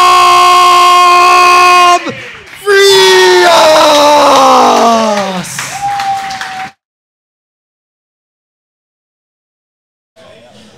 So here, Bobby versus Bilal. Bob looking like a Ninja Turtle with his build currently. He is a large and stocky human being. But Bilal immediately inverting and trying to enter the legs here. I like the tricep grip there that he has to just pull himself further forwards. Bilal taking a lot of athletic boxes, being flexible, strong under tension, but also quick. I wonder if this was a tactical thing by Bob taking the shirt off, knowing he's playing against the guard player, right? I would say it's absolutely a strategic thing to be able to slip out of things a little bit easier. You got to keep the shorts on though, still, right? You can't. I don't know. I ain't gonna complain if someone competes against me in underwear. Would you complain? Would it be a bit exotic for you? It'd be a bit weird, I think. It'd be a bit exotic for you. Holy schmoly. I did not expect that from you, Aaron. Yeah, let's see, Bilal putting in that half butterfly hook, trying to maybe elevate him. Bob with the nice pressure on that top leg there with that grip. Typically against like leg lockers, it's one of my favorite things. It looks like he might even be potentially setting up things like a steamer locks, but Bilal here is so good with this entry. Look at his ability to reach for that grip, but also be able to maintain solid composure. Yeah, if I was to reach for that, my arms would break. Sorry, go on, Aaron. Yeah, Bob's doing a good job sprawling back here. He has to watch this near leg, though. Does a good job to escape here. He's opting to play a bit more of a loose passing style, which we haven't seen him really do yet. A little kick and some respect to notice that, and they get a little bit of a reset here. I don't think Bob felt that one. I think, look, he probably did feel it, but he's here to win, you know. He's focused. To the chest next time. He's looking so jacked, isn't he? What are you saying? What am I saying? Is that he is looking like he wants to win. So Bilal here opting to sit up instead of laying back, which means that he'll have access to the hands for entries, but he won't have the use of the flexibility in his legs until his lower back touches the ground. Yeah, so the judges, correct me if I'm wrong, but they're going to be looking at who's coming forward, right, who's pressing the action, trying to get those engagements. Correct. It's like, and they're looking at like the skills that are kind of used within that as well. You know, if it's more like other skills and technique behind this certain thing, or is it just physically running away or stopping momentum in a less technical manner? I like this entry here towards bringing that shoulder close to you in regards to the Choi bars and potential leg entries or heisting even.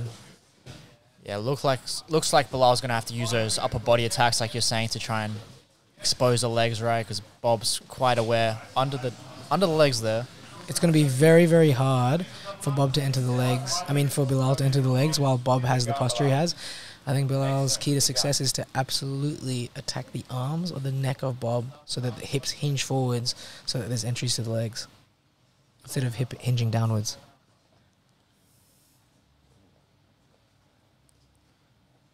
Yeah, let's see here. Neither person really looking to overextend and open up an opportunity for the other person. They're probably taking a couple of seconds here to have a couple of breaths before they jump back into it. But it's nice to see that everyone's really coming for it in the six-man division. You know, no one's really been stalling at all so far. Everyone's here to win it, and that's exactly what you want to see out of a tournament and a jiu-jitsu match. Yeah, he's on the Choi bar grip. Potential entry here with the palm to palm. He just needs that shoulder close towards the chest or the chin. Yeah, it doesn't look like he quite has the shoulder there, but maybe it's going to be enough to expose the legs. Not quite there. Bob using a smother to break the composure of Bilal for a second there.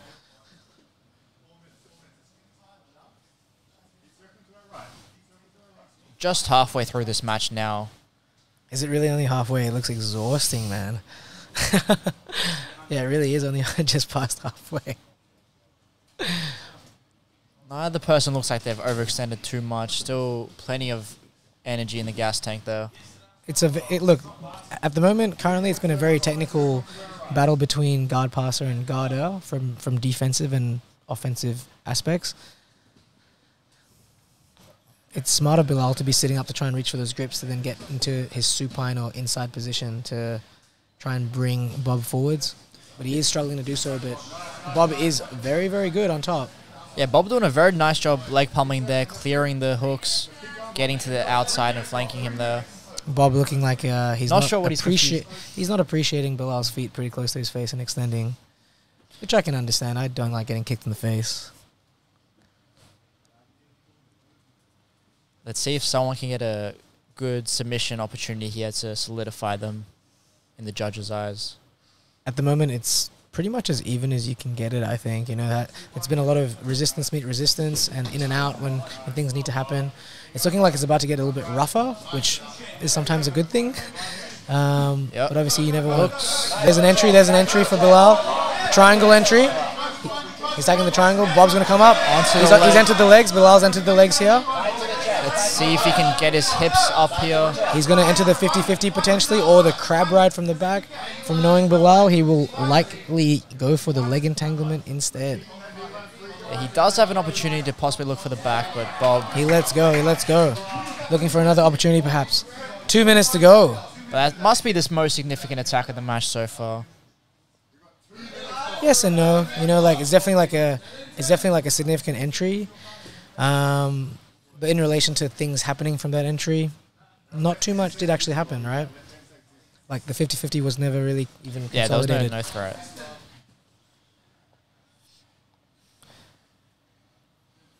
Now Bilal with the shin on the inside, but Bob also having his head on the inside. It pretty much negates each other, typically. He's using that weave grip as well to try and kind of control the legs a bit there and deny some of the entries. So Bilal's holding that weave now, which is actually a really nice grip. And I like to use that to invert through for the legs.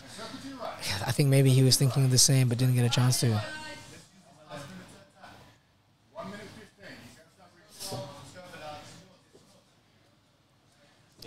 Awesome technical match so far, to be honest.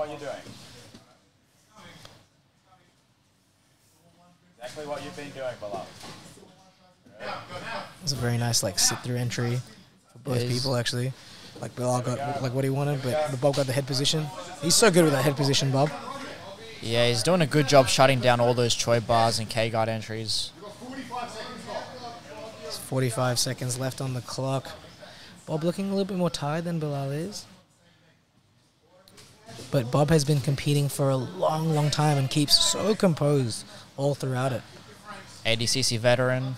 ADCC veteran. 24 or 22? 22, I believe. And he also won World Pro Masters in the gi and came second in adults last year.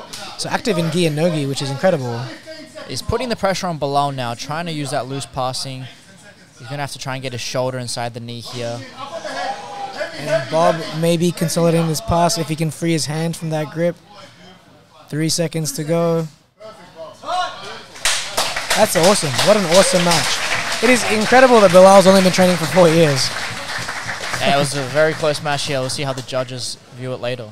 We will leave it to Zach.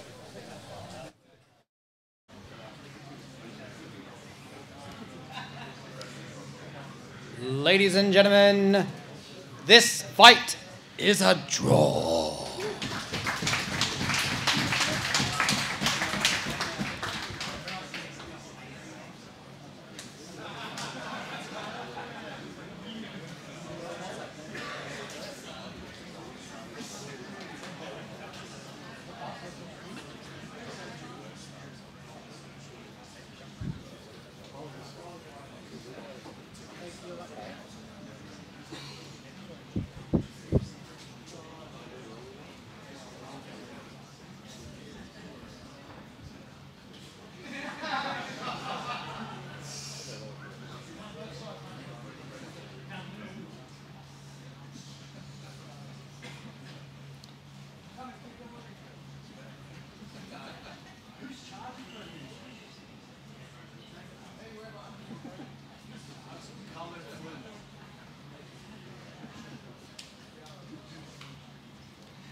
And now for our next match. Fighting out of the blue corner, Kid Dale.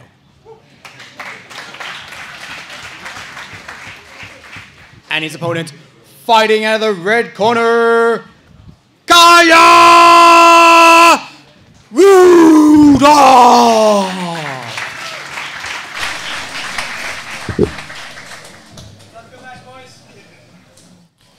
Kit and Kaya.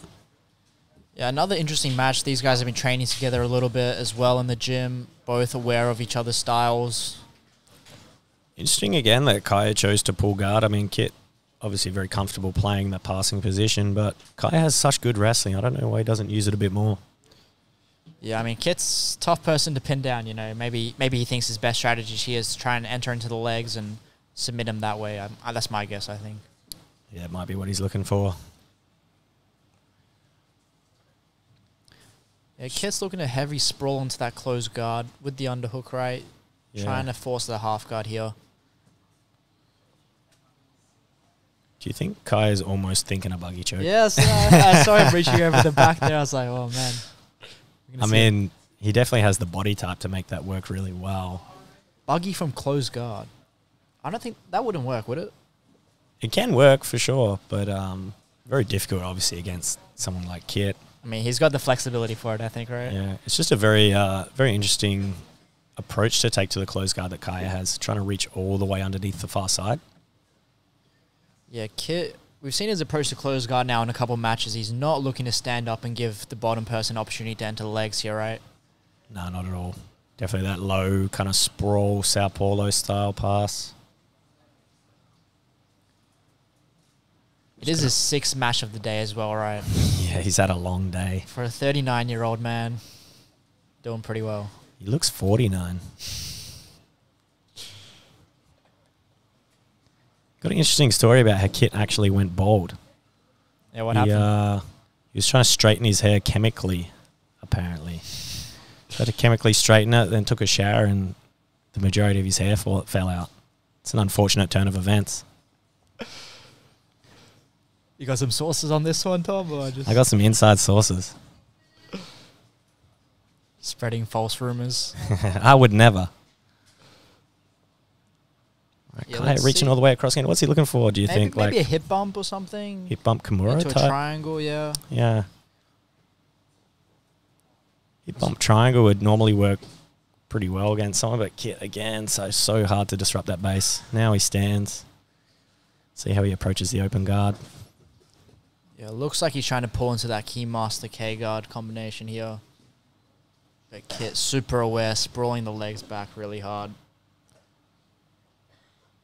Kaya again, a difficult guy to pass. Similar to just a smaller version of Bilal, really, isn't he? Yeah, he's accepting that scoop on the top leg there.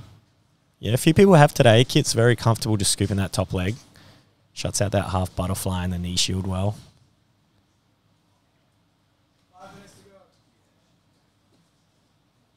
5 minutes is the call from Kit's corner. Yeah, I wonder if we're going to see Kai maybe wrestle up here. Look to put Kit on his back. What do you think he's going to just try and pull into those entanglements? Potentially, maybe we might see a switch in strategy as it gets a little later, maybe the last like minute or 90 seconds or so. I mean, I personally think he should. We have seen him using the pit wall quite a lot here. Maybe he's going to try and push him against the wall, but looks like he's pretty happy playing the leg game, trying to enter in here. Yeah, Kai's got such a well-rounded game that he's probably pretty happy either playing from the back or trying to wrestle, but for now, pretty happy playing guard. Kit's trying a couple different approaches to pass. Yeah, Kit is leaning his weight quite forward here with the legs back. Maybe Kai can use that to try and get underneath here, get to the legs. Yeah, Kit is very aware of a potential wrestle up by the look, especially that kind of posture by Kaya on the one hip with the right hand as a post. Can come up quite easily, but...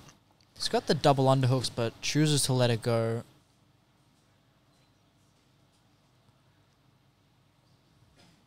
And Kit's so heavy on that left hip. Kai potentially have a saddle entry if Kit was a little squarer to the floor and lighter hips, but Kit's very switched on to that. Yeah, he's trying to turn his hips away from that butterfly hook, right? Make it difficult for Kai to enter into a saddle on that leg or sweep him. Mm-hmm.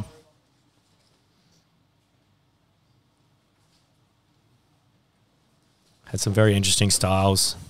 Matchups so far with different styles. Yeah, it's good seeing the guard players and the passers, you know, have a proper match instead of two collar ties and two very well-defined job descriptions. A passer and a guard player. Exactly. Kit's been training so much lately. Basically every day since he came from the US. Yeah, I never see him getting tired either, you know, he's always rolling with people, does like 5 rounds of the same person, just waits till they just give up. It's because he always takes a round off in between. I hope he doesn't hear this commentary. He's got a deep underhook here. Let's see if Kaya can recover that. Oh, he gets the pass there. Yeah. Do you think he'll play the more Declan Moody approach going north-south and Kimura trap, like the old school Kit, or is he going to try and work to mount, do you think? Well, we have seen him. He got one Kimura earlier today. Let's see if he can get another one here. He's got 2 minutes to work, so plenty of time for both people still. Plenty of time for Kit to work, but also plenty of time for Kaya to regard. He is very bendy. Yeah, he doesn't look like he wants to use too much energy to recover, but Nah, he's just... I don't think Kit's going to give that position up easily. No, definitely not. Almost looks like Kaya's going to... he was burying that right hand like he was almost trying to get him to go north-south, but... Yeah, what would you be doing here if you were Kaya, do you think? I probably would have given up a long time ago. I think we can expect some kind of recovery from Kaya. He's a very seasoned competitor, very flexible, very good cardio as well. He's digging that underhook. Maybe he's going to try and turn in and look for more of like a turtle type. Yeah, Kit's staying very heavy on those hips, but looks like... And heavy crossface too. Yeah, he's made some space now. Kaya's got an entry here. He's going to come on top. Good option by Kaya. Good decision making. Yeah, let's see if he uses the wall. He wants that wall, doesn't he? He's looking at it. Kit's aware. Kit, very good spatial awareness there. Kaya was looking at exactly what he wanted. Oh, we got some confusion here on the reset. No body lock. Yeah, Kaya just opted for the necktie and the guard pull again. Wouldn't mind seeing him wrestle, though. We've got 55 seconds left. Is a tough one, though, isn't it, the wrestling, when points aren't a factor? But yeah, so do you want to spend all that energy trying to take them down just for them to stand back up, and you haven't really gained anything, right? I think if you have a minute left and you haven't got anything going from the guard, you got not a lot to lose by switching up the strategy, trying to wrestle, and potentially even get towards the back. I mean, Kaya could be working some kind of like wrestling, arm drag, duck under situation to the back, and he'd have a very good chance, but still opting to play the guard game. Yeah, only 15 seconds left, so I doubt we're going to see a submission in this match, but Very good pressure by Kit now. No one got really close. No submissions in this match, really, but Kit did have that guard pass earlier. Did have the guard pass. Kai snagged her leg for a second, but that'll take us to time. Another draw in the books. Kit's had such a long day. He's looking at that thumb that's strapped up. Not sure if he potentially broke it or something earlier.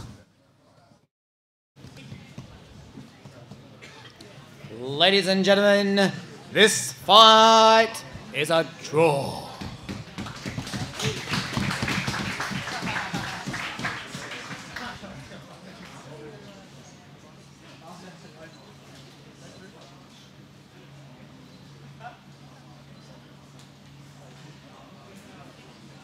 Let's go, Angus.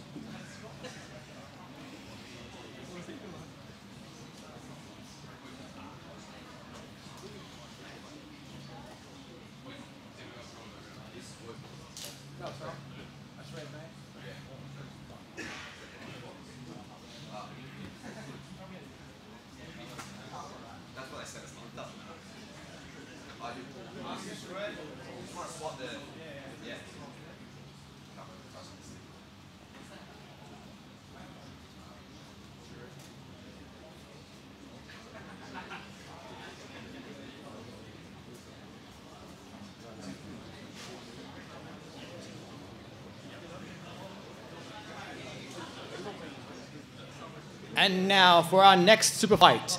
Fighting out of the blue corner, Daniel Aya!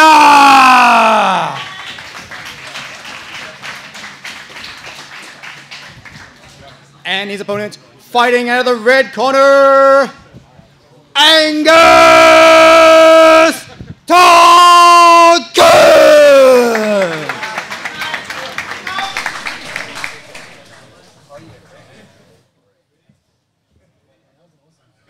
Angus Tonkin's been competing since he was quite young. Yeah, typically a guard player, I think, but looks like he's chosen to wrestle here against Daniel AR.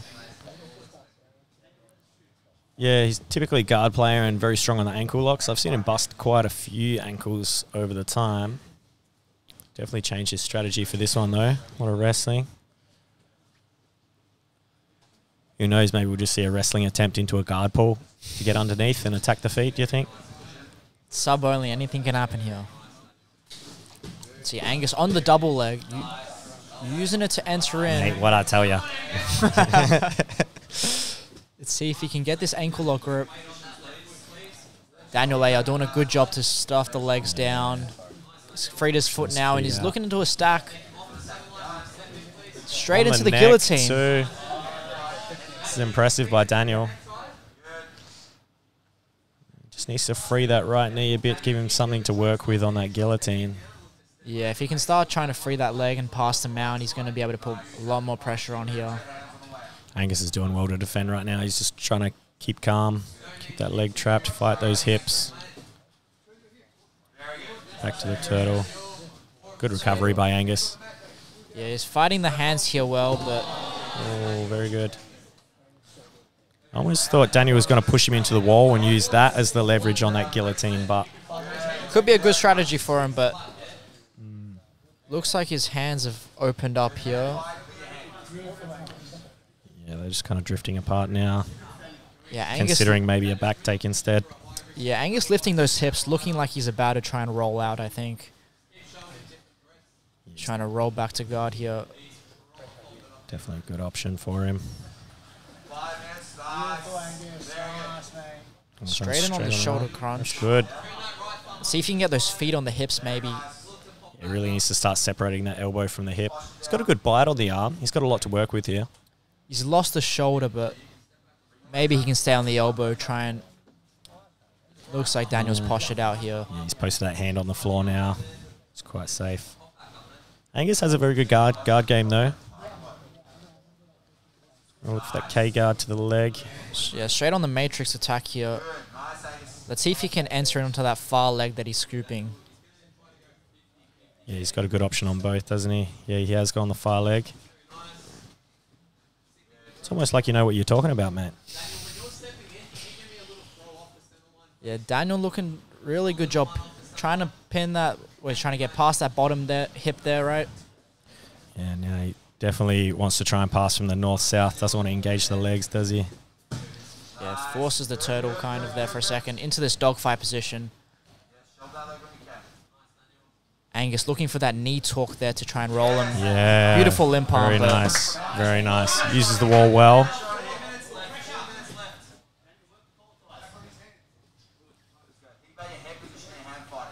Very good match so far. Good mix, a little bit of wrestling. Yeah, getting back underneath. Really wants that leg. He's entered into... Good switch. Daniel doing a good job high step. backstepping. Yeah.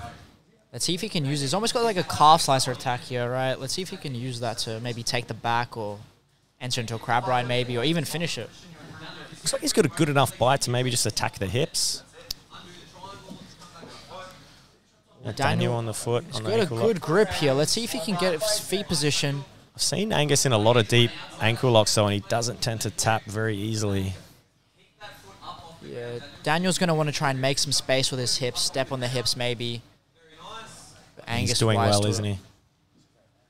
Good defense from Angus and very good attack from Daniel too.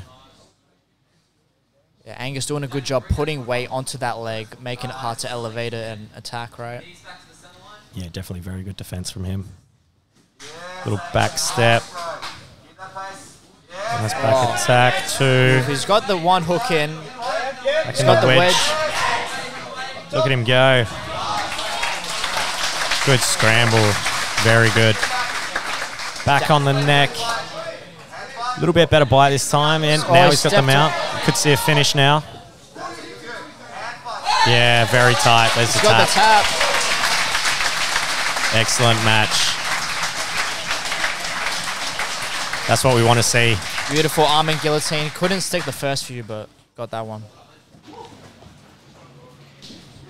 And your winner by submission, Daniel Aya!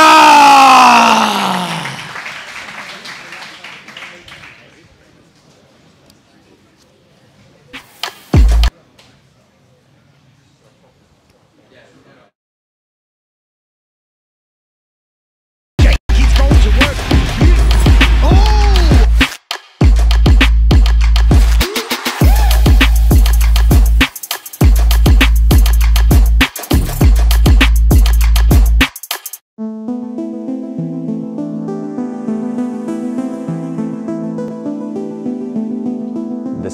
CJI Trials are finally here, and I'm excited to announce that using the discount code Giles Trials, you can get 20% off kitdaletraining.com. Kit was one of the fastest people to get from white to black. Kit was the fastest person to go from white to black belt in jiu-jitsu. What people don't realize is that learning is a complex interaction between the task, the environment, the organism, and an action. Hey. Keep it simple, buddy. But it's science. So is this. We don't learn by memorizing and drilling techniques. We need live interaction so we can troubleshoot and problem solve. And that's why task-based games is a great way to facilitate your learning. Tell them leg locks suck.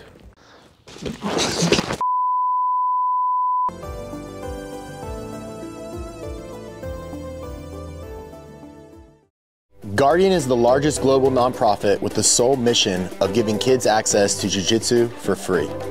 Founded in 2015 as a single gym in Oakland, California, Guardian has grown to a global organization of 27 schools around the world in places such as USA, Peru, Ethiopia, Mongolia, just to name a few. Meaning over 500 kids can now access jiu-jitsu for free. Guardian helps them strengthen their mind, body, and spirit, and gives them opportunities they wouldn't otherwise have in their current social environments. The Fair Fight Foundation and Guardian Project is partnering together to build an academy in Mancora, Peru, a community center for over 300 kids where they can train jiu-jitsu and learn English in a positive environment. By supporting CJI 2, you can help contribute to the construction of this academy and future Guardian projects. Support the mission at fightfoundation.com.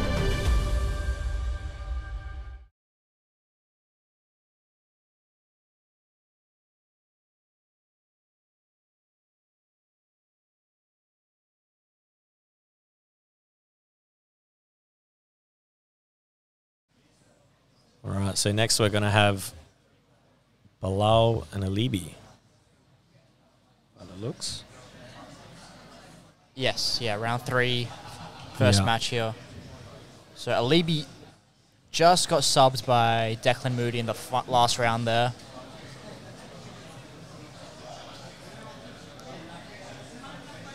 Bilal looking to get his first sub perhaps, or Alibi first sub as well for him. I actually missed that sub on Alibi before. What was that? So Alibi actually almost took him down there, but then Declan reversed it and took his back off it, choked him out pretty quick, probably under 3 minutes or so. Yeah. Declan's so good at those back attacks. Yeah. We were just saying, like, Declan's going to come up against Bilal at some stage. In a couple of matches time. Last round. It's going to be very interesting. Bilal's had Kit and Bob Frias. Very heavy hips, very hard to get underneath into the legs. But we were just saying that Declan might be more willing to engage in some of the legs to potentially take the back. But here we have Bilal and Alibi. We'll just hand it over to Zach, everyone's favourite MC. For our next match, fighting out of the blue corner, Bilal Etibari.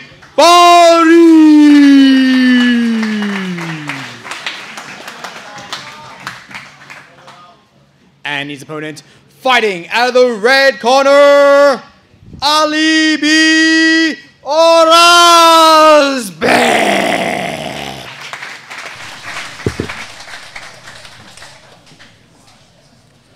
Right, another quick guard pull from Bilal, no doubt. Yeah, let's see. Alibi, he would have seen his matches by now. He knows his style, so let's see how he approaches this one. Looks like he's going to take the same approach as Bob and Kit. Yeah, not shying away from engaging there. Had a look at getting it outside the legs there. Oh, he's got a deep K-guard entry there. Deep entry now. Bilal finally gets that entry he's been looking for. Very strong footlock coming up too. Let's see if Alibi can put weight on that leg. Looks like he's getting extended. Controlling the hands here well. Bilal's getting good grip on that ankle. What would you be looking to do if you were in Alibi's position here? Just trying to put weight on that foot, stopping that ankle from getting separated. But the problem is if he tries to come up and put weight on it, Bilal's got that butterfly ashy kind of hook. It's going to be very hard to extend. There we go. Well, quick finish for him. He'll be happy with that. Less than a minute in, basically. So now he's even up with Declan.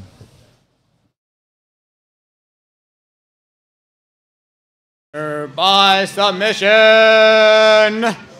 Bilal Etibari!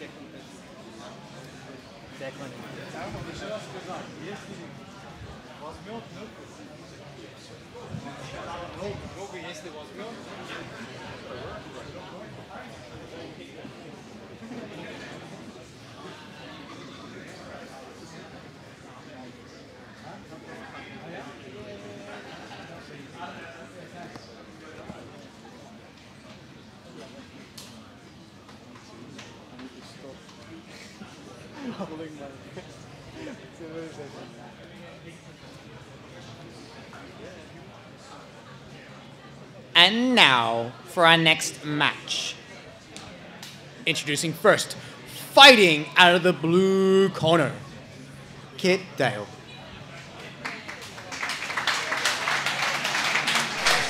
And his opponent, fighting out of the red corner, Declan Moody!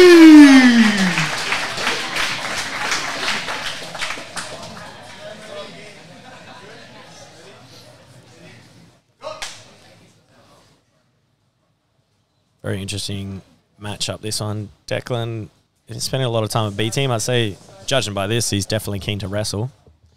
Yeah, Maybe he's going to try and wear Kid out a little bit.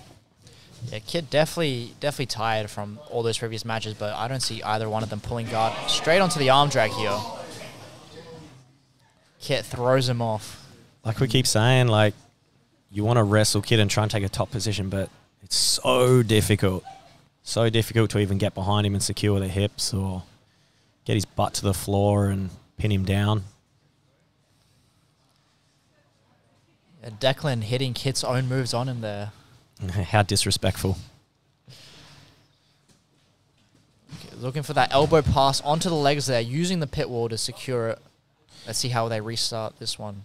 Declan's another guy where they have that pit wall at B team, so he's probably been training with a lot, using it a lot. You can tell he's definitely more comfortable. He's trying to use it. Yeah, let's see what his strategy is to put Kit down here. Scoop that leg out, isn't he? Yeah. Very good strategy. Very good strategy by Declan. See Kit just attaching to that right arm of Declan. Yeah, he's got like a far side arm drag grip, but looks like it's going to be quite difficult to move Declan against the wall here. Yeah, that wall's going to help Declan a lot.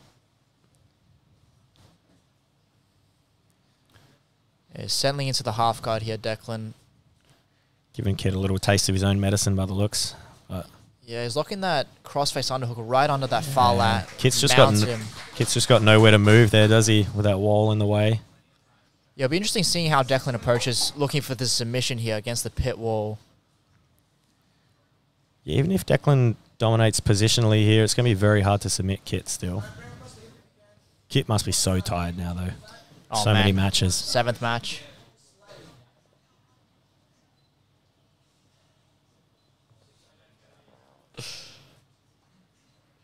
Let's see what Declan's trying to work now. Just trying to work underhooks. Yeah, it looks like he's trying to get under that right arm of Kit's there. I'm trying to work that up. He needs to get his shoulder inside there, right? If he wants to start getting it above the head. He wants to get that shoulder just below the line of the forearm. Make Kit's elbow point to the roof. He's trying to do that now. Just needs to readjust back a little bit to get the shoulder underneath. But he's doing well so far. He's controlling very nicely.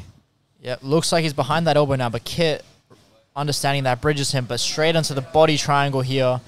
Kit was searching for that hook to try and strip it and stand up. But yeah, like you said, Declan locked that body triangle so quick. Now he's hunting under the chin. Kit trying to spin out of here, but this is Declan's bread and butter, right? Yeah, he's very, very good on the back. He's using that wall well. So is Kit. Some unorthodox jiu-jitsu here. What else can you expect from the task-based games manager? He's problem-solving his way out of this one. As he goes. Lucky he hasn't been drilling. Oh, Declan just going straight over the face. Tough one. Oh, he's under the chin now. Yeah, he's got his hand in there, but it looks quite tight. Kit, it's so tight, but Kit looks so comfortable for a second there. Like he was enjoying it. He's playing the dead possum. Gets the tap. It's the second submission for Declan Moody here, solidifying himself in the lead. Yeah, Declan's on fire at the moment, isn't he? Here is your winner by submission, Declan Moody!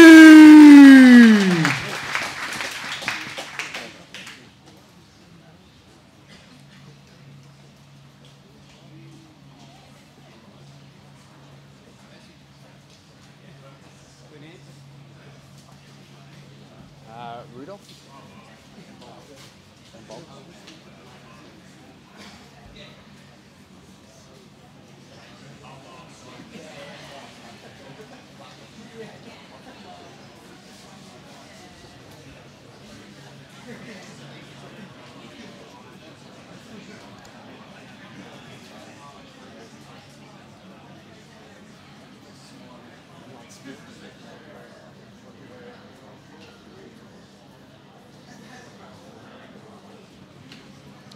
And now for our second match. Fighting out of the blue corner, Kaya Rudolph!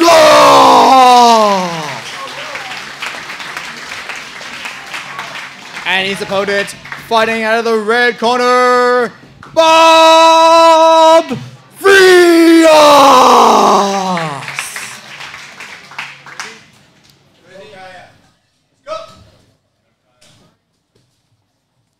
Kaya and Bob here, two guys who have fought each other multiple times now. Bob getting the better of him both times in the 2022 and 2023 trials. Very nice by Kaya. Definitely didn't want to play bottom for long, did he? Yeah, we haven't seen Bob on his back too much in this event. And I don't know if I've really seen Bob on his back in any of his matches, to be honest. yeah, I think Alibi had him there for a little bit. Not an easy man to pin down. Let's see what Kaya can do from the closed guard here. Close guard hasn't generally gone well for anyone when they're stuck against the wall. Bobby just trying to make space by the looks. Yeah, I've seen Kaya practicing from here against the wall on top, so it really allows you to lean your weight. But Bob does a good job reversing there on the legs. Yeah, Kaya looking for his leg entry. Again, the wall kind of stuffed that leg entry for him, but he's got he's got the reverse close guard here. Let's see if he can bring his head in between the legs here. Kaya actually made a really good decision there. It looked like he was going to enter on the far leg, and then he switched to the reverse close guard. Yeah, he is in an awkward position here. Does have that ankle lock grip, but he really wants to start bringing Bob forward if he can get under those legs. Lucky Kaya's so flexible. He's not a great looking position, but he is fairly comfortable here, I'd say. Yeah, how would your back be holding up there, Tom? It would have broken. There we go. He's getting the head in between the legs, exactly. Let's see. Maybe he'll go for one of those toe holds, A block, right? Bob's got his own reverse close guard. This is why people ask so many questions about jiu-jitsu. It's the manliest sport. Kaya might not agree with that right now. Oh, he's pinned against the wall as well. This is why my wife struggles to understand why I train jiu-jitsu so much. Kaya finding the humor in the situation as well.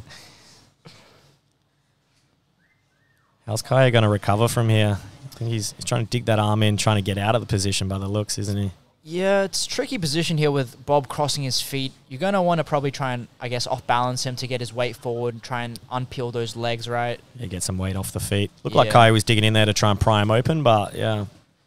Yeah, Bob just sitting his weight back here, making it super difficult for Kaya to do much.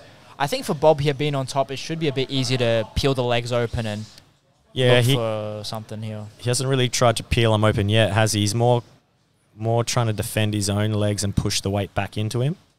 Yeah, we do see him reaching back now, and looks like the judges are giving the first warning here for Bob on top. Difficult position to move, though, without giving something up. Yeah, it's a weird one because you don't want to be the person to unlock your legs and give the other person an opportunity to attack, all right? But you also can't just stall here and... You got to make something happen at some stage.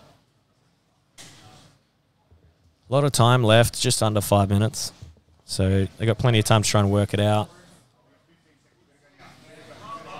Yeah, I think with the judges giving Bob that first warning already, he's going to really have to try and do something here if he wants to not be put on the clock and potentially start losing points here. Yeah, they're kind of pressuring him to move first, but if he does move first, he's probably going to sacrifice a bit of a leg entry at the least.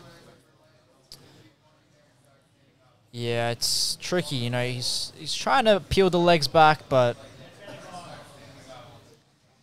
he's not getting anywhere here. Kaya also jammed up against the wall there. Pretty tricky to try and... Yeah, Kaya doesn't have many good options, does he? He's very creative and very flexible, though, so he's probably the best man for the job. Yeah, let's see if... So through, neither of them want to give up what they have, do they? Yeah, as I was saying, you don't want to be the person to unlock the legs, but Kaya did have a look at his sweep, but Bob was able to use the wall there to keep himself on top. Kaya scooping under the leg here. Maybe it's going to give him an opportunity to open the legs here and start getting an attack going. For sure. It's a funny thing with jiu-jitsu, hey, if there was no pit wall, Kaya would definitely have the advantage, but with the pit wall now, Bob kind of has the advantage, doesn't he? Yeah. Testing Kaya's flexibility. Yeah, let's see how the judges view that. Is that stolen? What? I know. Like we say, though, it's like, oh, now he's opened his legs. Okay. Standing up is an option here for Bob, but it is a bit risky at the same time. Yeah, it's so rough to call him for stalling when any kind of movement to stand up or split the legs is going to put him at a disadvantage straight away. He's really going to have to explode to try and... He's chosen to stand up, but feels the threat of the toe hold here, I think. And Kaya's got the Kaya's grip. Looking for that A block. Looks... Got a good grip on it.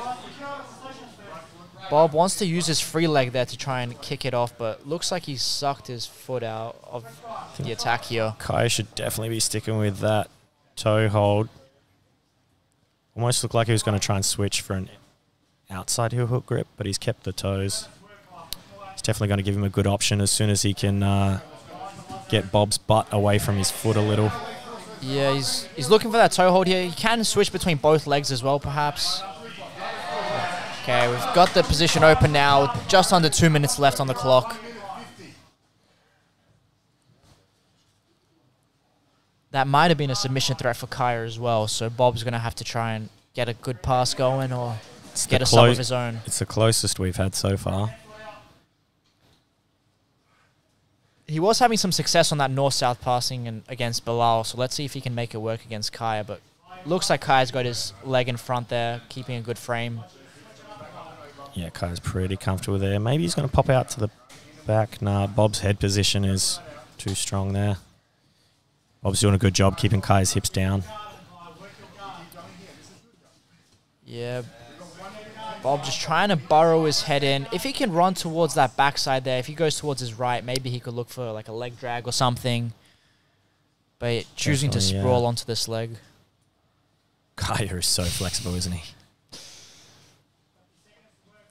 But Bob doing a good job keeping his legs back there, making it very difficult for Kaya to attach to the legs, pull Bob forward, right? Yeah. Bob's really putting the pressure on. He's got the pass almost, but Kaya puts his leg in front. How does he get that back in there? Kaya's toe is like in his mouth while he's trying to defend this north-south. Just denying that chest-to-chest, isn't he? Yeah, 30 seconds left to work for both people. Bob looking close to a pass here. He just needs to keep Kaya flat on his back if he wants to secure this pass. Doing a good job with that leg scoop. He's doing well. Kaya does it well to recover there. Kaya will not give up that retention though, will he? Bob just needs to get just behind that knee. He's in front of the shin at the moment, but that's almost a pass there. That's time. That is a brutal match on the joints.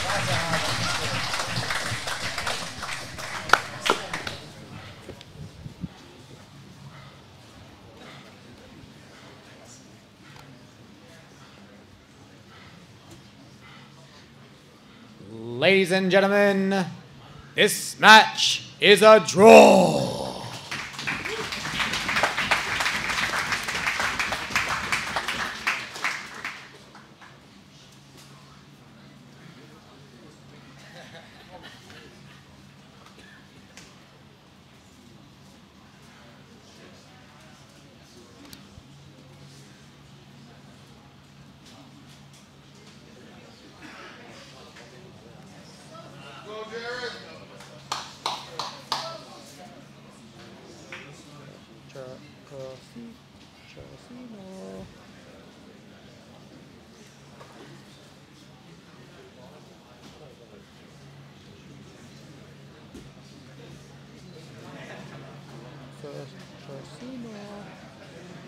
So, how do you pronounce his last name?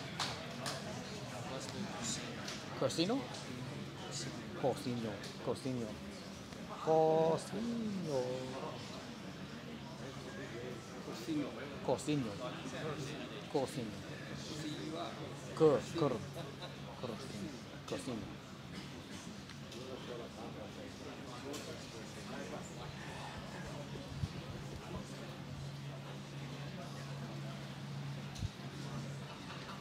And now for our next super fight. Fighting out of the blue corner, Jared!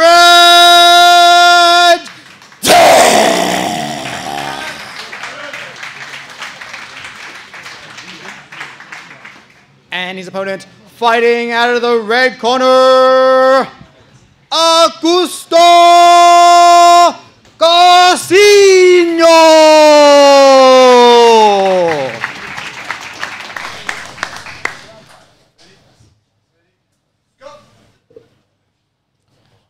Jared and Augusto. Let's see. Jared looking for that underhook throw by straight away. Aggressive collar tie into the corner here. Very good use of the pit for that. Oh, Augusto trying to reach outside the pit, but that's not allowed in this rules here. Very good strategy by Jared. A quick takedown straight into the corner of the pit here. So he would have had that sweep normally. Oh, he's done well with it. Changed the angle on the outside heel hook attempt. Oh, this counter leg lock, but Augusto's freed his knee line there. Now they're in the 50-50 here. Jared made the best of a bad situation there. Augusto on the toe hold, but... Not sure if that's going to work here, but... Nah.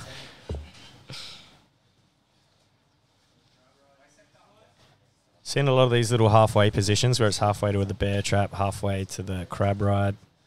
Yeah, he does need to be careful not giving his knee on the other leg here. Augusto keeping that leg trap. It's a little hard to see. None of the angles are really giving us much here. Kamal just generally in the way, as always. Best Turkish referee we have here. I don't know. I reckon Aaron's a little better. Jared back into the... He's an outside ashi here now. Throwing that foot to the hip. Maybe looking for some sort of backside attacks here, but... Let's see what he can do. Augusto heavy hips. He's freed the knee.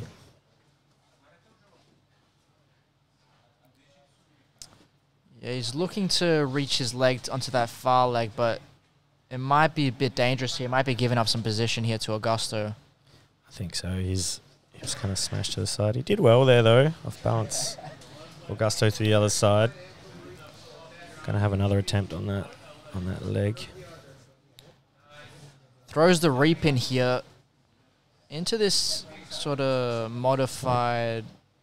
70-30 almost. Yeah. I'm not very good at equations, so.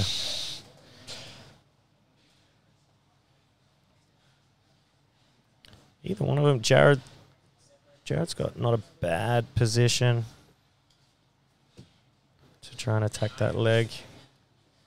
Yeah, let's see if he can spin towards the backside here, but he's trying to reclaim the knee line, push that foot back into his hip here, maybe get an ankle lock grip. Yeah, he's got the outside grip. Chooses for the heel hook. Can be a little difficult. Augusto doing a good job controlling the hands, slipping his knee line there. We can see it's out. Maybe he can look for the back heel. Definitely should. There we go.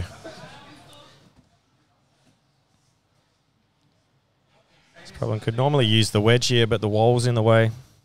Yeah, the pit makes a big difference with all these leg entanglements and back takes. It definitely changes the game, doesn't it?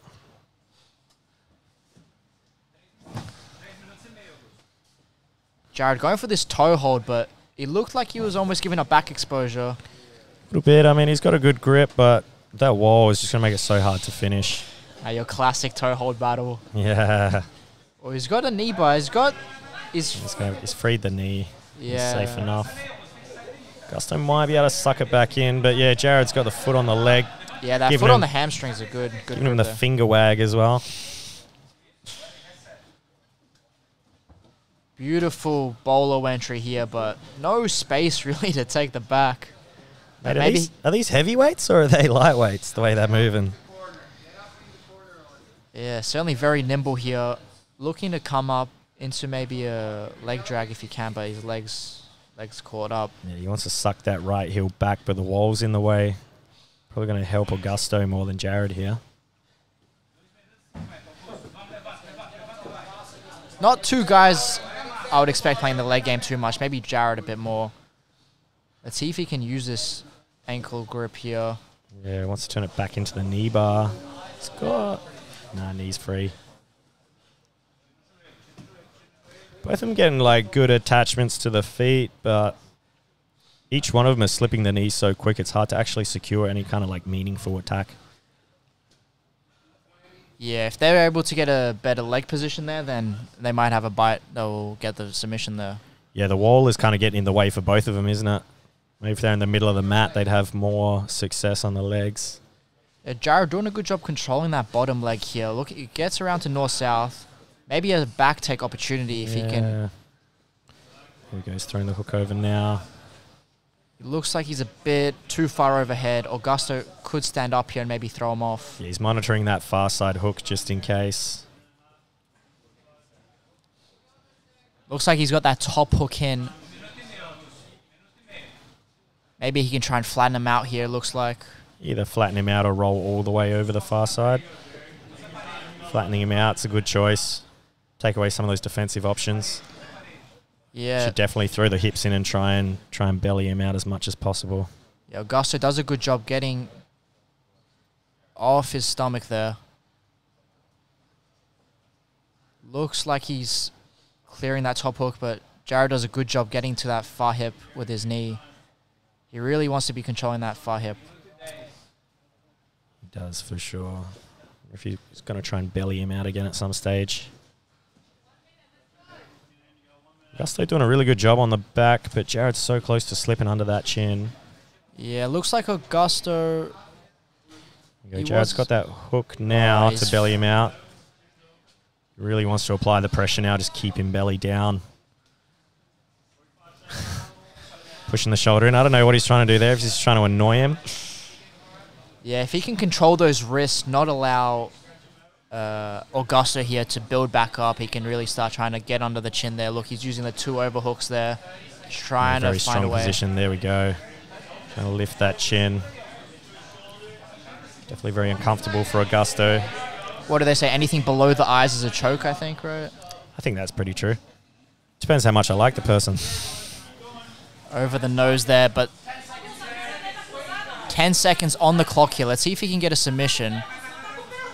Mate, this match has gone so quick. He's got it locked up, but it looks a bit loose. He'll tough it out. Good match. Very good match. Both attacking, both defending well.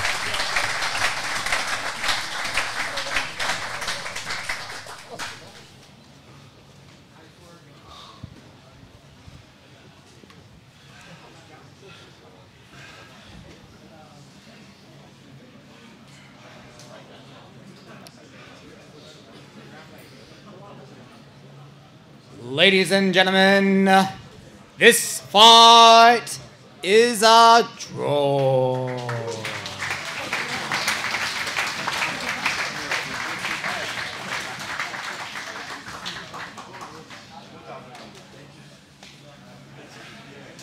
On the 9th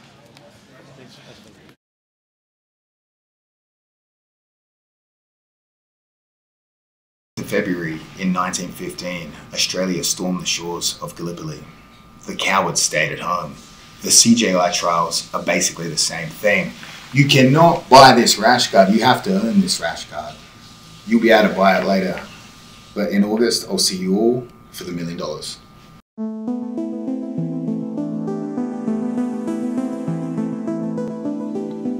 Submeta.io is one of the best, is the best online platform for learning jiu-jitsu.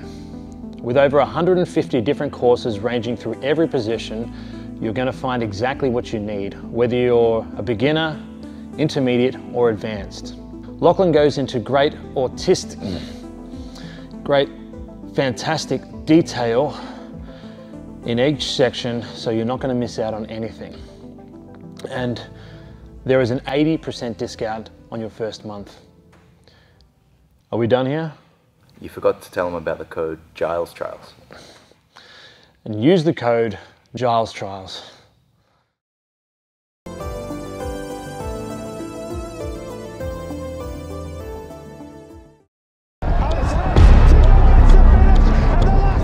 Man, jiu-jitsu has taught me so many things. I think a lot of sports have the ability to make a person, more humble, to teach them humility and respect. Fortunately, jiu-jitsu gives a lot of confidence, and with the confidence comes a big responsibility. Man, being humble for me means different things, in different places. I think at training, not gonna let my ego get in the way, not going as hard as I could, not trying to win every round, so we can both learn and we can both grow from that experience. That's definitely a big part of working on your ego and how we can get better. I get tapped out a lot here by my students, and it's part of the journey, so you got to make peace with it. I believe if you want to get better, more skills in jiu-jitsu, not get injured, it's part of the journey. The longevity journey, at least, that should definitely be like that, I believe.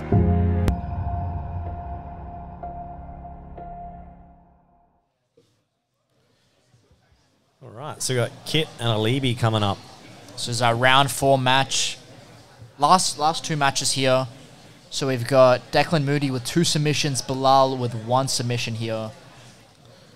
So let's see if one of these guys can get a submission and put themselves up there for that second spot at least. Yeah, they need one or...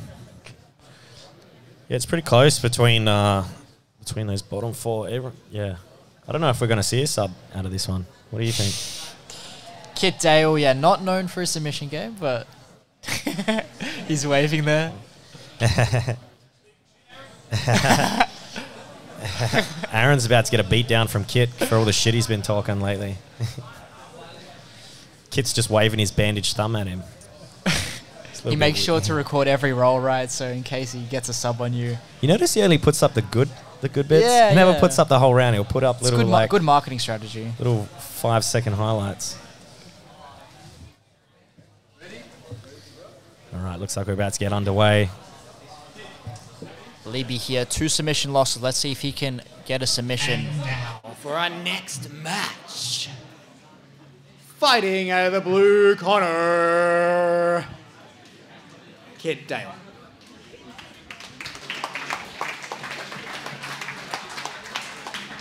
And his opponent fighting out of the red corner, Alibi Orazbek.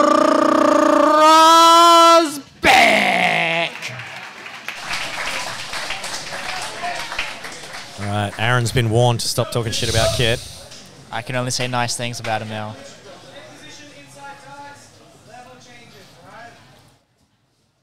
All right. So, Alibi, I have seen him use some really nice judo throws. Not sure if he's been training that for a while, but should be an interesting matchup here. Wrestling. It may even come down to who uses the wall again to try and get something going. Yeah, we saw Alibi using it quite well there in that bob match. Kit also not not afraid to use it. Uses it defensively very well as well. He does, yeah. Also very spatially aware, like he won't get backed up into it very easily. I mean, Declan managed to pull it off, but see what comes in. See what Alibi comes up with. Yeah, Alibi's on this 2-on-1, but Kit, beautiful. What was that, like a snap reversal or something? Yeah, Kit's done well defensively there just to reset the position. Yeah, he loves using that right hand thumb down grip there, looking for the arm drags, the underhooks. You love the underhooks, Tommy. Yeah, very strong grip. It's hard for them to circle out of it. By circling out of it, you actually give the underhook, which is what Kit's looking for. The only problem with that thumb down grip is you actually give an arm drag on that same side, but... Yeah, we saw Declan using that quite well. Yeah. And Kit's very switched onto that, so that just goes to show how well Declan did with it. Very nice arm drag by Kit. He's used that wall. Alibi just a couple of fingers on the edge of that wall to keep him up for a second. I didn't see it if you didn't see it. If the ref doesn't see it, it doesn't count. Yeah. Kit's going to have to peel those legs out, get his butt to the mat. Yeah, Kit's going to want to try and, yeah, exactly like you're saying, clear the feet here, get the hips pinned. Yeah, Levy's doing well, though, defensively. Pushing off the wall there, doing a good job to keep his base. Kit's a crack up. Asking for some extra volume from his corner. Double underhooks. He's going to be in a good position regardless, even if Alibi gets away from the wall. Just figuring out the best way to get his butt to the mat. Yeah, taking his time here with the rear body lock. Let's see if he's going to try and sweep the legs out. Alibi with the switch out. Oh, that was quite good from Alibi. Turns it around. Hit with his own switch out. Back to the feet. Great defensively from both of those guys.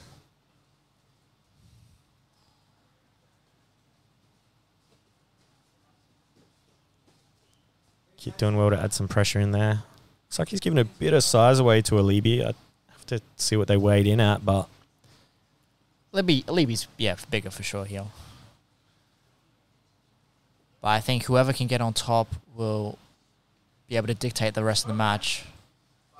Alibi going for this kneeling position, something like we see Nicky Rod doing. Yeah, very common.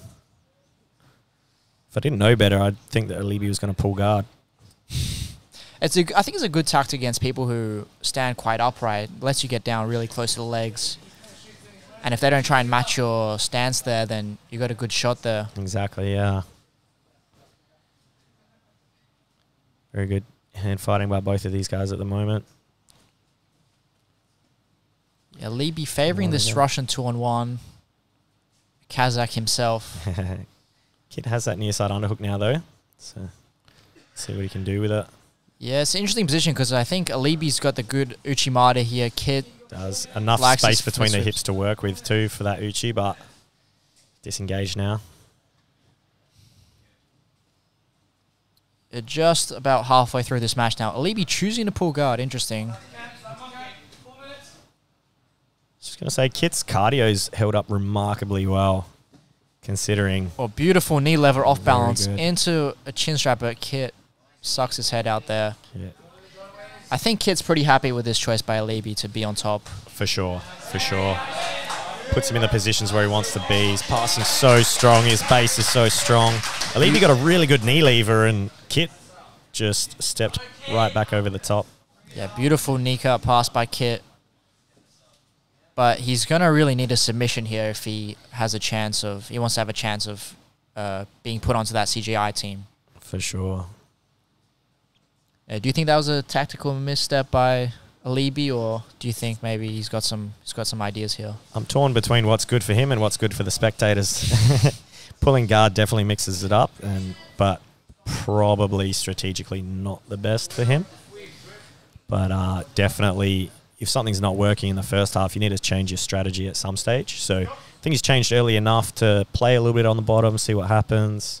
Didn't pan out so well, and now he's standing again, so maybe he'll wrestle again. Yeah, he's still got 3 minutes to work, so plenty of time to find a good submission opportunity. Beautiful Granby there, but Kit keeps control of the legs there. Alibi manages to stand up here. Hook back up nicely. Let's see if Alibi chooses to pull again, or he opts to keep the fight standing. Yeah, I'd say maybe he's going to try and stand. Kit essentially got 2 passes the last time, so I know unless Alibi can pull right underneath him, be under the hips by the time he hits the ground, it's probably his best bet, but other than that, looks like he's just going to settle to wrestle for now. Just over 2 minutes left. Both these guys really need a submission. Yeah, decision win's not going to be enough here if you want to secure your chances of getting into that team. Yeah, Declan's quite comfortably in front at the moment. I mean, he's 2 and Bilal has 1. Could potentially see a submission off Bilal in the next match. Yeah, Kit using this sort of far side arm drag grip, but Alibi able to reverse it. Let's see if he can get his hips behind Kit, but Kit does a good job sucking that arm out. Kit's positionally so strong when he's standing, when he's passing and when he's standing. Just then, it's like most people, Alibi would be towards the back, but Kit just keeps the right angle, keeps himself safe. Yeah, Alibi looking for the double there. Kit wise to it. There's a lot of smiles in the front row sitting down there. I think those dangerous place to be. I think they're nervous smiles. There's a reason those are the cheapest seats, you know.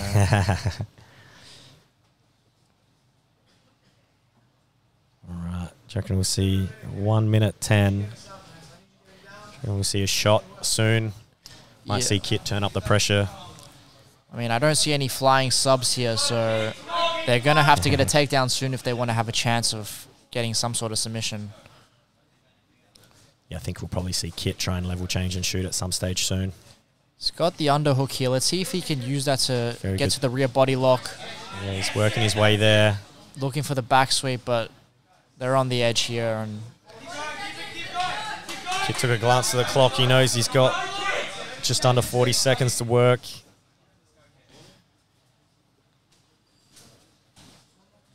Yeah, Alibi's going to have to get something going here if he wants to even up that pass that Kit had on him. I'd say it's a little late now, isn't it? Almost 15 seconds. Yeah. Oh. Kit used the wall well. On the wall. Man, I'm surprised no one's gone over the wall yet here. Kit on the double leg. Kit. Oh, he's almost given up the guillotine, but does a good job getting outside the leg. Position, strong finish. Wow. Strong finish by Kit. Very good. Took a big risk there at the end, but did take a big risk. He has a very good fireman's. Yeah. So he's pretty good in that position.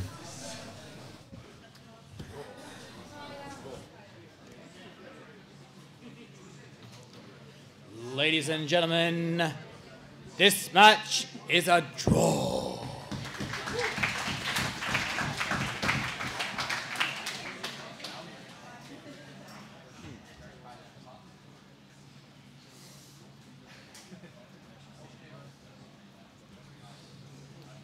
And now for us next match.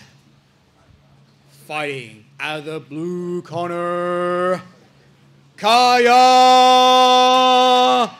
Rudolph.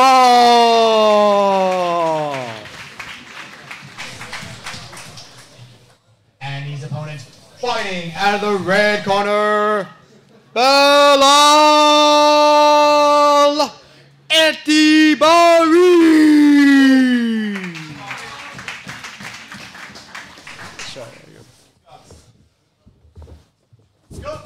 Lachlan Kaya.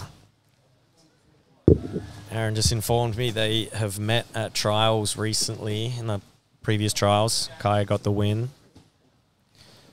Yeah, I am two back guys who've been too. training together. Yeah, so we've all been training together. Kaya does have a points victory at an ACC trials over Bilal. This rule set obviously does not take into consideration those ADCC type points, and I would say for the athleticism and the style, potentially suits a Bilal more if Kaya can weather the storm. But Bilal snatching up this triangle into this potential like armbar shoulder locks setting. Very nice entry by him. Attack that arm.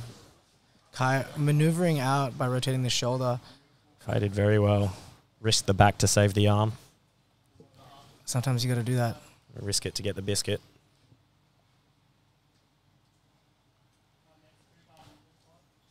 Kai looks like he's just going to burrow in here, isn't he? Try and go to double unders. I mean, like, if Bilal's already attacked the triangle, it's possible that he can get it again. And he's got super strong, like, hook grips. And if he manages to get the gable grip under the shoulder, potentially he can get that second, like, that single arm free, rather, for a triangle. He did have it briefly. He's let it go now. Kai gone. Kai's still digging for the double unders.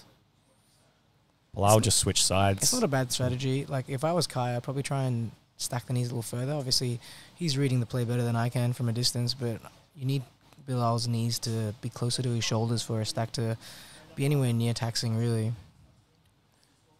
Yeah, Bilal's quite flexible. He's quite long, too. Yeah. Just a big dude. Yeah, he's a guy who's difficult to stack, and then even if you do stack him, a little more comfortable. He's done well to make some space. They're going to re-engage again. Yeah, absolutely. You know, it's like the unders is, I think, a great way to pass someone, but it doesn't necessarily lead you to a lot of submissions post-pass unless you can, like, take the back off it. Yeah, more likely to take the back rather than anything else. Well, if you do get the pass, you're quite low on the hips, you know, near the underhooks. It's pretty hard to advance from there. Yeah. Bilal with that exact same triangle sort of setup, but just killing that hand with just his hamstring strength. Yeah. Such a dilemma for Kaya. Like, putting those knees straight to the face looks so painful too. It's like a violent leg attack, a violent flurry of legs. Yeah, it's difficult for Kaya. It's like Bilal's attacking the arm, the triangle. If he pulls away too much, he's going to attack the leg. Definitely a difficult problem to solve, Bilal is. He's definitely difficult, but look, this is also a scenario where we've seen Kai on top, and I think he actually is very, very good on top. It's just a matter of him being so flexible and using his guard, but I guess he's strategized for this match to potentially not leave his legs dangling out, which is exactly why he's playing top position. I mean, Kai is quite flexible through the legs, so even once you get him to the leg entanglement, it's difficult, but he is susceptible to a straight foot lock. It's definitely not worth testing it in battle. Not against Bilal. Yeah. Bilal definitely doesn't mind getting a good bite on a footlock and just reefing it. Yeah, he's an absolutely brutal competitor in that sort of format. He's definitely got some tough competition today. He's had some great matches too, though. He's looked very good in all of his matches, including this one. Now, Kai is kind of smothering that space there, but Bilal is just so flexible, keeping his legs intact. So hard to engage. It's hard to get close for Kai, really. Yeah, and Bilal always has that shin across the face as well in these inverted positions. Yeah. It's quite hard to burrow in and get chest to chest, or even like a head into the chest and hips. I think unless like you got hip connection on someone like Bilal, it's like effectively only a leg drag is going to get you to where you need to be, and like you have to rely on them getting tired too, so you can camp in that setting. Yeah. Does Kaya get tired? I've never really seen either of these two tired, to be honest. Nah. Well, still looking for that gable grip under the shoulder to defend the double unders. Kaya's obviously got a plan to use the unders to... Good idea for him, I think. I think so. I think it's a good strategy. So. He hasn't been able to stack too well so far, but he's managed to keep himself safe from the flurry of attacks that Bilal's kind of throwing his way. Yeah, he's definitely very good defensively really from there. Oh, and Kaya starts to get two hands on a hip. Exactly. Bilal's going to run Bilal's going to soon. start to extend that right leg. There's going to be a strong kick. Yeah, he's got that foot on the trap. It's loaded and ready to go. Doesn't want to extend away too much, though, because then Kaya's going to get around that knee on the near side. Yeah, Kaya needs to really get his head on the other side of that leg to do much of that pass. Oh, Bilal looks so strong with that grip. It's a lot of, like, tension recruited as he starts to pull on that shoulder. Yeah, he's trying to keep that shoulder in close, make that right leg heavy, try and strip that arm out. Good offense and defense from both these guys. Yeah, I mean, like, honestly, the six man so far, I've been impressed with pretty much every single match. Even though there hasn't been a lot of finishes, each match has been so technical. Well, it's like I typically say in like a world setting, right? It's like everyone deserves to win, but only one person can, you know? Yeah. Everyone's put in the work, really.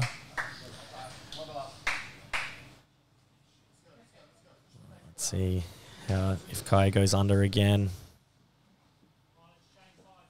Bilal's almost like the John Jones with his guard, with those toes. Yeah. He's buried that left foot. It's going to be hard for Kaya to get under that leg again. Make a great meme, that shot, to be honest.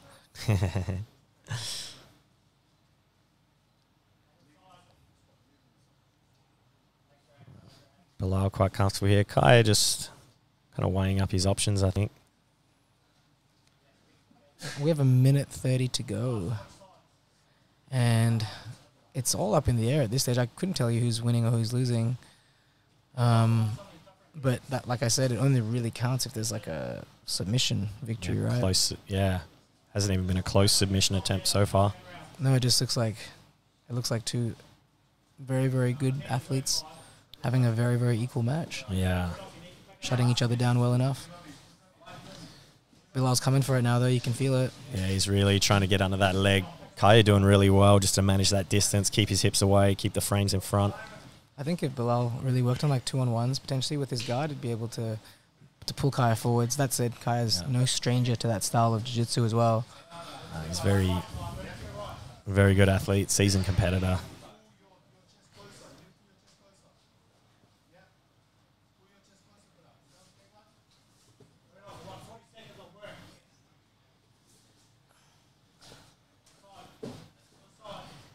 Kaya, 30 seconds left. 30 seconds left, and like the movement of these two young men, sensational, huh? Like Kaya on top moves so well. He hasn't played guard to like this match, but moves so well, and Bilal moves excellently off his back. Yeah, such good guard retention for a big guy. Yeah, it's not often you see someone that's 100 kilos that can move like that. Yeah, thank God. One's enough. One's enough. You're right. He's coming for it now. Just trying to get that attachment. Not enough time. Kai is so quick at pummeling for that double unders. There's the time. Run out of time. Alrighty, we will pass it on to Zachary.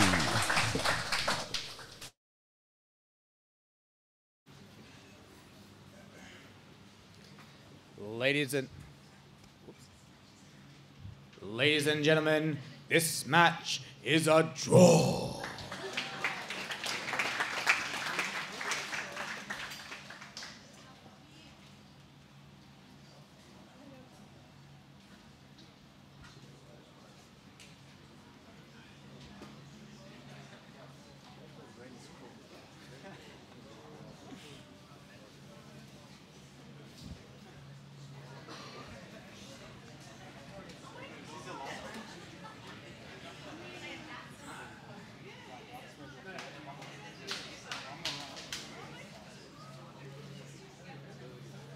And now for our next match. Fighting out of the blue corner, Bob Frias!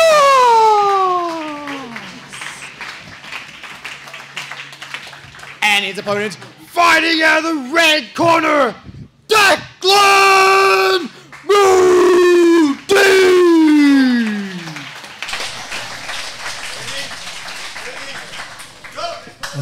Zach Amon needs to be protected at all costs. Or do we need to be protected from Zach? So Declan currently with 2 sub wins in this division, looking phenomenal, looking very, very sharp, looking very composed, and all business. Strictly business. All business. I believe these two have had a match before. I think Declan maybe won on points. I'd be very surprised if they hadn't had a match. I'd say, yeah, they definitely have met at trials before. I could be wrong, but I feel like they have had a match. Yeah, I'd be very surprised if they hadn't. Yeah. But this time around, Declan looking like the bigger of the two, which was probably not the case last time they had a match. Probably not. Declan playing the right strategy there. I think he's going to wrestle, try and get towards the back. Maybe a similar strategy that he was playing against Kit. I think it's a solid strategy. Like he goes from biceps to necktie to underhook, but typically his high underhook seems to be good on Bob, but his waist grip seems to be incredible. Yeah, Bob, good use of the wall. Very Declan- good. It was either that or get pinned on the wall. Yeah, Declan was literally showing mercy to the crowd. Yeah, he's a gentleman. That would have been brutal if Bob went over the top of that. That guy's face was right there. maybe if we move. maybe if we gave Declan another white monster can, he would have sent him over the wall. There's never enough, mate. Never enough. Bob returning the favour. Good use by both of them. Yeah. This might take Declan back to his scootering days. Mate, he'd have the toughest calves and shins known to man. I was just going to say he's good at using a ramp. Yeah, I don't know, man. I don't scooter. You seem to, though. Only electric ones. What's that nickname we call you? The footwork is too much for me. I like to travel in comfort. More head fighting. Declan seems to get that underhook so well. He does. Did he learn that from you? Pummels it well. I did teach him that one. Okay. Just before we were warming up, I said you should use this underhook a little more. Switch And it up with there's the arm brother of drag. Craig Jones that walks in, Adam. He messaged me saying that he was doing shots earlier. Missed a couple of matches. To give him a shot to the head. I know. Silly, silly man. If I could reach. He's got a big target on it, though. Right. Declan's still working that underhook. It's crazy that we have 3 pit walls and this needs to be stopped at certain times. Yeah. They got 3 other options to use. If the pit ramp was taller, or the pit was literally underground, or like under the ground, it'd be epic in regards to that. They'd never really have to go out of bounds. Yeah, no resets. Kamal advising the fighters to not go towards the black line. Wonder if that's a strategic thing by one of the athletes. Which one do you think? Mate, I'm not throwing Name and shame. anyone under the bus. You Okay. coward. Bob. I do love him. Using though. that wall Look- well, isn't he? Declan good. But now Declan defensively using there. that line, mate. It's interchangeable.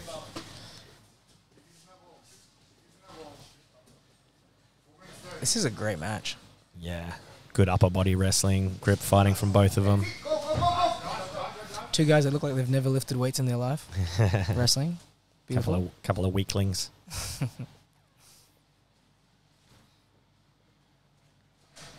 Declan, nice roll of the elbow to get that underhook. Great option when they go the mercy grip. Declan with the hip maneuvers to get wanted through. Wanted to turn it into a throw by or a knee tap, but Potentially even just Uchi if lost he it. does him.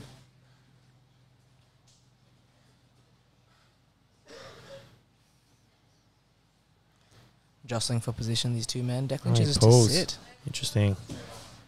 I've not seen Declan use his guard in a few years, but he does have a very good one. Such a strong guard game. He has a very good like reverse Del Hiva Kiss the Dragon style game, which he's implementing now. Very good. Working his way underneath the hips slowly. Makes that entry. Very nice. The knee looks like it's almost coming out. Yeah. But I think him getting Bob's butt to the mat is also a decent goal. But now in the 50-50, if he can spin through, the heel will be exposed. Looks like he's going for almost like a Panzer-style straight footlock, potentially. Or the toe hold, the yep. cutter, yeah. The bread cutter. It's a painful one, that one. Declan's got a couple of good options. Bob's fought some very good leg lockers in the past, though. He has. Rarely gets submitted to. Yeah, very good defensively. Declan's doing well, though. He's trying to use every option available. So he's going to try and turn into this inside heel hook in a sec. Bob potentially attacking. He's got the heel exposure. Oh, yeah, so he's got the and he finish. gets it. Inside heel Very hook by good job Declan Moody. Declan. It's very difficult to submit 3 Bobby. subs. Effectively secures his spot on the team.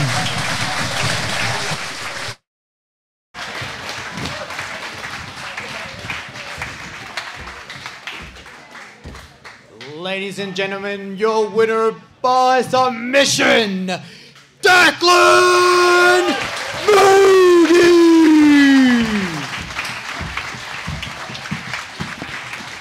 1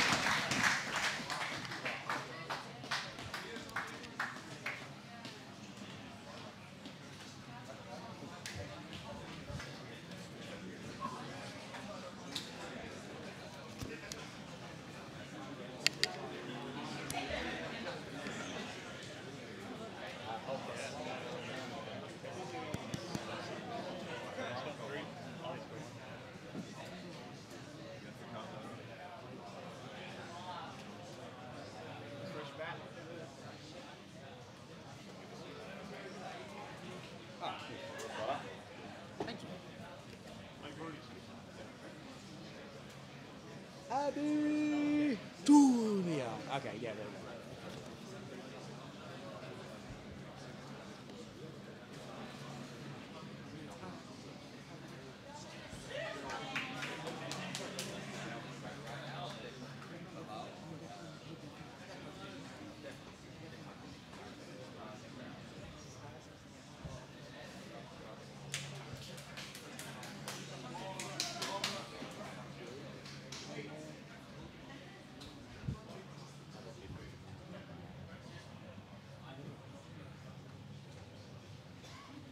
Okay, right. So there's still, can I just tell the crowd where we're at? Yeah, before we do the, before we do the. All right, guys, just to give you a rundown, because we've got one more round left of the 6-man tournament. So I think we have Declan Moody has 3 submissions so far, so he's pretty much secured his spot already. Yeah.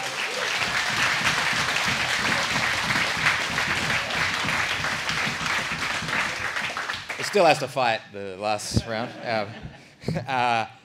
Bilal has 1 submission. And then, what else we got? Kaya is at 0. Also, if you get a few people have been submitted, Bob, Alibi, and Kit. But there is still room for this to be changing. So the last match we've got for the day will be Bilal and Declan. Keep in mind, if you get submitted, you go back down to 0. Someone else could get a submission and go up. So there's still room for this to be changed. Yeah.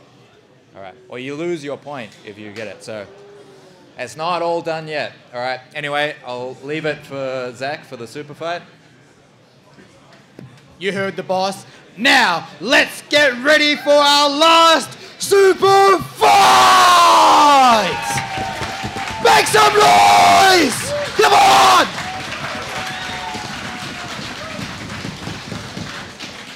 Introducing first, fighting out of the blue corner, Abby Julia!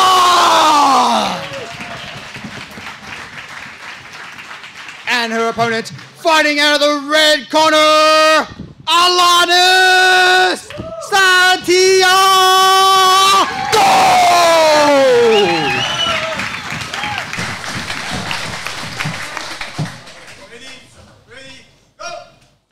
Alrighty, Alanis versus Abby Julian. Pulls guard Alanis, quickly, trying to get no underneath. stranger to the competition scene. Black belt in jiu-jitsu. Abby, I believe, a brown belt. I hope I'm not mistaken by that. Alanis immediately in the crab ride, but Abby turns in to come up. Very, very nice athleticism here from Abby. Alanis countering an underhook by inverting through that gap. Very, very quick-paced match off the get-go. Very, very technical exchange. Way to sweep to come up into an over-under setting. Alanis Over back just grips. pulled and went straight on the attack. They haven't stopped moving yet, bro. Yeah. Now we have a moment of where momentum stops, but I suspect it is not going to stop moving. Nah, both now very keen to Alanis get after it. with a close smash position, but now come in for an underhook. Potential That knee cut slice here. position. Looks like she got a pretty strong position, cross-face underhook. So her style is very, very similar to her partner, Levi Jones-Leary. She's learning from the best.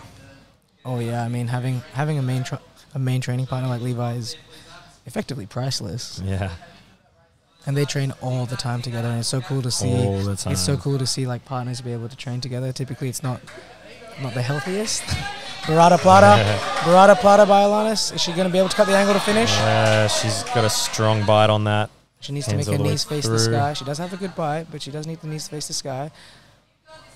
She needs to end up on top potentially, or roll all the way through to end up on the other side.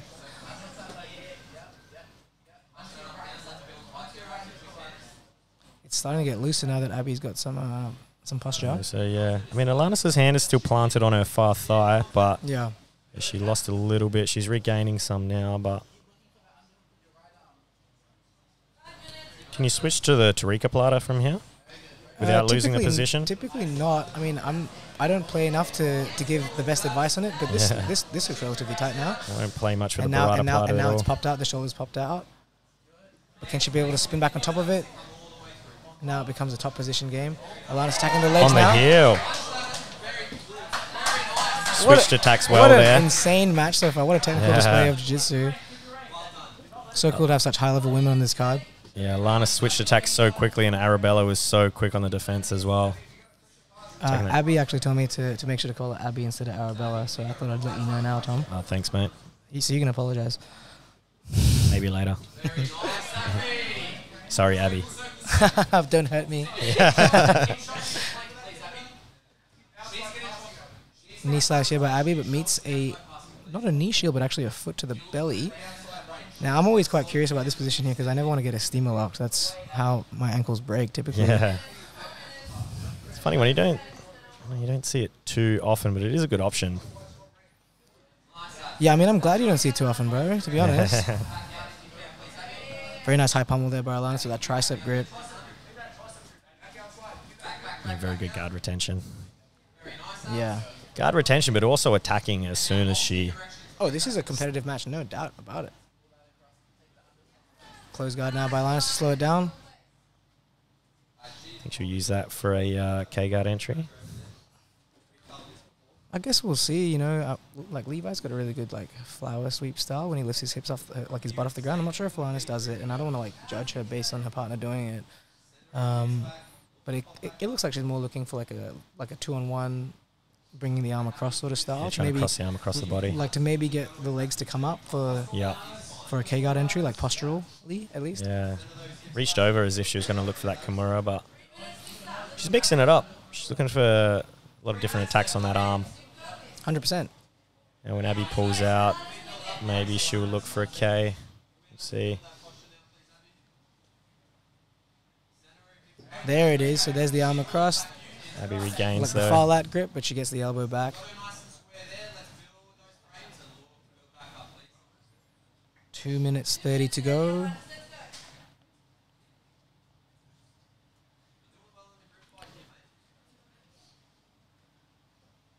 Good grip fighting. Abby's playing it well. Dangerous spot close guard, and Alanis is very active with it. She's got a lot to think about. She really is very active with the close guard. Typically against somebody that looks quite strong like Abby with the posture and the inside space, it can be quite frustrating and might force you to want to open your guard. And look, sometimes it's the best tactical thing you can do, but sometimes it's not, because that's sometimes exactly what the person on top wants. Yeah, Alana seems very happy just continuing to attack the arms, bring it across. Like a cutting armbar, Mia lock style. She would definitely prefer to bring the arm across the body by the looks, just the kind of grips she's taken and the way she's working. Oh yeah, you know, I think Alanis on the back is going to be a force to be reckoned with. Yeah, she could maybe turn this into a hip bump. Not anymore.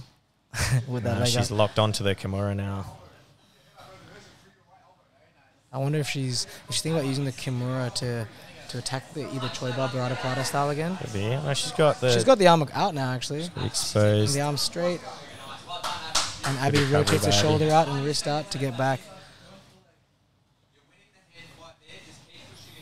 1:20 to go in our last super fight for the evening.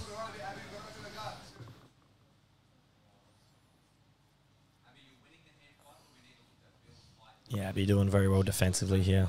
Oh yeah, she definitely is no stranger to this top close guard position. It looks like she's been here many a time. Knows exactly what the attacks are stemming from. Alanis very good, and she picked her time to stand up very well. As soon as Alanis' legs came open, she backed out straight away. And she's bringing the heat now with 45 seconds to go. Back in there.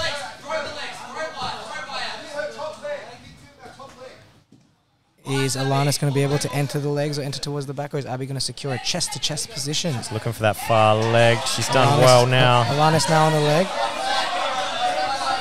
Coming up. She hasn't got a lot of time to work. Doesn't have a lot of time, though. She's got 20 seconds to go. She has the entry, but Abby keeps crossing her feet. That old chestnut, Tommy. 10 seconds to go now. Alanis in the saddle position for 11 honey hole, however you want to call it. Does she have exposure? The knee, the knees in. She's almost like she was looking for a lateral knee bar there. Yeah, just with her. Good choice considering there's not much time left. With her lats to squeeze. Yeah. And now we have Zach with the official decision.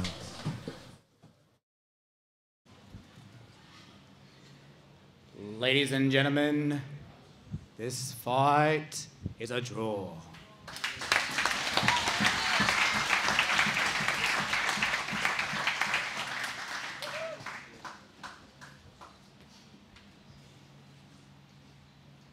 On the 19th of February in 1915, Australia stormed the shores of Gallipoli. The cowards stayed at home. The CJI trials are basically the same thing. You cannot buy this rash guard, you have to earn this rash guard. You'll be able to buy it later. But in August, I'll see you all for the $1 million.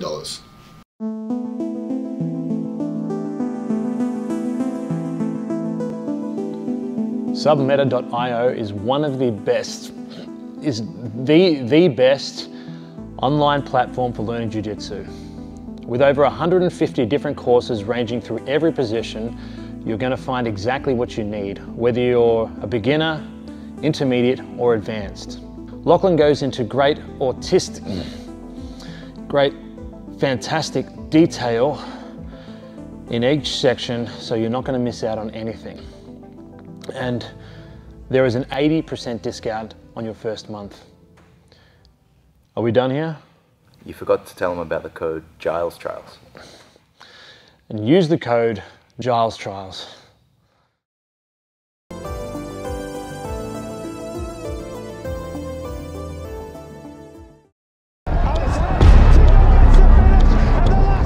Man, jiu-jitsu has taught me so many things. I think a lot of sports have the ability to make a person, more humble, to teach them humility and respect. Fortunately, jiu-jitsu gives you a lot of confidence, and with the confidence comes a big responsibility. Man, being humble for me means different things, in different places. I think at training, not gonna let my ego get in the way, not going as hard as I could, not trying to win every round, so we can both learn and we can both grow from that experience. That's definitely a big part of working on your ego and how we can get better. I get tapped out a lot here by my students, and it's part of the journey, so you gotta make peace with it. I believe if you wanna get better, more skills in jiu-jitsu, not get injured, it's part of the journey.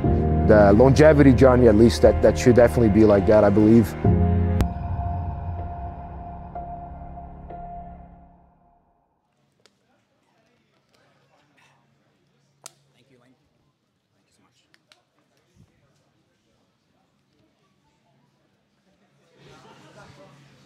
Here we are, the last round. Are you ready? Are you ready? Let's go! Let's freaking go! The last round! In the blue corner, Kaya Rudolph!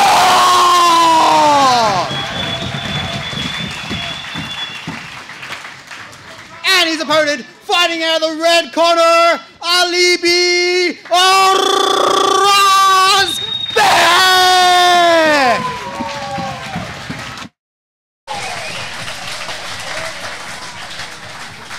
Zach's really getting into it now. A little too comfortable, I'd say.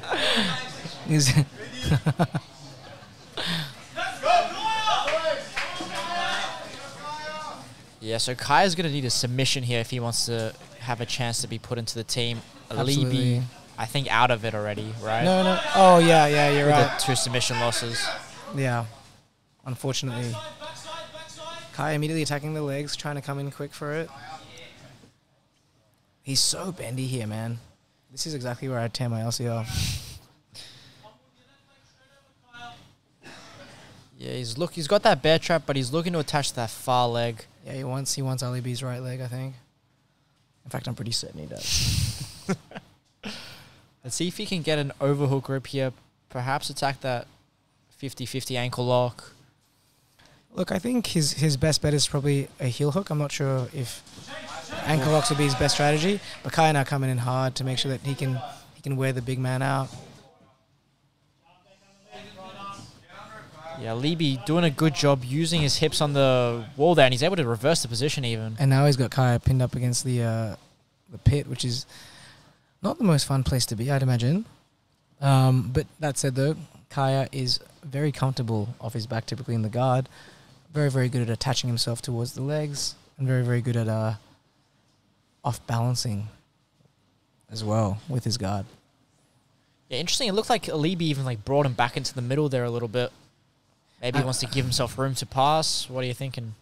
Look, it might just also be like you're just not used to the pit, and sometimes if there's that discomfort or uncomfortability for like performance sort of settings, you might necessarily want to change like variables that you're not comfortable with. But I'm sure he has his own ideas.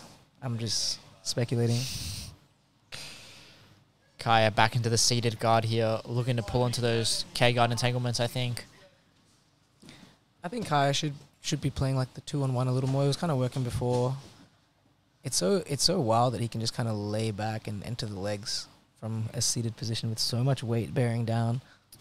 Yeah, Libby does have a deep underhook here on the left side here. And he is flaring the elbow, which is not ideal. But I think Kaya has his hand in the far armpit. No, it's by the throat from the camera angle. But now he catches an underhook of his own. Starting to come up with it. Libby falls on the front headlock. Possibly an anaconda here. Looks quite deep. It does look quite tight. It does look tight. It does look tight. Trying to step it. Looks like Kaya's got his back to the mat here. I think he should be all right. But that is a submission attempt for Alibi. Yeah, it wasn't pushing the head to the chin, but it was bending the head to the side, which means that it would have been a lot more neck cranky than choke. But Alibi looks like a strong enough guy to make most people tap to that. Yeah, you don't want a big guy like that squeezing on your head. Negative.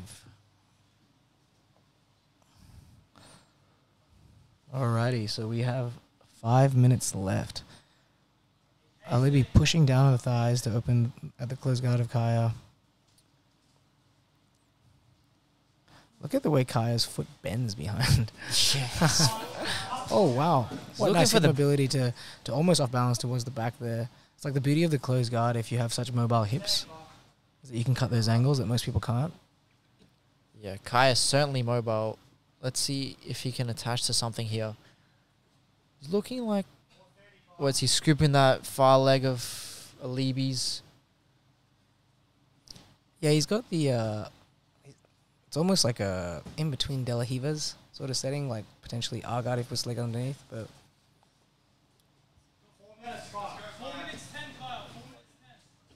Alibi now stalking that space. Kaya, no stranger to this sort of style of passing. Yeah, Alibi's certainly not making it easy for Kaya to get the submission here. No. So Kaya, maybe going to look for a reverse close guard here like we saw in that Bob match. Yeah, reverse close guard seems to favor him well. Unfortunately, it's a bit of a time runner, and you don't have a lot of time in these matches. Gets that ankle pick sweep. Straight into over-unders position. Let's see if he can extend that bottom. Like maybe switch one single under on that left side. I have a feeling Kaya might attack the legs during a explosive recovery. But that said, he's also very good at taking the back from here once he can force the turtle, if that is the case. Yes. Weave passing. Still 3 minutes towards to the hips, but he loses an underhook. Immediately, straight into butterfly sweeps. Looking for that saddle entry. Straight into a deep false sweep here, but... A deep false sweep into like an almost Kani Basami-like position. No flying scissors allowed, so try to he sat down for it. Alibi sprawling that left leg hard here. Kaya's grip looks like it's about to break, but he takes a reverse closed here. Ends up in a reverse closed guard. He's going to be able to get that toe hold that he was seeking against Bob. Let's see if he can stop him locking his feet here like Bob did. He's got 2 minutes 45. He's going to be able to attack from here. He's trying to put that toe hold on. He's got the A block.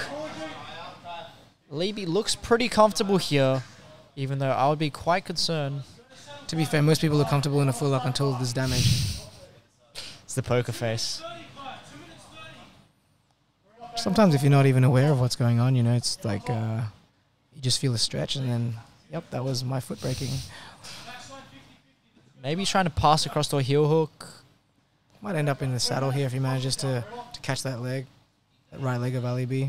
So now he's opened up the position. He's going to be able to stay attached to the hips and almost like a Xanadu-like style. Yeah, it's a weird position. Alibi doing a good job splitting the legs here, but... 2 minutes to go. Alibi holding up the ankle of Kaya, trying to fish for that hip. Kaya's so bendy, putting his foot in like the far bicep of Alibi.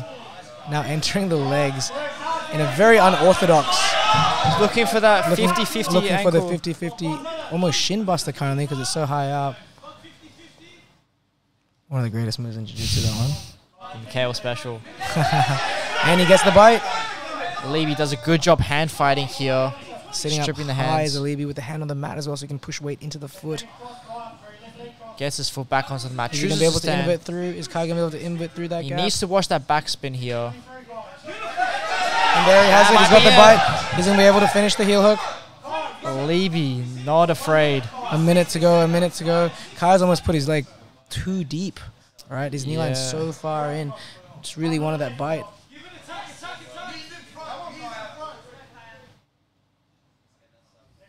Kaya hunting for this sub with the last minute, trying to get his place into this team. Everyone wants that spot. Really needs it. And he's got the bite. It looks like he's got the bite. The knee is in danger, but can he get the bridge? And he gets it. And he gets it. Holy shit. 40 seconds to go. Gets the finish there. Very, very, very nice heel hook victory by Kaya Rudolph.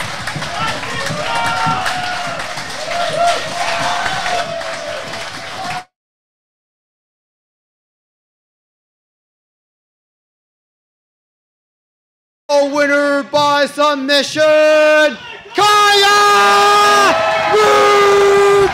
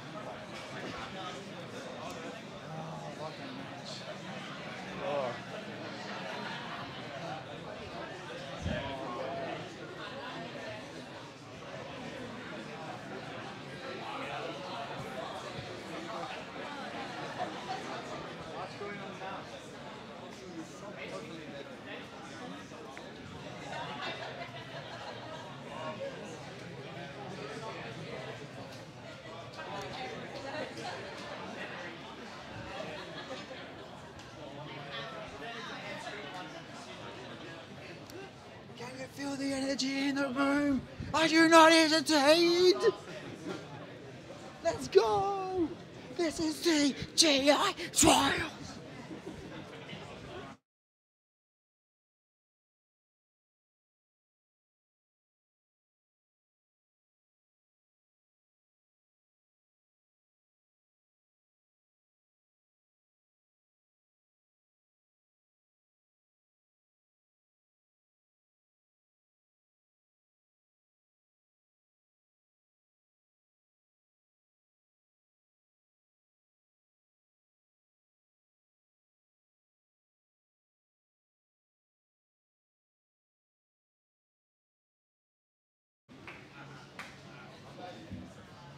Let's go, people! Our second last match!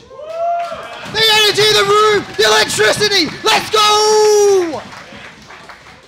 Fighting out of the blue corner, Bob Frias!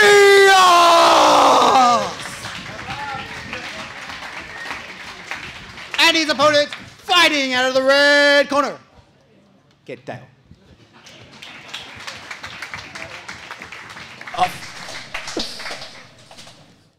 All right, so fifth and final round here in the round robin. Kit Dale on his 9th match of the day. Bob trying to get a submission win here. These guys have probably had a match before, right? Surely. Probably somewhere. Both been around for such a long time. You know Bob's only 35? Looks older. Yeah. I wasn't going to say it, but now you're on the hit list. Do you reckon we'll see a guard pull from either one? Very unlikely here. Kit has had his leg kicked a few times today. Yeah, I don't know what he's done to annoy these guys.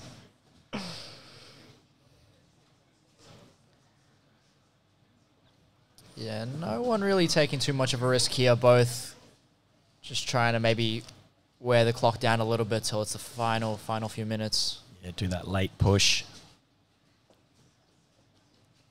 Kid's done so well considering how many matches he's had. Definitely a lot of long matches.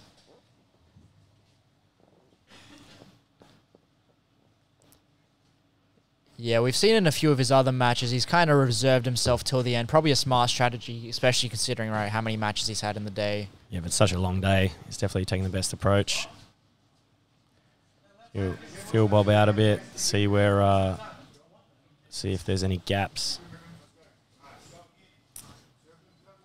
Both of them have had a submission loss right to Declan, so neither will be able to take a spot into the final top 2, but still, I'm sure neither wants to concede the loss here. Nah, no one likes losing, do they? Except for you. Just kind of keeping the distance, fighting for that inside space. Looks like they're both just trying to pick a good time, good shot. You like get a good shot at an underhook or something. Yeah, Bob pulling heavy on Kit's head here. It's going to slowly wear him down over the next few minutes, but no one seems to be taking a risk here. Hand fighting. Hard to get to Kit's legs. Definitely keeps like his hips, very upright posture, but hips away. Yeah, he kind of almost wants you to go onto the leg, but we have seen how it's turned against him. Oh, nice arm drag there. Yeah, if someone's able to pick the right time, yeah, that good timing, good shot, then they can scoop up the leg, but pretty difficult. Both guys tactically now finding the missing edge of the pit wall. Yeah, what a surprise. All this effort building a 3/4 pit wall just for them to not use it. Giles really should have forked out for the extra wall, shouldn't he? He's out of the budget. So nice snaps there by Bob. Let's see if he can maybe use that to take a shot. He's quite impressive considering how much of a long layoff Kit had from competition. To jump straight in with these guys who are competing all the time, training full time. He hasn't really skipped a beat since he's come back.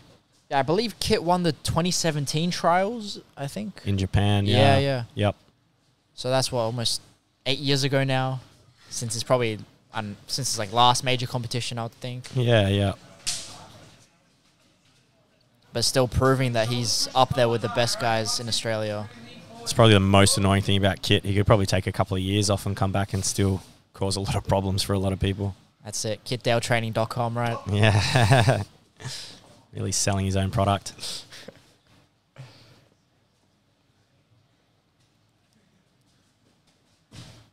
Bob really trying to force Kit into the wall here, but Kit circling away. Yeah, making good use of the space. He's got that thumb down grip. He might be able to use that for something. Halfway, Kit. Yeah, just past the halfway mark now. Let's see if someone can get onto the legs here, or maybe Kit's looking for that arm drag. Guess the underhook. He's punched that underhook well. It's unfortunate, just didn't have any space to work with once he got that underhook. Yeah, both guys seem pretty content on staying on that open edge here, just in case the position goes against them. Neither really wanting to commit to the pit wall where they might get stuck in a bad position.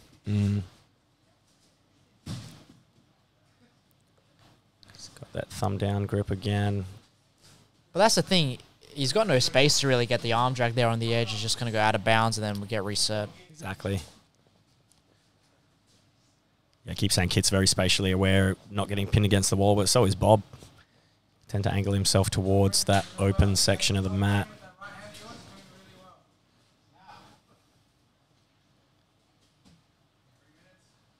A lot of pressure forward from Bob here. Throw by trip attempt, yeah. He's definitely trying to make things happen though, isn't he? Yeah, Bob's pushing forward here, probably more than Kit. Kit's, yeah, probably feeling the fatigue a little bit, but let's see if Bob can use one of these feints to set up a takedown. Yeah, see if he can open something up. One of the judges calling for some action from Kit. Only one at this stage out of the 3. Some good slaps there from Bob. Yeah. Kit unfazed. Takes it all in good stride. Seems like he's enjoying it. Yeah, he likes it. It's a slippery head there. Crowd getting involved too with the slaps and the claps. Let's see if Kit's going to use this right thumb down grip for an underhook or an arm drag. If you could free his left hand, it would be a good posture to take an arm drag with. Bob's leaning forward quite a lot, but he's just tied up that left hand, so Kit's got nothing to drag with. Yeah, he's got Bob driving into him. Oh, Bob off the edge here.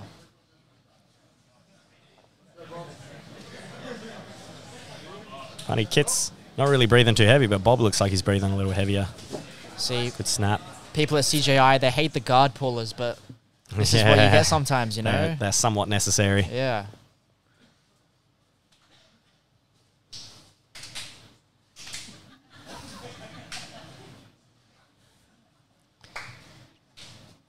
Everyone's keeping themselves entertained. It's been a long day today.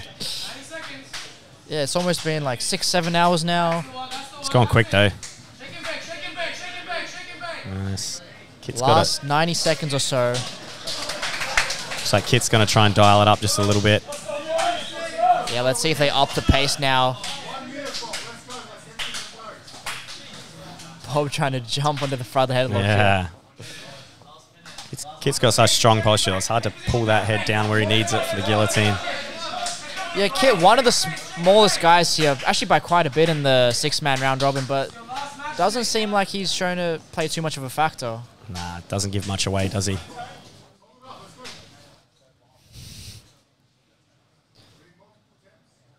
See, last 40 seconds here.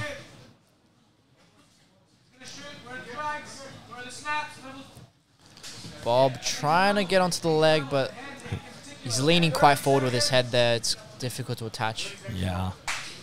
Oh, Kit makes a good duck into a guillotine. Let's see if he can fight the hands here. Quite tight. Kit, I think, is just going to run the clock down. He's got a slippery head, so let's see if he can pull that out. It's quite tight, though, isn't it?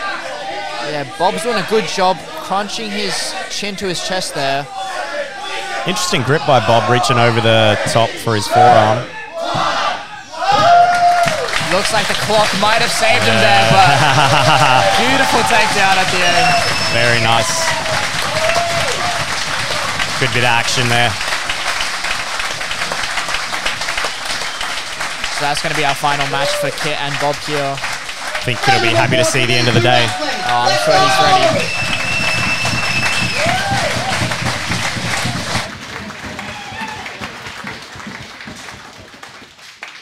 This match is a draw.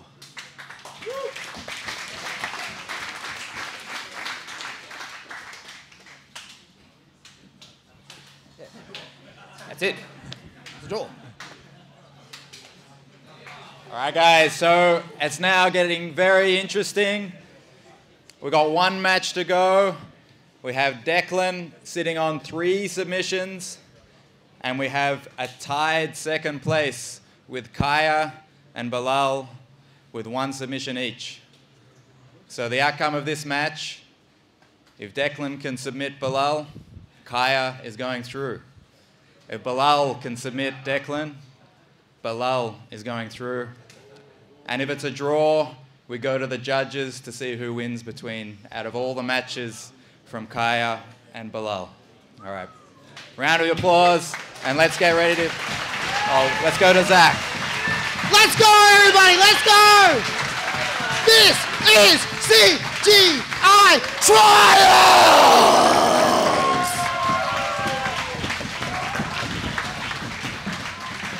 Introducing first, fighting out of the blue corner, Declan Moody!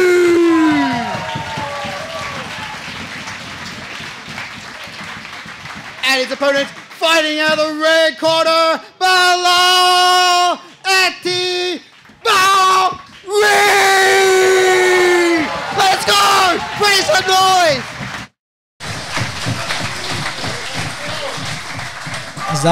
Zach going off script to dangerous to make it a He's just winging life at the moment, isn't he?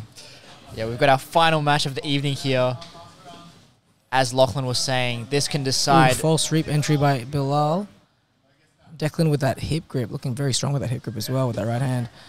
Bilal attacks the legs. Looks like Declan's got his knee free here. Bilal really coming after the legs here. Beautiful chains between both legs. Looking for that saddle on that change. far leg here. Declan wise to it. Got his elbow blocking the hip. Yeah, he's really good at using his arms to pass the north-south over like some kind of stack and entanglement, huh? Yeah, his north-south passing looking very strong here. Declan manages to get past the hips. Get past the hips of Bilal. His passing is insane. Declan is on fire today. Yeah, Declan making light work of Bilal's and Kai's guard here, just passing in under a minute. It just looks like he's got this extra gear. And like everyone's hounding him down and he weathers it, but manages to come over the top of it. Yeah, Declan showing he's on another level of these guys here. Declan looking sensational today, actually. But yeah, let's see if he can get a submission here. I mean, look, he does train one of the best like gyms in the world. He trains with really good people at B Team, and even when he's back home in Australia, he trains at M16, which is a great gym in Adelaide. He's got M16 written on the back of his not jersey but rash guard there. Very, very cool. Yeah, Bilal conserving his energy here. Still 6 minutes to work to recover guard and look for a submission. Definitely does not want to get submitted here because that will definitely put Kaya through for him. Yeah, he's got to make some interesting decisions. You know, it's like he doesn't necessarily know if he's ahead of Kaya if it does go to a draw. Yeah. And taking risks from here can also get you into a lot of trouble. So he's got some interesting decisions to make. Hopefully his corner can advise him on what's happening here. He's got Burak Salman in his corner. And Declan has Lachlan Conway in his corner. Declan's staying really heavy on the head and shoulders here, keeping the ribs over the face, making it difficult for Bilal to get off his back here. Effectively using his hip like a crossface. What do you think he's seeking here, Aaron? Not too sure. Looks like he's maybe trying to isolate an arm. He's known for his back attacks, right? So maybe he wants to force a turtle from Bilal as well. I have a feeling he's looking for Bilal to turn, and because he has control of the armpits, he'll be able to almost like teleport to the back. Yeah, Bilal not taking any unnecessary risk, but gives up the mount here. And Declan had a lot of success in the mount earlier in his matches, looking very heavy, harassing the hands typically, and also harassing the head. Yeah, he's staying super heavy with his hips here, not letting Bilal frame on his hips either. Look, I mean, look, Bilal's a big guy, and I'm sure he knows his mount escapes. Hopefully he can make something work to create some more action, because the start of the match was fire before with his chain of attacks. It's only since he got past has it been all Declan Moody. Not sure what's going on there. Probably sweat in his mouth.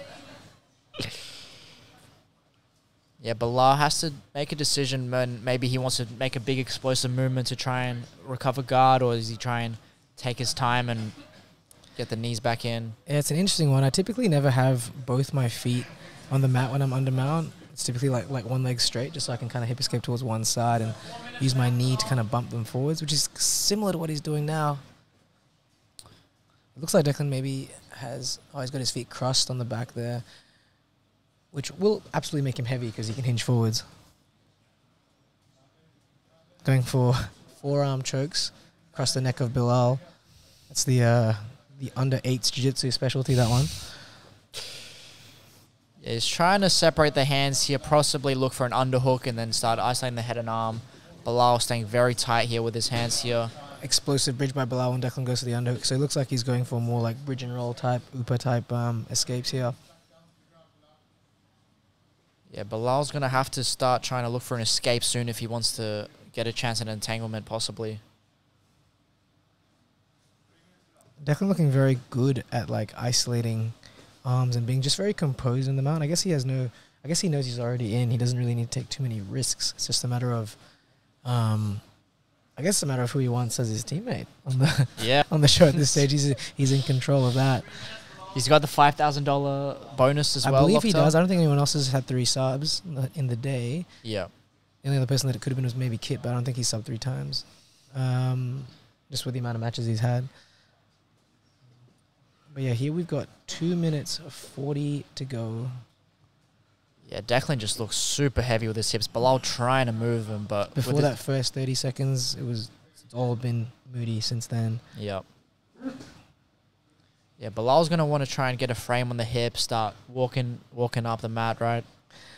Yeah, it just doesn't look like it's an easy thing, you know, and like Declan is in no rush either, you know, so it's kind of just like war of attrition at this stage. Like, how much does Bilal want to risk to try and get out to potentially sub Declan versus kind of ride this out and be a tie for subs with Kaya?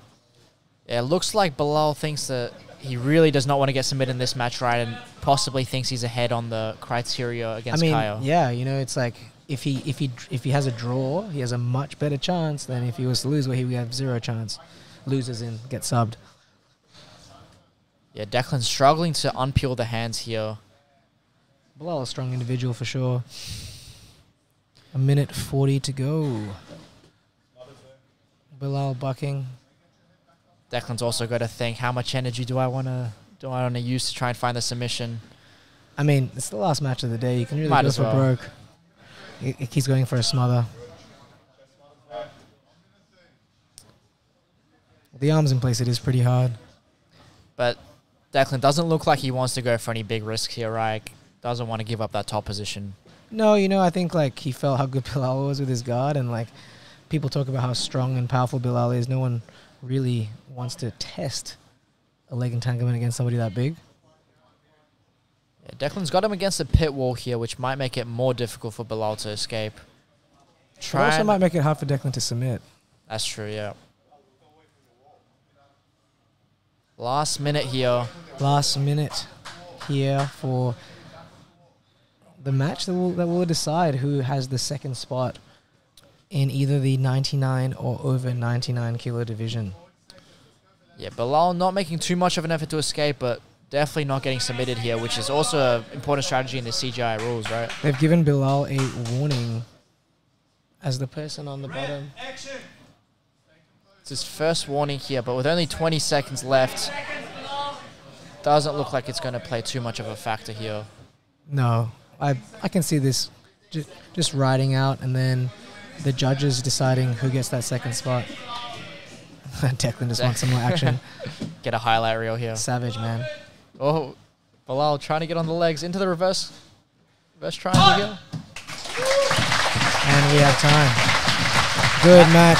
Some great fights today. What an incredible day. We'll give it to Zach.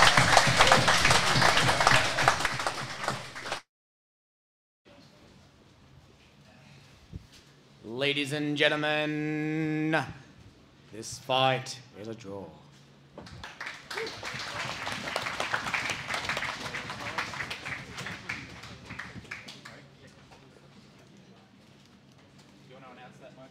Whilst I count, because I got to count this.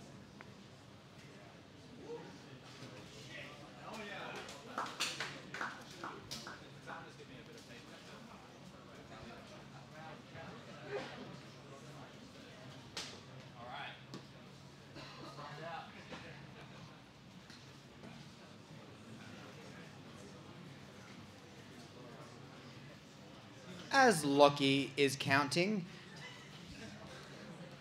sponsored by MA1, sponsored by Submeta, and sponsored by Absolute Mixed Martial Arts. Bobby, you got something to say? Thank you for coming, guys. Appreciate it. I'm sorry about Zach. We had to do a bit of a make-a-wish thing today, so appreciate it. Thank you very much.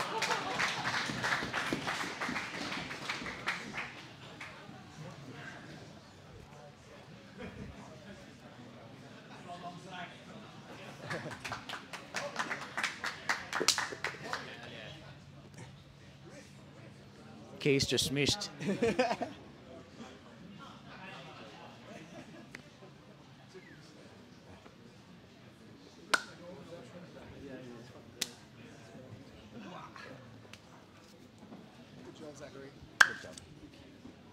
Wait, I was about to die from cancer. Yeah, they gave me this wish.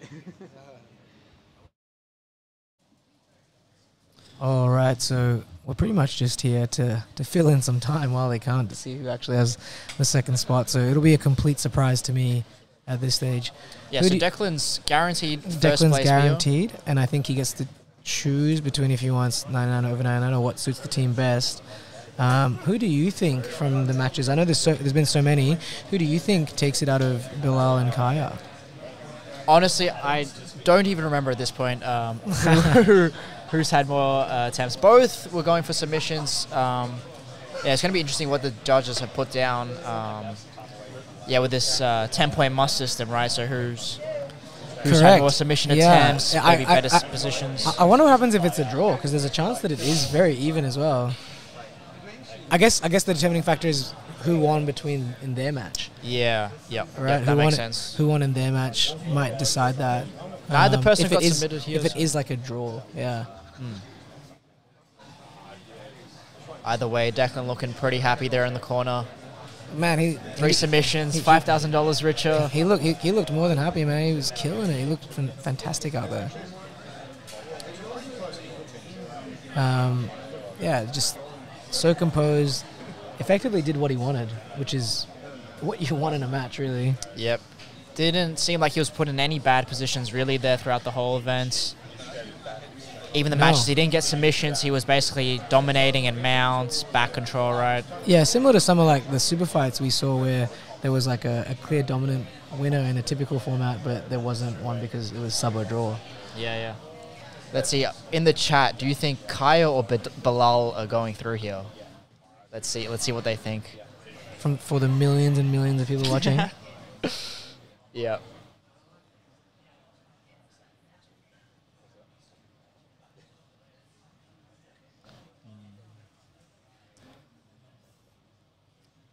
I wonder if there's going to be a hissy fit, you know? If someone gets real mad about the decision. I mean, yeah, you can see it going either way, really. I know, dude. There's no clear winner. It's really hard as well because they're both friends.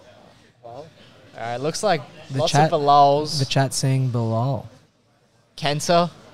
Man, unfortunate. Kenta, wow. Man, like... He was looking so good as well. He looked incredible, dude. He looked so good, and it's a shame that I actually have reports that he's actually gotten stitches in hospital and he will be discharged shortly. Yeah, his like tooth was in his lip, right? Split it open. So the tooth went through the bottom lip and came out the front, which is obviously not ideal. And I think it is a pretty executive decision to make to get stitches as soon as possible in that regards, especially if you're going to have...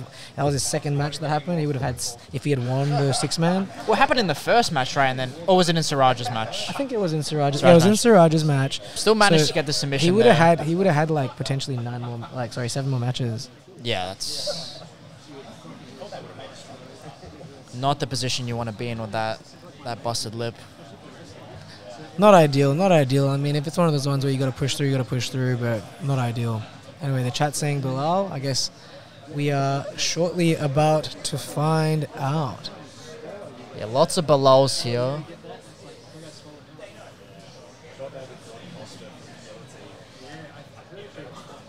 Josh Saunders not in the event today, unfortunately.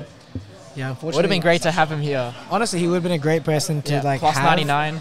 Just have on the team, you know, like an Australasian team. He'd be like a great guy to have as like a teammate. You know? Sure, yeah. Just a giant dude that's really good at jiu-jitsu. 4th place at ADCC Trials. Yeah. ADCC Worlds. Yeah, he made it to the Sunday. You know? Very good match against Penna there.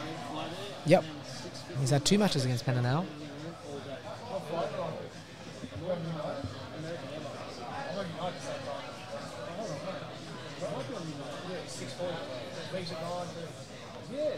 I must be struggling tallying the decisions here.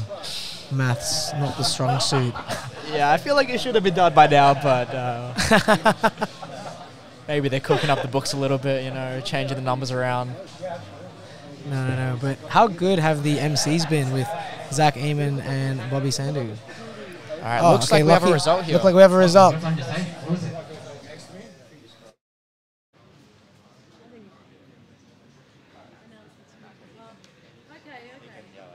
Who wants to announce it? Me?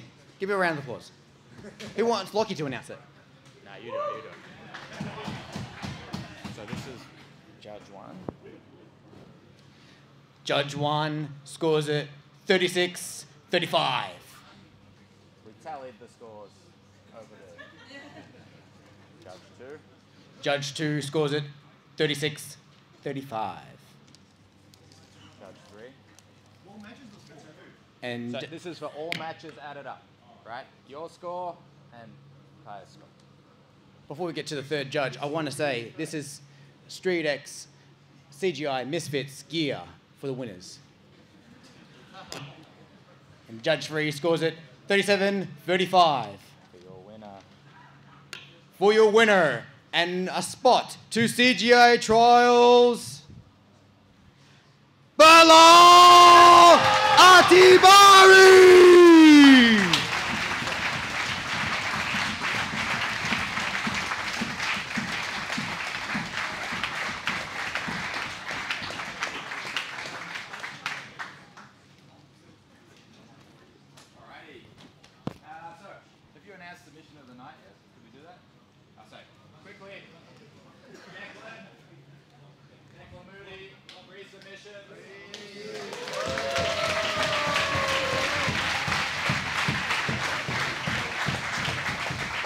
Submitters giving out $5,000 for most submissions of the event, so congrats Declan Moody.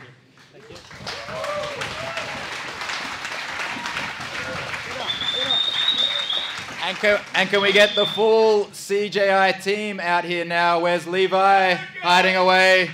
Can you pass me? Oh, there we go. Fabricio's come to say hello. Declan. All right, I don't know who's talking now. Bobby. Bobby, Mikhail, I don't know, someone. Should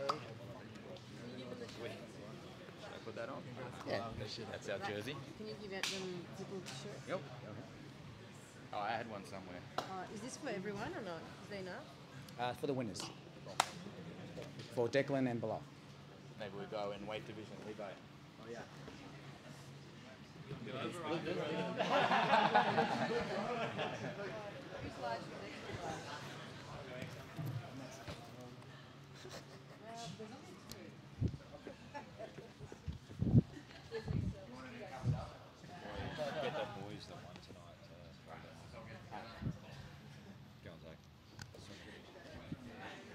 Chuck it on, Declan. Chuck it on, Bilal. Let's go!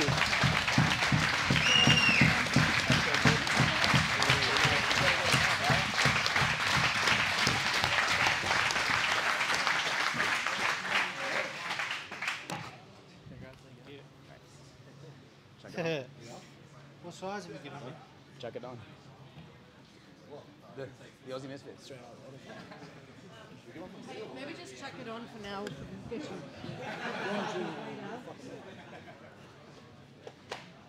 You want me to put that on the Fabricio?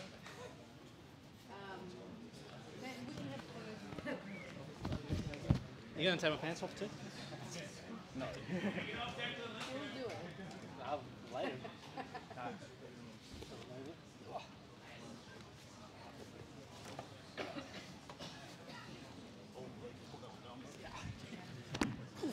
Fuck the folds.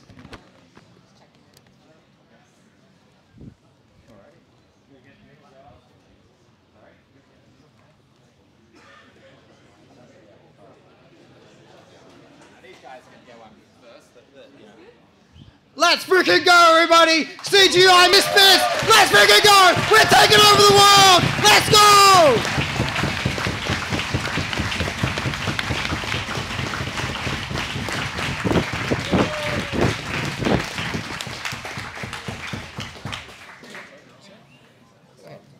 Hey guys, I just want to shout out, we lost one of our up-and-coming athletes in Adelaide this week, and I just want to dedicate this to Luke. All right, he was definitely going to be one of the best guys to come out of Australia, so it's been a tough week for everyone in Adelaide, and I just want to dedicate this to him.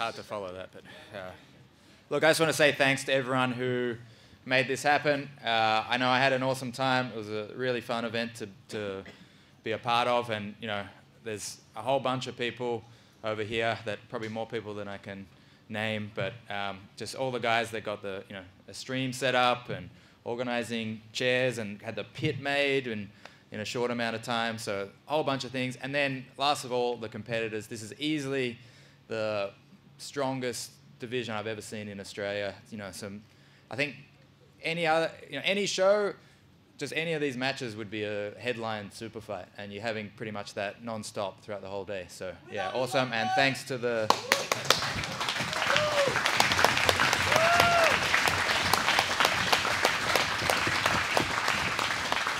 huge thanks to the competitors, and you can watch the full team now in August in Las Vegas on CJI.